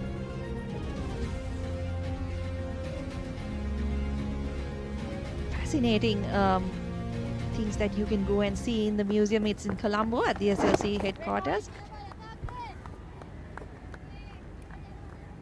I'm pretty certain that a certain Asia Cup victory in Dambulla from 2024, some souvenir, some memorabilia from that series has definitely taken pride of place in that SLC museum. What a great way to marry history and currency. And that's a no ball. Anna Harris has stretched out her right hand to signal, much to the befuddlement of the Sri Lanka captain. There is a bit of a hold up in the middle. And it is going to be a free hit, adding insult to the injury. A no ball and a free hit now of a spinner. I don't think that was a front foot call, so unsure about what it was about. Nevertheless, Athapaththu in full toss. And she's found the boundary. Harleen Deol just threaded that gap brilliantly. Skipped down the track, met the ball on the full, a low full toss, and caught it through the covers did Harleen Deol. Good shot. Got great rewards of that enterprise, and of course that freebie, a free hit taken for cleaners by Harleen Deol, laid back on that, waited on it and caressed it through the cover region, the vacant offside.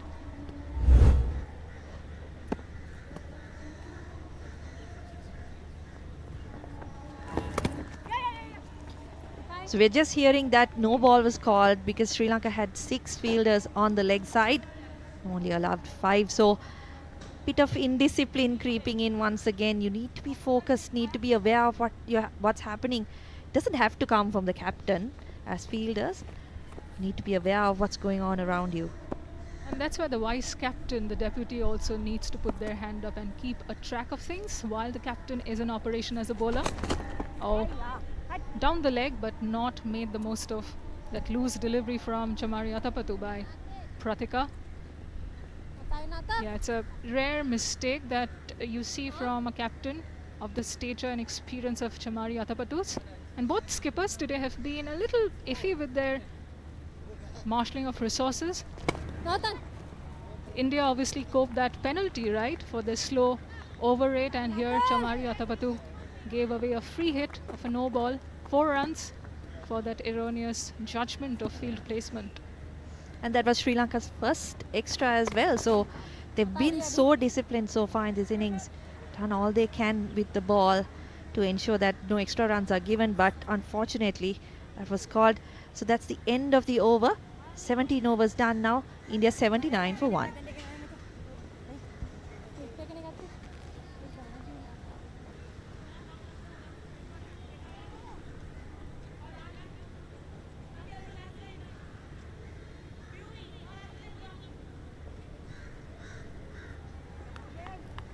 India are expectedly taking their time and, fair to say, cruising in this run chase of 148. Save for the fall of Mandhana, thanks to that very good return catch by Inoka Ranavira. It's been smooth sailing for the visiting team here in their curtain raiser of the Tri-Nation series.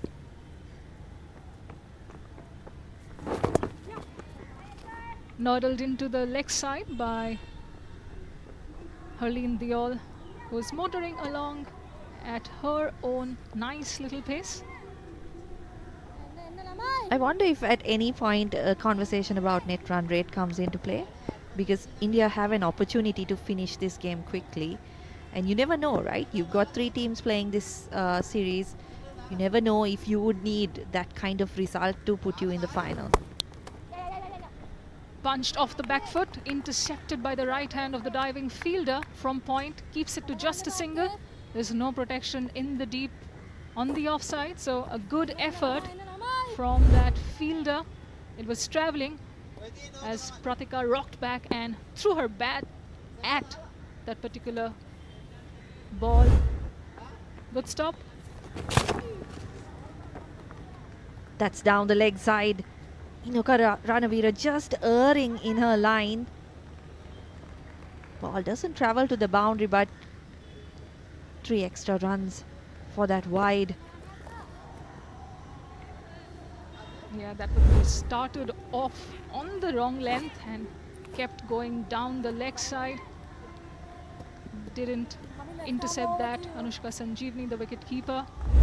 Hasini Pereira put in the chase, and enough time for the 2 batters in the middle to scamper across for a few runs. A mid-pitch conversation between Pratika Rawal and Harleen Deol.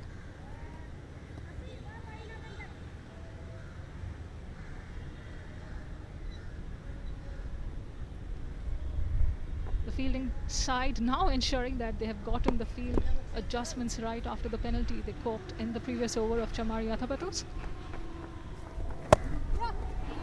This time she's threaded the gap brilliantly. Timed it so well. Harshita Samaravikrama, that's fantastic from her massive dive coming in. Looks like she's managed to pull things back, so brilliant fielding from Harshita Samaravikrama. A spectacular effort from young Harshita Samaravikrama there. Looked like she pulled the ball back in play in time. And good team effort on the boundary there, applauded rightly by the smattering of crowd that has come into the R. Premadasa Stadium here in Colombo.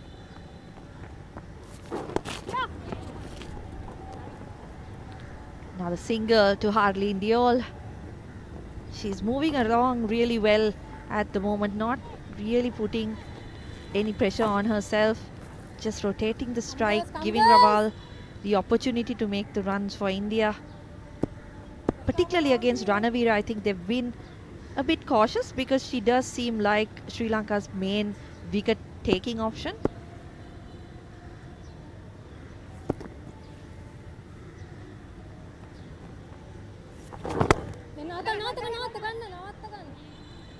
Punched off the back foot again. This time around it brings her a single run.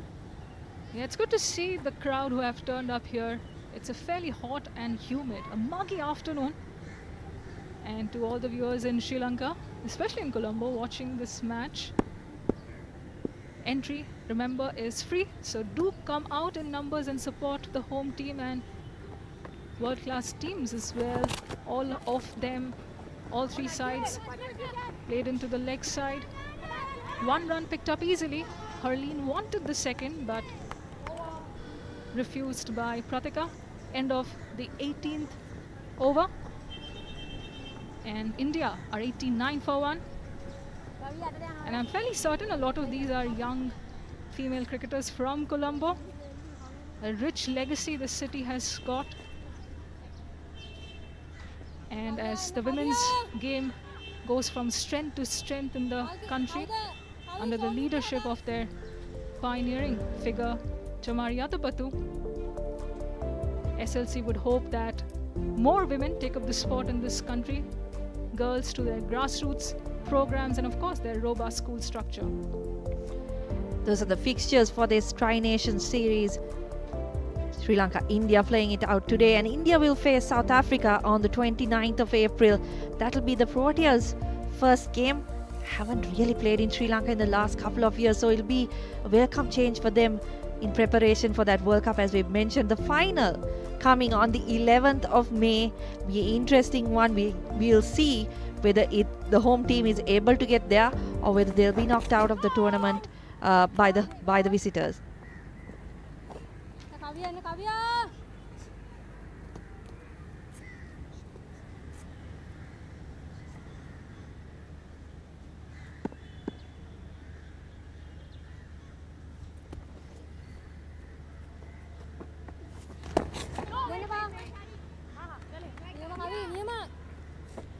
Good start from Kavisha Dilhari to the over. Has been a bit expensive so far, but she's another one of those wicket-taking options for Sri Lanka, so wouldn't mind the runs column as long as she picks up wickets.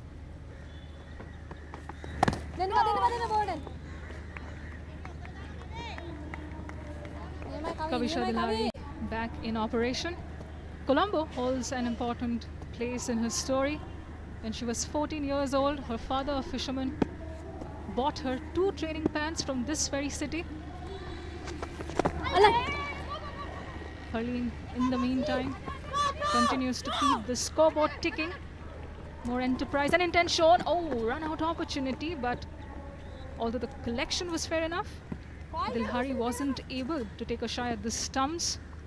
Yeah, and Dilhari, of course, went on to play in those training pants for several years. Hailing from Rathgama, a look at that opportunity. Would have had Pratika in trouble, but eventually no damage was done. Quick single on that occasion. Athapaththu hits the batter, but if she was on target onto the stumps, we might have seen a dismissal on that occasion. Pratika really slow to get off the mark. Harleen Deol calling early, running early. Yeah, not a good throw from the Sri Lankan skipper there. She will be disappointed with herself because they are trying to create those opportunities in the form of runouts, and that indecision on the part of these two batters is definitely helping their cause. Lunges forward and caresses it through the covers. It has enough legs, the ball, to go all the way. Pratika Rawal keeps adding to her run tally. A prolific scorer she's already proven to be, and she now moves into the 30s in her first overseas innings in India colours. And after the 19th over, India are 96 for 1.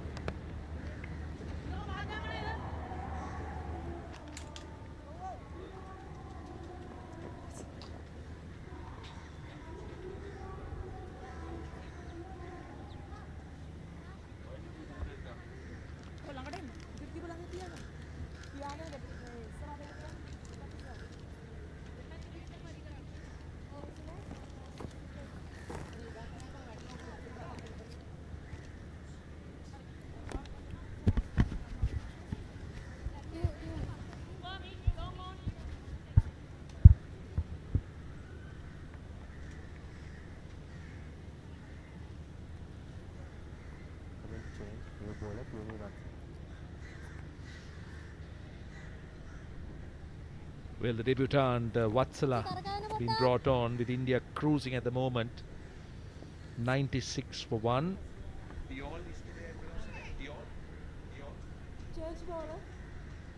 So Diol 19 of 34, Raval 30 of 35.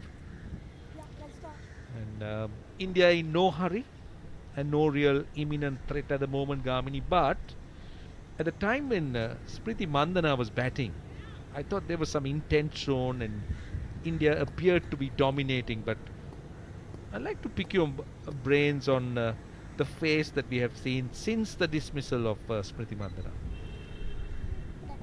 Yeah, you're right. Smriti is someone who uses the conditions, the power play to good effect.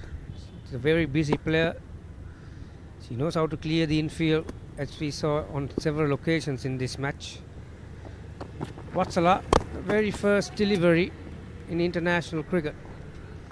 Starts with the dot ball. Gentle medium pace. The keeper is up to the stumps. Yeah, these two, Roshan, I think Pratika has played a very good innings. She's scoring just tick under on a ball. That's the brain trust of the Sri Lankan women's team. Rumesh Ratnaka, the head coach.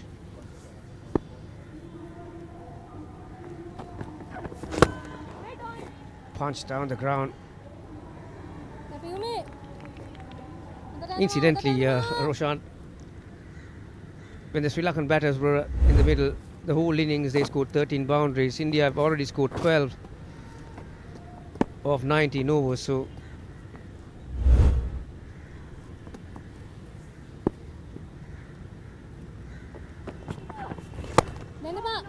once again, gentle medium pace.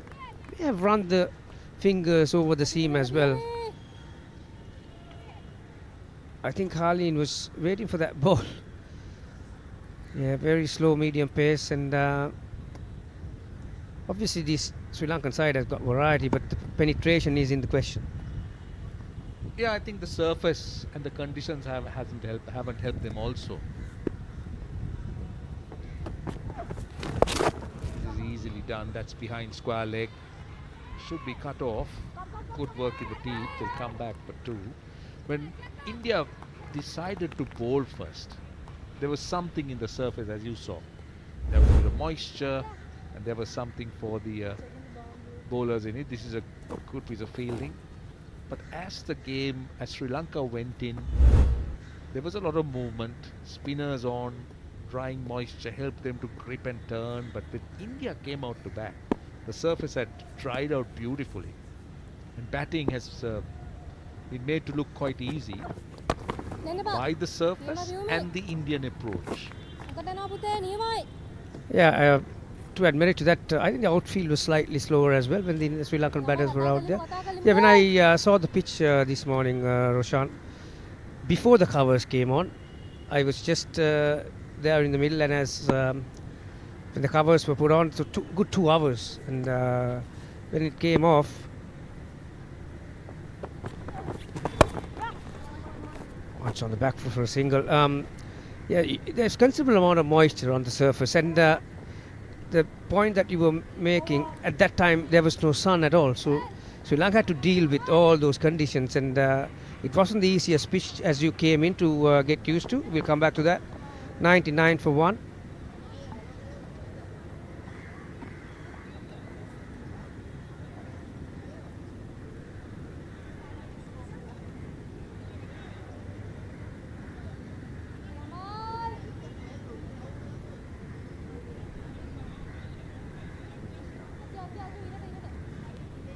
So 49 of 19 overs, that's the equation. Yeah, coming back to the point, Roshan, yeah, the faster bowlers got some movement off the track, some lateral movement, and some of them were getting conventional swing India because of the overcast conditions, and now the Sri Lankan quick bowlers were able to swing the ball for that matter, and then when it came to spin, that was a good delivery.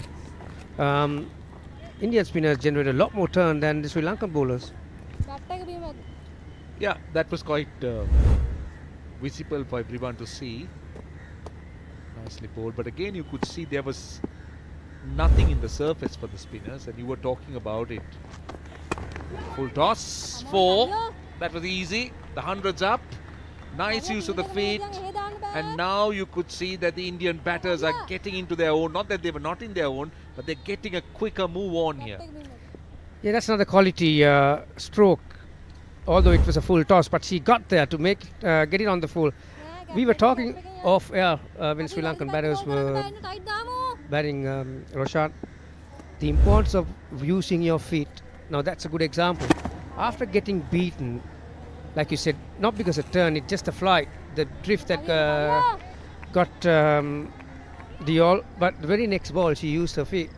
So it adds lots more pressure on the bowler to find the length, the next delivery, and yeah, that is a key element of being busy in the middle overs. We spoke about it. This time she's hanging on the back foot. It's all about transferring the pressure, isn't it? You're not going to live in the past. You're not going to let that former ball or the previous ball worry you. The new ball, the next ball is something completely new. So the approach is different, and that's what we did see. That's what we're seeing now. Yes, you might get beaten by a delivery. You might find a delivery that drifts a little bit, but that's history. So see, that's what we have seen from these pair of batters. And also, I just don't want to overemphasize this, but the surface has definitely got better. The 50-run partnership in 67 balls. So it's all been for India from the point of winning the toss. But I take nothing away from them for the way they have played. 104 for 1.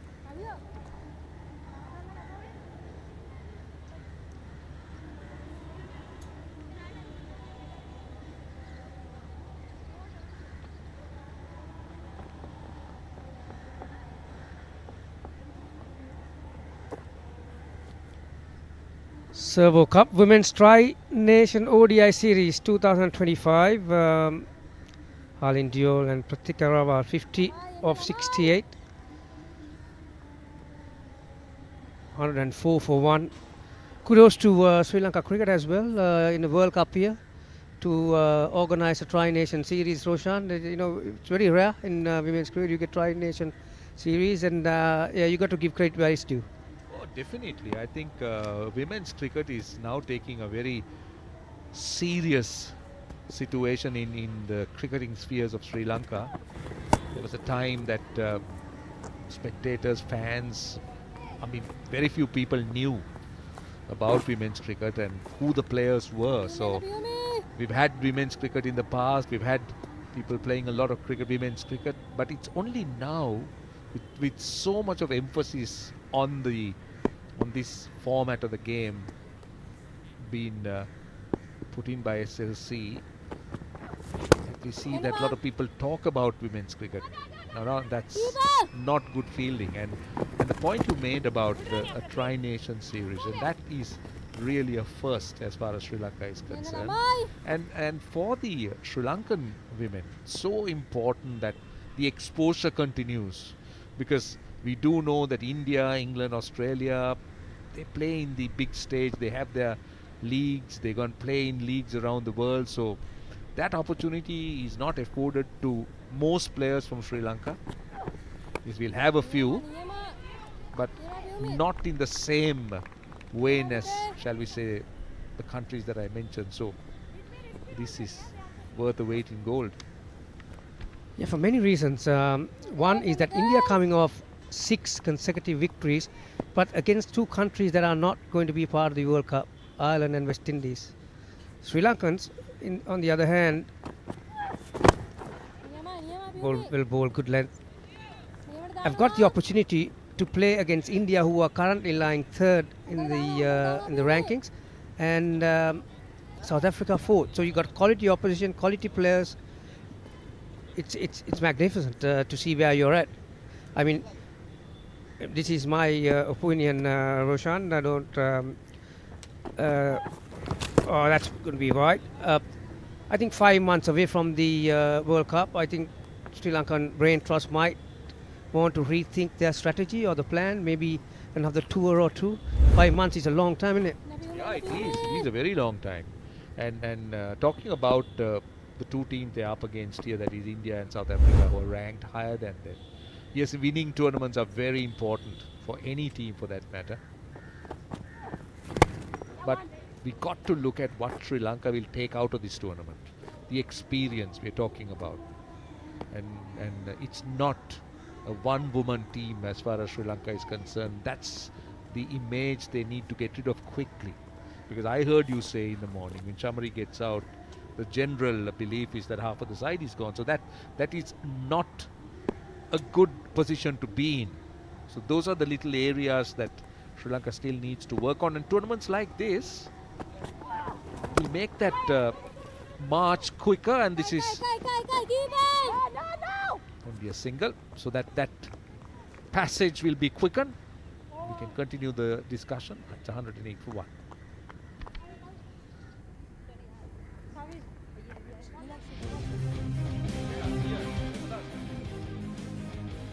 Yeah, this is the Sri Lanka Cricket Brain Centre, and all the provincial coaches, the district coaches, and the Brain Trust. You got all the analyses, as you can see. That's here, what's his name, Head Tiarachi, and we have got the match referees, the umpires, all been briefed in many areas, and it's very important to have these type of things, Roshan. Everything has to be linked, and it's a chain, and if you break one point, and then you're going to suffer from one another area. So it's very important to have these. Cricket is no more one only on the field, Gamini. There's a lot that goes on off the field. I'm sure as a coach of a leading school in the country, and with the experience you carry in that area, you know what brain centers, technology and information could do. We talk of matchups, we talk of artificial intelligence, now we talk of brain centers. So there's so much of plotting and planning that goes on behind the scene. So actually now, I don't know, to me, I'm just watching from a distance. All that makes the player's role only execution, because there is so much information that gets fed into the system. It can work adversely, but I'm saying this is what is available and this is the modern game. Yes, I apologize. I missed out on one area that the doctors, the physios, the masseurs, and the medical staff, how the game has evolved when it comes to strengthening and conditioning, and not to forget about the mental part as well. You got the motivators, and all kinds, really. I think the demand of the sport has become so high that the player needs all the support in the world. They know that it's now such an important career, and there is margins for error are so little. And today you find so many breathing down your neck and wanting to take your place. There'll be 100 wanting to fight for that place. So you speak of motivators, you speak of mentors. So all those things matter, because you go to sleep knowing that your place is up for grabs and you're only as good as your last innings. In a sense, you're on trial most of the time in your career. Whether you're a player, attempted leg break, or even as a coach, you'll feel it. Definitely. One good example is the player who's on strike right now, Pratika Rawal. If you read about her story over the last 5 years, how she went to her former coach or the original coach, how she got her to work on certain areas, and see where she's at now. What a magnificent shot. No need to run for that, girl. That's going to get you 4. 1 for 1.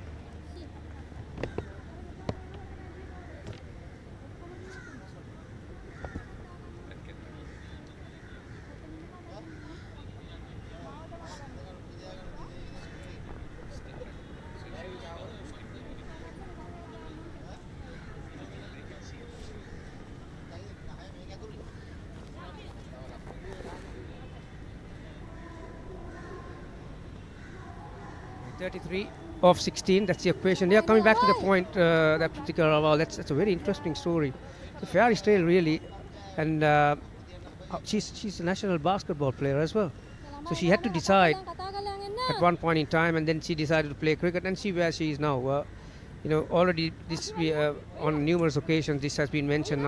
First 6 matches, she's scored the highest number of players in the world, for that matter. So, well, it's some lovely stories in cricket, and sometimes it's just not going to come onto your lap. You just have to make it, and you have to go after it. And she's a very good example for that.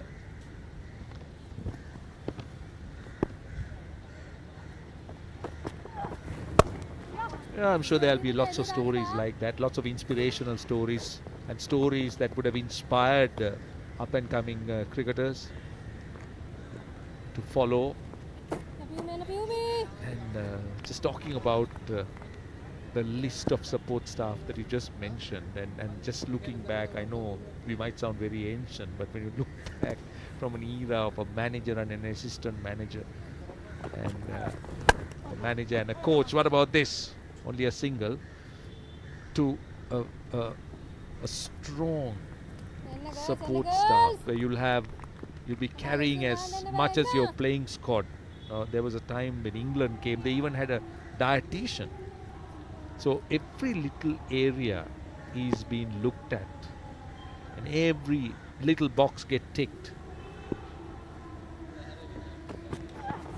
because the stakes are so high, isn't it?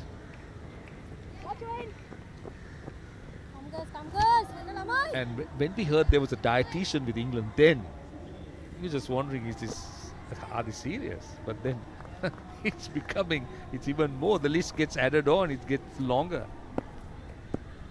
Yeah, you can add a nutrition as well.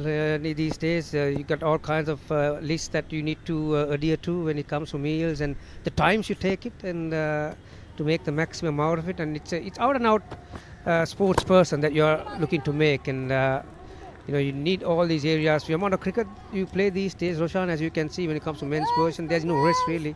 Like good old days, you go on a tour, you come back, you got a month to go do other things, and it's not that anymore. You need to keep that fitness levels. You're going to recheck it again once you come back after 1 week. So expectations are very high, and that's why some of the shots and the level of fielding and the throwing has evolved that much, and it's freakish actually at times. And we saw a freakish catch by Jemima Rodriguez. We saw Kamindu Mendes taking an absolute blind. You do that's something you don't see every day, those kind of catches, do you? Yeah, freakish is the word. It is very freakish, I'll tell you. It's at another level.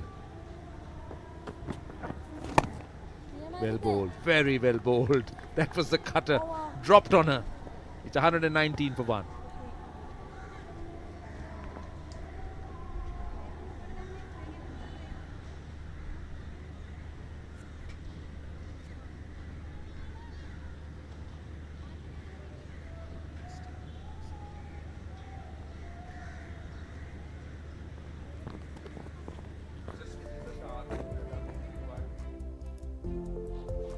Well, a partnership of 65, Harleen Diol and Pratika Rawal. They came together when Smriti Mandana was looking good and was dismissed courtesy an excellent caught and bowl. And since then, it's just been trouble-free, risk-free. And the Indian batters have made batting look so easy. And they've got themselves into a very, very strong position where they look like almost within striking distance now.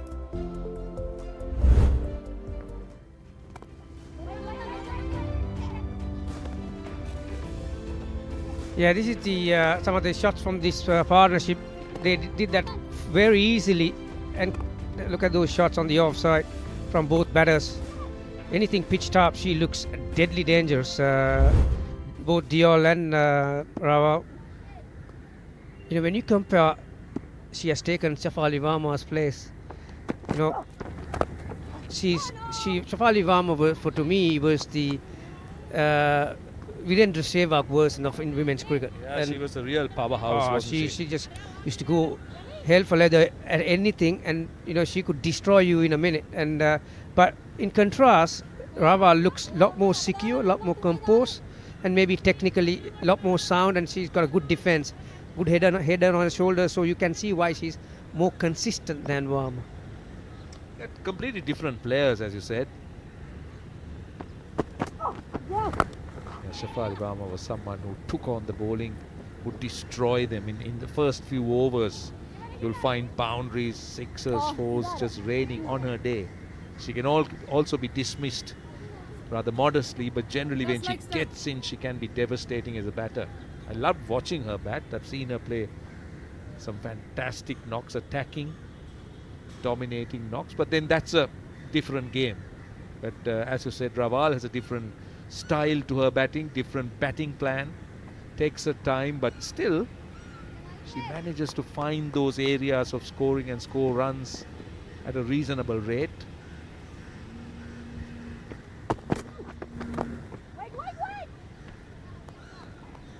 And then you have to take into consideration that this is going to be 50-over World Cup, so they are preparing themselves to play 300 balls minimum.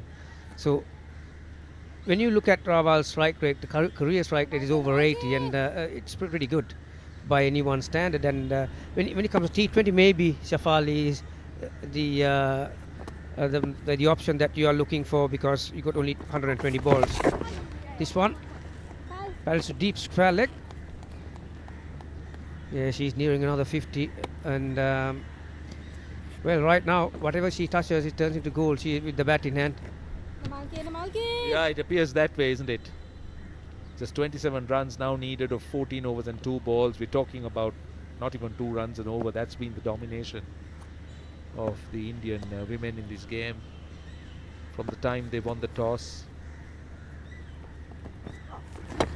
Put Sri Lanka into bat. That swing still seen from Madara. She gets a lot of in swing back into the right hander, and that time just going down the leg side. It's amazing how the women's cricket in India have climbed up the ladder. Now, 10 years ago, they were in a very similar situation to Sri Lanka. Mithali Raj, she was the dominant force. If she fails early, you know, it's hard work for the rest of the team. And after that, they got all these Mandanas and Harmanpreets and Shafali Varmas. Now they got Pratika Raval and Dio also. It's going to get bigger and bigger. And 25 overs completed. India 1-2, 2 for 1.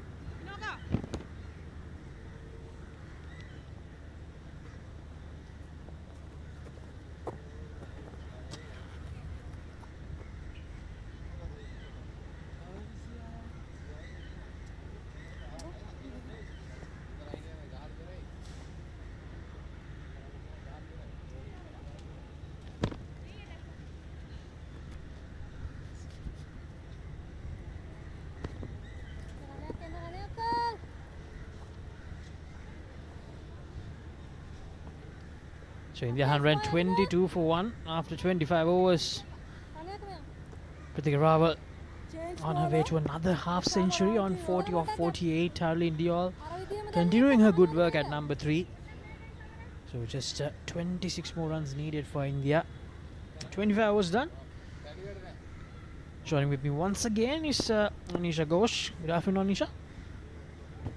Good afternoon, Laksisi.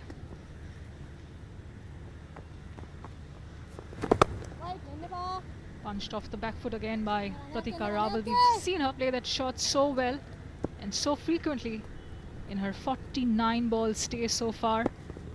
Well poised to add another 50 or 50 plus knock to her name. Tries to cut it away but misses it. Now earlier we had this conversation about that net run rate factor that Harmanpreet Kaur mentioned, Anisha. But at the moment things are not exactly going the way that she wanted it to go.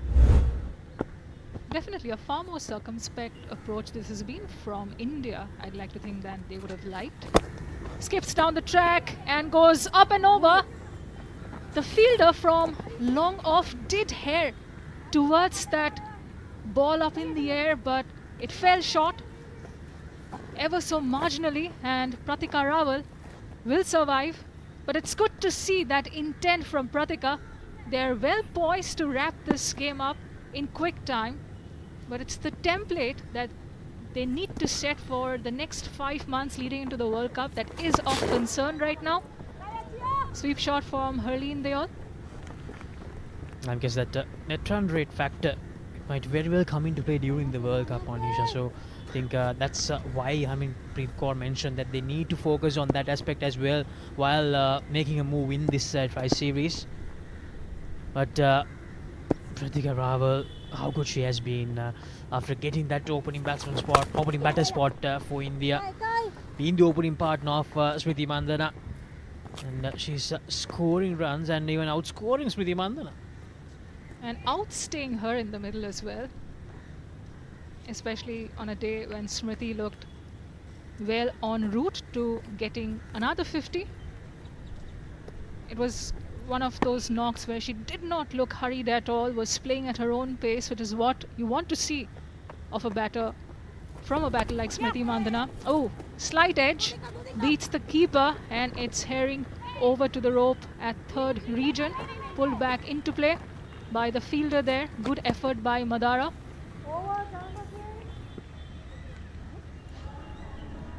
So end of another over. India 127 for 1. Just 21 more runs needed. Inuka Ranavira, good spell from her. 1 for 22 in 6 overs. Yeah, you do expect her to bowl one more over for sure, because given the revised playing conditions, 4 bowlers in this rain-shortened 34 overs a side contest can bowl a maximum of 8 overs, and a 5th one can bowl up to 7 overs. Look at India's performance with the bat in this chase so far. Mandhana and Rawal getting off to a good start yet again. They have been the talk of the town in terms of opening partnerships in international cricket in recent times is concerned. Laid the marker down early on. Mandhana playing those delectable strokes on both sides of the wicket, but lost her wicket to a foolish delivery that she went after of Inuka Ranavira, who's easily been the joint most frugal bowler in the 6-pronged Sri Lankan attack alongside Piyumi Vatsala, the returning player. In fact, getting her debut at 29. Quite the story, right? We are talking about late bloomers in international cricket, and it's not easy for subcontinental players, especially in the women's game, to continue to persevere and persist with their love of the sport, especially in countries like India, Pakistan, Sri Lanka, Bangladesh. It's easier to give up than continue, but it's good to see their effort and persistence getting rewarded with international call-ups. A look at how things have panned out for India in this chase so far. 127 for 1 at the moment. They have been able to put the Sri Lankan bowlers under a lot of pressure, except for Inuka Ranavira, we can say. Now, talking about Inuka Ranavira, I mentioned this earlier as well. Onisha, she's the most experienced bowler in that unit, and she was also part of that Sri Lanka World Cup squad in the year 2013. So a lot of experience for Inuka Ranavira, and she's still around 12 years later as the team is preparing for a World Cup in India once again. Absolutely, 12 years on, a return to India for yet another ODI World Cup at age 39. Remember, she's quite the senior campaigner. It's going to be quite the story. We were talking about age being just a number and not a deciding factor, at least not in this generation of women's sport globally and in women's cricket, with so much financial injection coming across the globe from sponsors, from the governing body, and from boards like SLC, BCCI, and of course Cricket South Africa. Everybody is chipping in to give the kind of support these athletes, premier athletes, need at this level. Elite international sport needs the backing of a lot of players to make things work out for the practitioners of the sport, and to make sure that talent is retained and not lost out to dearth of opportunities, especially dearth of opportunities necessitated by lack of funds. So it's great to see Inuka Ranavira back in the mix, and hey, back on the wickets column as well. Actually taking that solitary wicket for Sri Lanka, dismissing Mandhana of that return catch. And at the moment, these two, Harleen Deol and Pratika Rawal, partnership of 73 runs in 98 deliveries for the second wicket. Now, both these batters, they settled in the top 3 of India very recently. Onisha, Harleen Deol getting that not to bat at number 3 in December, and then Pratika Rawal making her debut against West Indies. So, your thoughts on this new combination? 2 of the top 3 for India got their roles very recently. And it's a reflection of the experimentation that the Indian selectors, led by the very able and very experienced Neetu David, a legend of the game, have been trying to do in terms of finding the right combinations across limited overs formats and also Test cricket, mind you. Although Sri Lanka haven't played a Test cricket since I think 1998 or late 1990s. India and South Africa, the two other teams in this Tri-Nation series, have gone on to play a bit of Test cricket. So you see these permutations and combinations in selectorial decisions a lot in India. And as far as decision making is concerned, looks like Pratika Rawal is not in two minds because she is clearly finding the boundaries at will. So yeah, good to see both Harleen Diol and Pratika Rawal making the most of these opportunities, because had the management not given them the license to bide their time in this game, I don't think they would have played as sedately as they have, given how small the target is, and also there is a lot of competition for these places. Shafali Verma, as you mentioned earlier in the match, had a prolific domestic season, and a very good WPL was not picked up for this particular series. So yeah, every opportunity that these Indian players get is an audition, make no mistake, and with young players seizing every opportunity coming their way, it is going to be that kind of a signaling, a messaging that goes out for the rest of the young players that the road to the India level is open and long, and we are there to give you the options. It's up to you whether you make the most of it or an absolute hash of it. This is Malki Madara has arrived through the system of Sri Lanka cricket, making her debut. 9 for 20 in 4.3 overs. Would really love to get a wicket on her debut. So Sri Charani taking 2 wickets. Gautam unfortunately couldn't get a wicket. There were some close calls for her. Hopefully in this series she will take some wickets to her name. And fast bowling in the subcontinent is such a difficult art, right? You have the likes of Marufa Akhtar, another team bowling phenom from Bangladesh, the likes of Kashvi Gautam, and here you have in Sri Lanka Malki Madara, when the easier way out is to simply give up pace bowling and switch to spin. That has been the trademark and a common thread that runs through the narratives of so many subcontinental spinners. So credit where it's due. Not here in this case, because that's a missed opportunity by the keeper to apprehend and intercept that ball. So yeah, good on SLC and their selectors to have given this young fast bowler Malki Madara the chance, and also laying the marker down that we need more fast bowlers come through subcontinent nations and stand shoulder to shoulder, you know, look into the eye of the Australians, the English players and South Africans who have a far more robust fast bowling conveyor belt of sorts. Malki Madara 9 for 22 at the moment. Just 80 runs away, India. 12.2 overs remaining. Now Rawal getting close to a 4th half century in just 7 matches. Harleen Diol, who scored her first century in ODI cricket as a number 3 batter as well.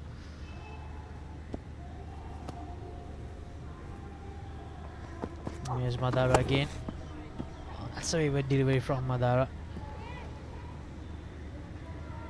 She's testing Pratika's patience a little bit, isn't she? And Pratika is on the same score as the one Smriti Mandhana was on when she lost a bit of focus and didn't get the timing in her shot right and ended up holding straight back to the bowler, Karanavira. 43, 7 short on, making good on her promise and converting this into a 50. And Anisha, you talked about pace bowlers coming in from the subcontinent. I think a big inspiration for all the upcoming fast bowlers in the women's cricket game is Jhulan Goswami. Over 350 international wickets. She proved that you can be a fast bowler in women's cricket and have a long career as well. Well, she hails from my part of India, West Bengal. And I don't think I would have been in the commentary box today had I not known or learnt about the Jhulan Goswami pretty much from the time I was born into this world. Jhulan Goswami has been that consistent staple and icon in Bengal and in India. With that, we have reached the end of the 27th over. India are 131 for 1.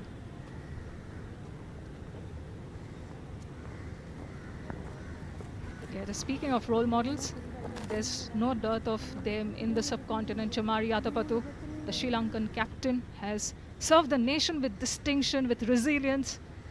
And here she is, leading the charge, leading the team in the running to the World Cup. Harmanpreet Kaur, the India skipper. Smriti Mandana herself, very young still, but an icon in the making. Mithali Raj, former captain, the leading run getter in women's ODIs. You talk about the format, you talk about women's cricket, you cannot not talk about these players. And of course, Jhulan Goswami. Exactly, Shamari Athapaththu has inspired so many young cricketers to take up the game, not just men's cricket, not just the women's cricket game, but even boys as well. So Shamari Athapaththu doing a great job as an ambassador to the game of cricket. And of course, if I look right next door from India, Sana Mir, Bisma Mahroof from Pakistan, great ambassadors of the sport. Salma Khatun from Bangladesh, Nigar Sultana Jyoti, again a very young leader, but such a trailblazer she's been for the Bangladesh women's cricket team. So it's important that, not just we in the commentary box talk about these players, but for the up-and-coming generation to know who their predecessors are, because you cannot be until you cannot see, right? As said the great Billie Jean King, the tennis legend, in her autobiography. So some of the players that we mentioned, they're still playing. So there's all the chance in the world for all the upcoming youngsters out there to witness how they take on the field, how they take this game. And I'm quite sure you can find so many video footages of the other legends that we mentioned as well. But here's Harold Indial using a feed, going over the field at mid-off quite easily. And she moves on to the 40s as well. So both the batters aiming for half centuries. And that is definitely going to make its way into the highlights reel. Terrific timing and placement by Harleen Deol. Charged down the track and found the placement on spot. And a good stroke, fetching her 4 runs. India now in touching distance of victory in this curtain raiser of the Tri-Nation Series.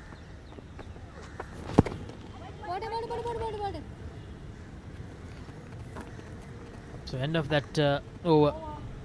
India Mahan ran 35 for 1 after 28 overs. But the Raval on 43, Harold Indial on 41.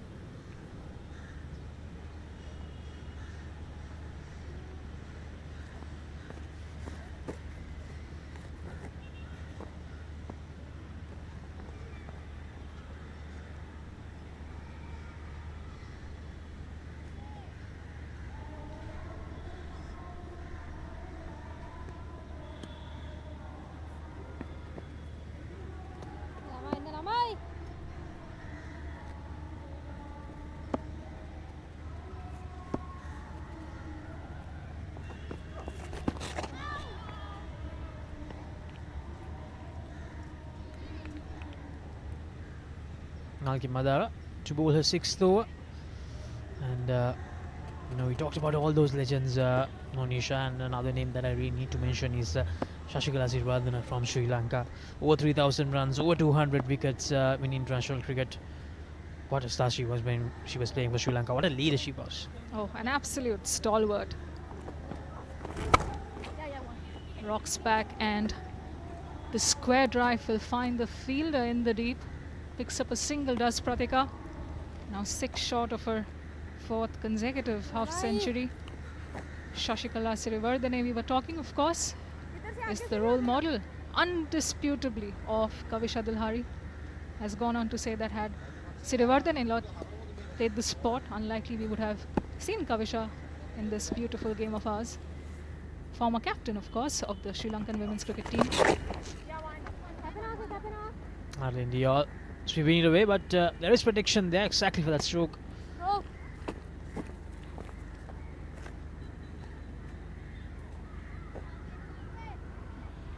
So Nisha, Sri Lanka didn't get the start they were looking for in this tri-series. So if it was up to you, what are the changes that you will make coming into the next game? Don't look for runs as far as rotating the strike when the runs are non-existent. Very clear from Monisha. Harshita Samaravikrama, the key batter in the middle order for Sri Lanka, lost a wicket because of that. 100%. I think had Harshita stayed on a little longer, things would have definitely looked slightly different. India possibly could have been under more pressure because after Chamari Athapaththu, if it's somebody who's done a lot of heavy lifting for the Sri Lankan batting lineup and gone on to do so consistently, it is Harshita. A good delivery from Malki Madara, bowling that Yorker. So I think we can expect to see the likes of Vishnu Gunaratne coming in as well, maybe in the next game itself. And another interesting name is Deumi Vihanga, who shot into fame in that first ever under-19 Women's Cricket World Cup, who earned her first ever international call-up. So she'll be looking forward to get a chance in this tri-series. Oh, this is brilliant from Pratika Raval. Another boundary. She moves to 49 on Isha. Heaved it into the leg side.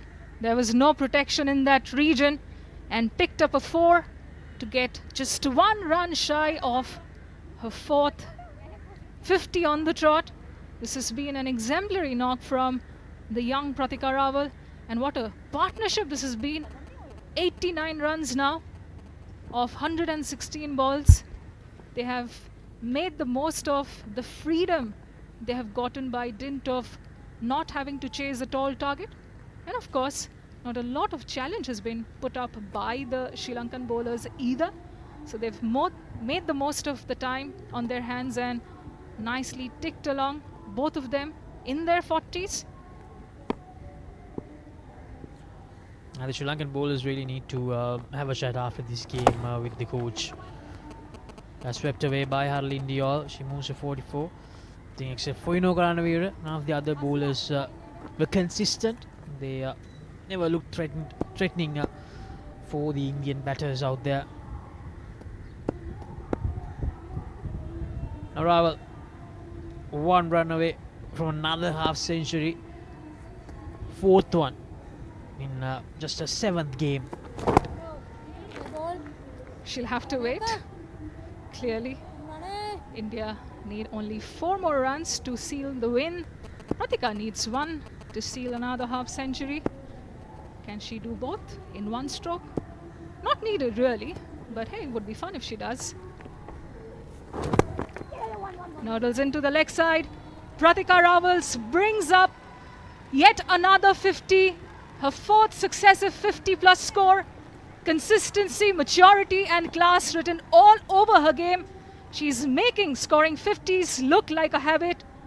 A young batter building a reputation the right way. 1 measured, polished knock at a time. And that's her 5th 50-plus score in 7 innings since her debut. Extraordinary. Simply extraordinary from Pratika Raval. 50 or 62 deliveries, 7 fours included in this knock. It doesn't look like that she's playing just her 7th match on Isha. And Harleen Diol, she'll finish things off.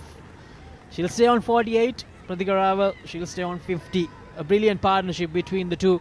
A partnership of 95 of 120 deliveries for the 2nd wicket. India, they get home quite easily in this Tri-Nation Series opener. A catch from Jemima Rodrigues to seal their bowling innings and a 4 from Harleen Diol to seal the victory and the game. India have made quite the statement with this 9-wicket win of theirs, chasing it at an absolute canter. Great understanding between the 2 batters in the middle after that 95-run stand of theirs. Pratika Raval took a single, got to her 50. Harleen Diol took strike and got them the winning runs. Sri Lanka have a lot to think about going into the next match. It is going to be in a few days' time against South Africa. But before that, South Africa and India will square off against each other.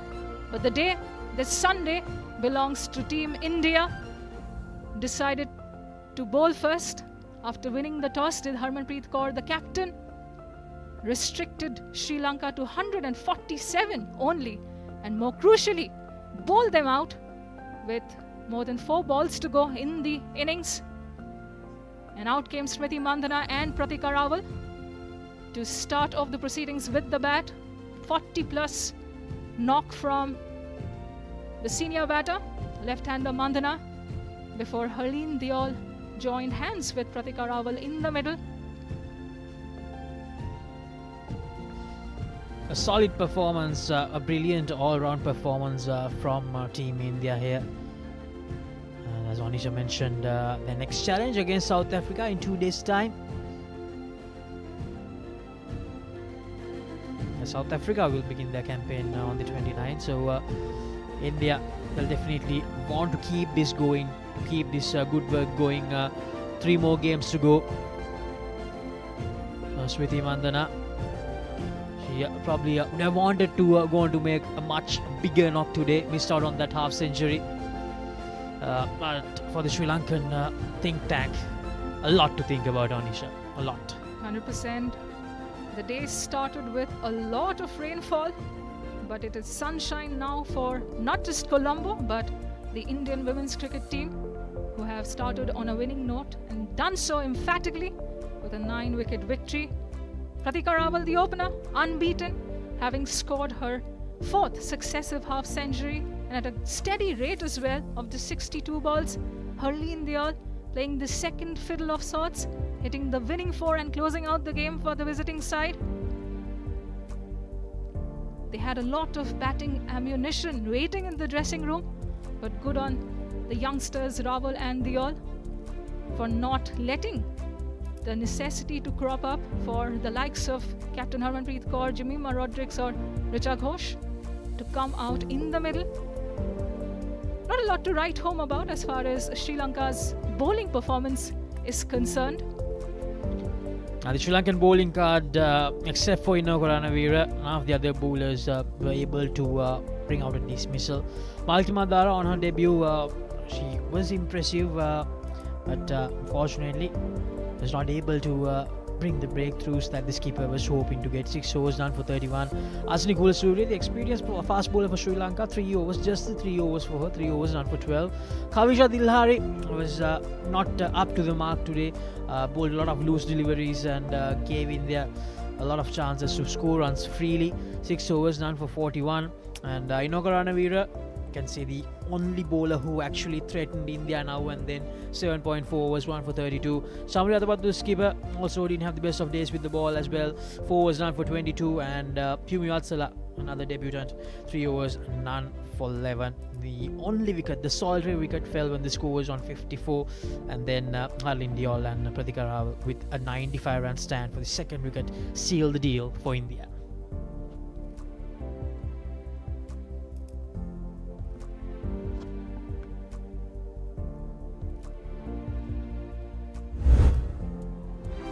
These are the highlights from the chase from Team India. Very convincing chase, you can say, Anisha. Pratika Rawal started off brilliantly, and Smriti Mandhana, she was going big guns out there in the middle, and it was so pleasing to the eyes. Whenever she's batting out there, it's so great to watch. She was timing it beautifully, both sides of the wicket, down the ground, in the leg side, into the offside. Pratika initially was more watchful, took her time, let Smriti Mandhana's bat do the talking, and that has been such a hallmark of their partnership, which was broken thanks to Inoko Ranavira with that neat return catch overhead by the senior campaigner.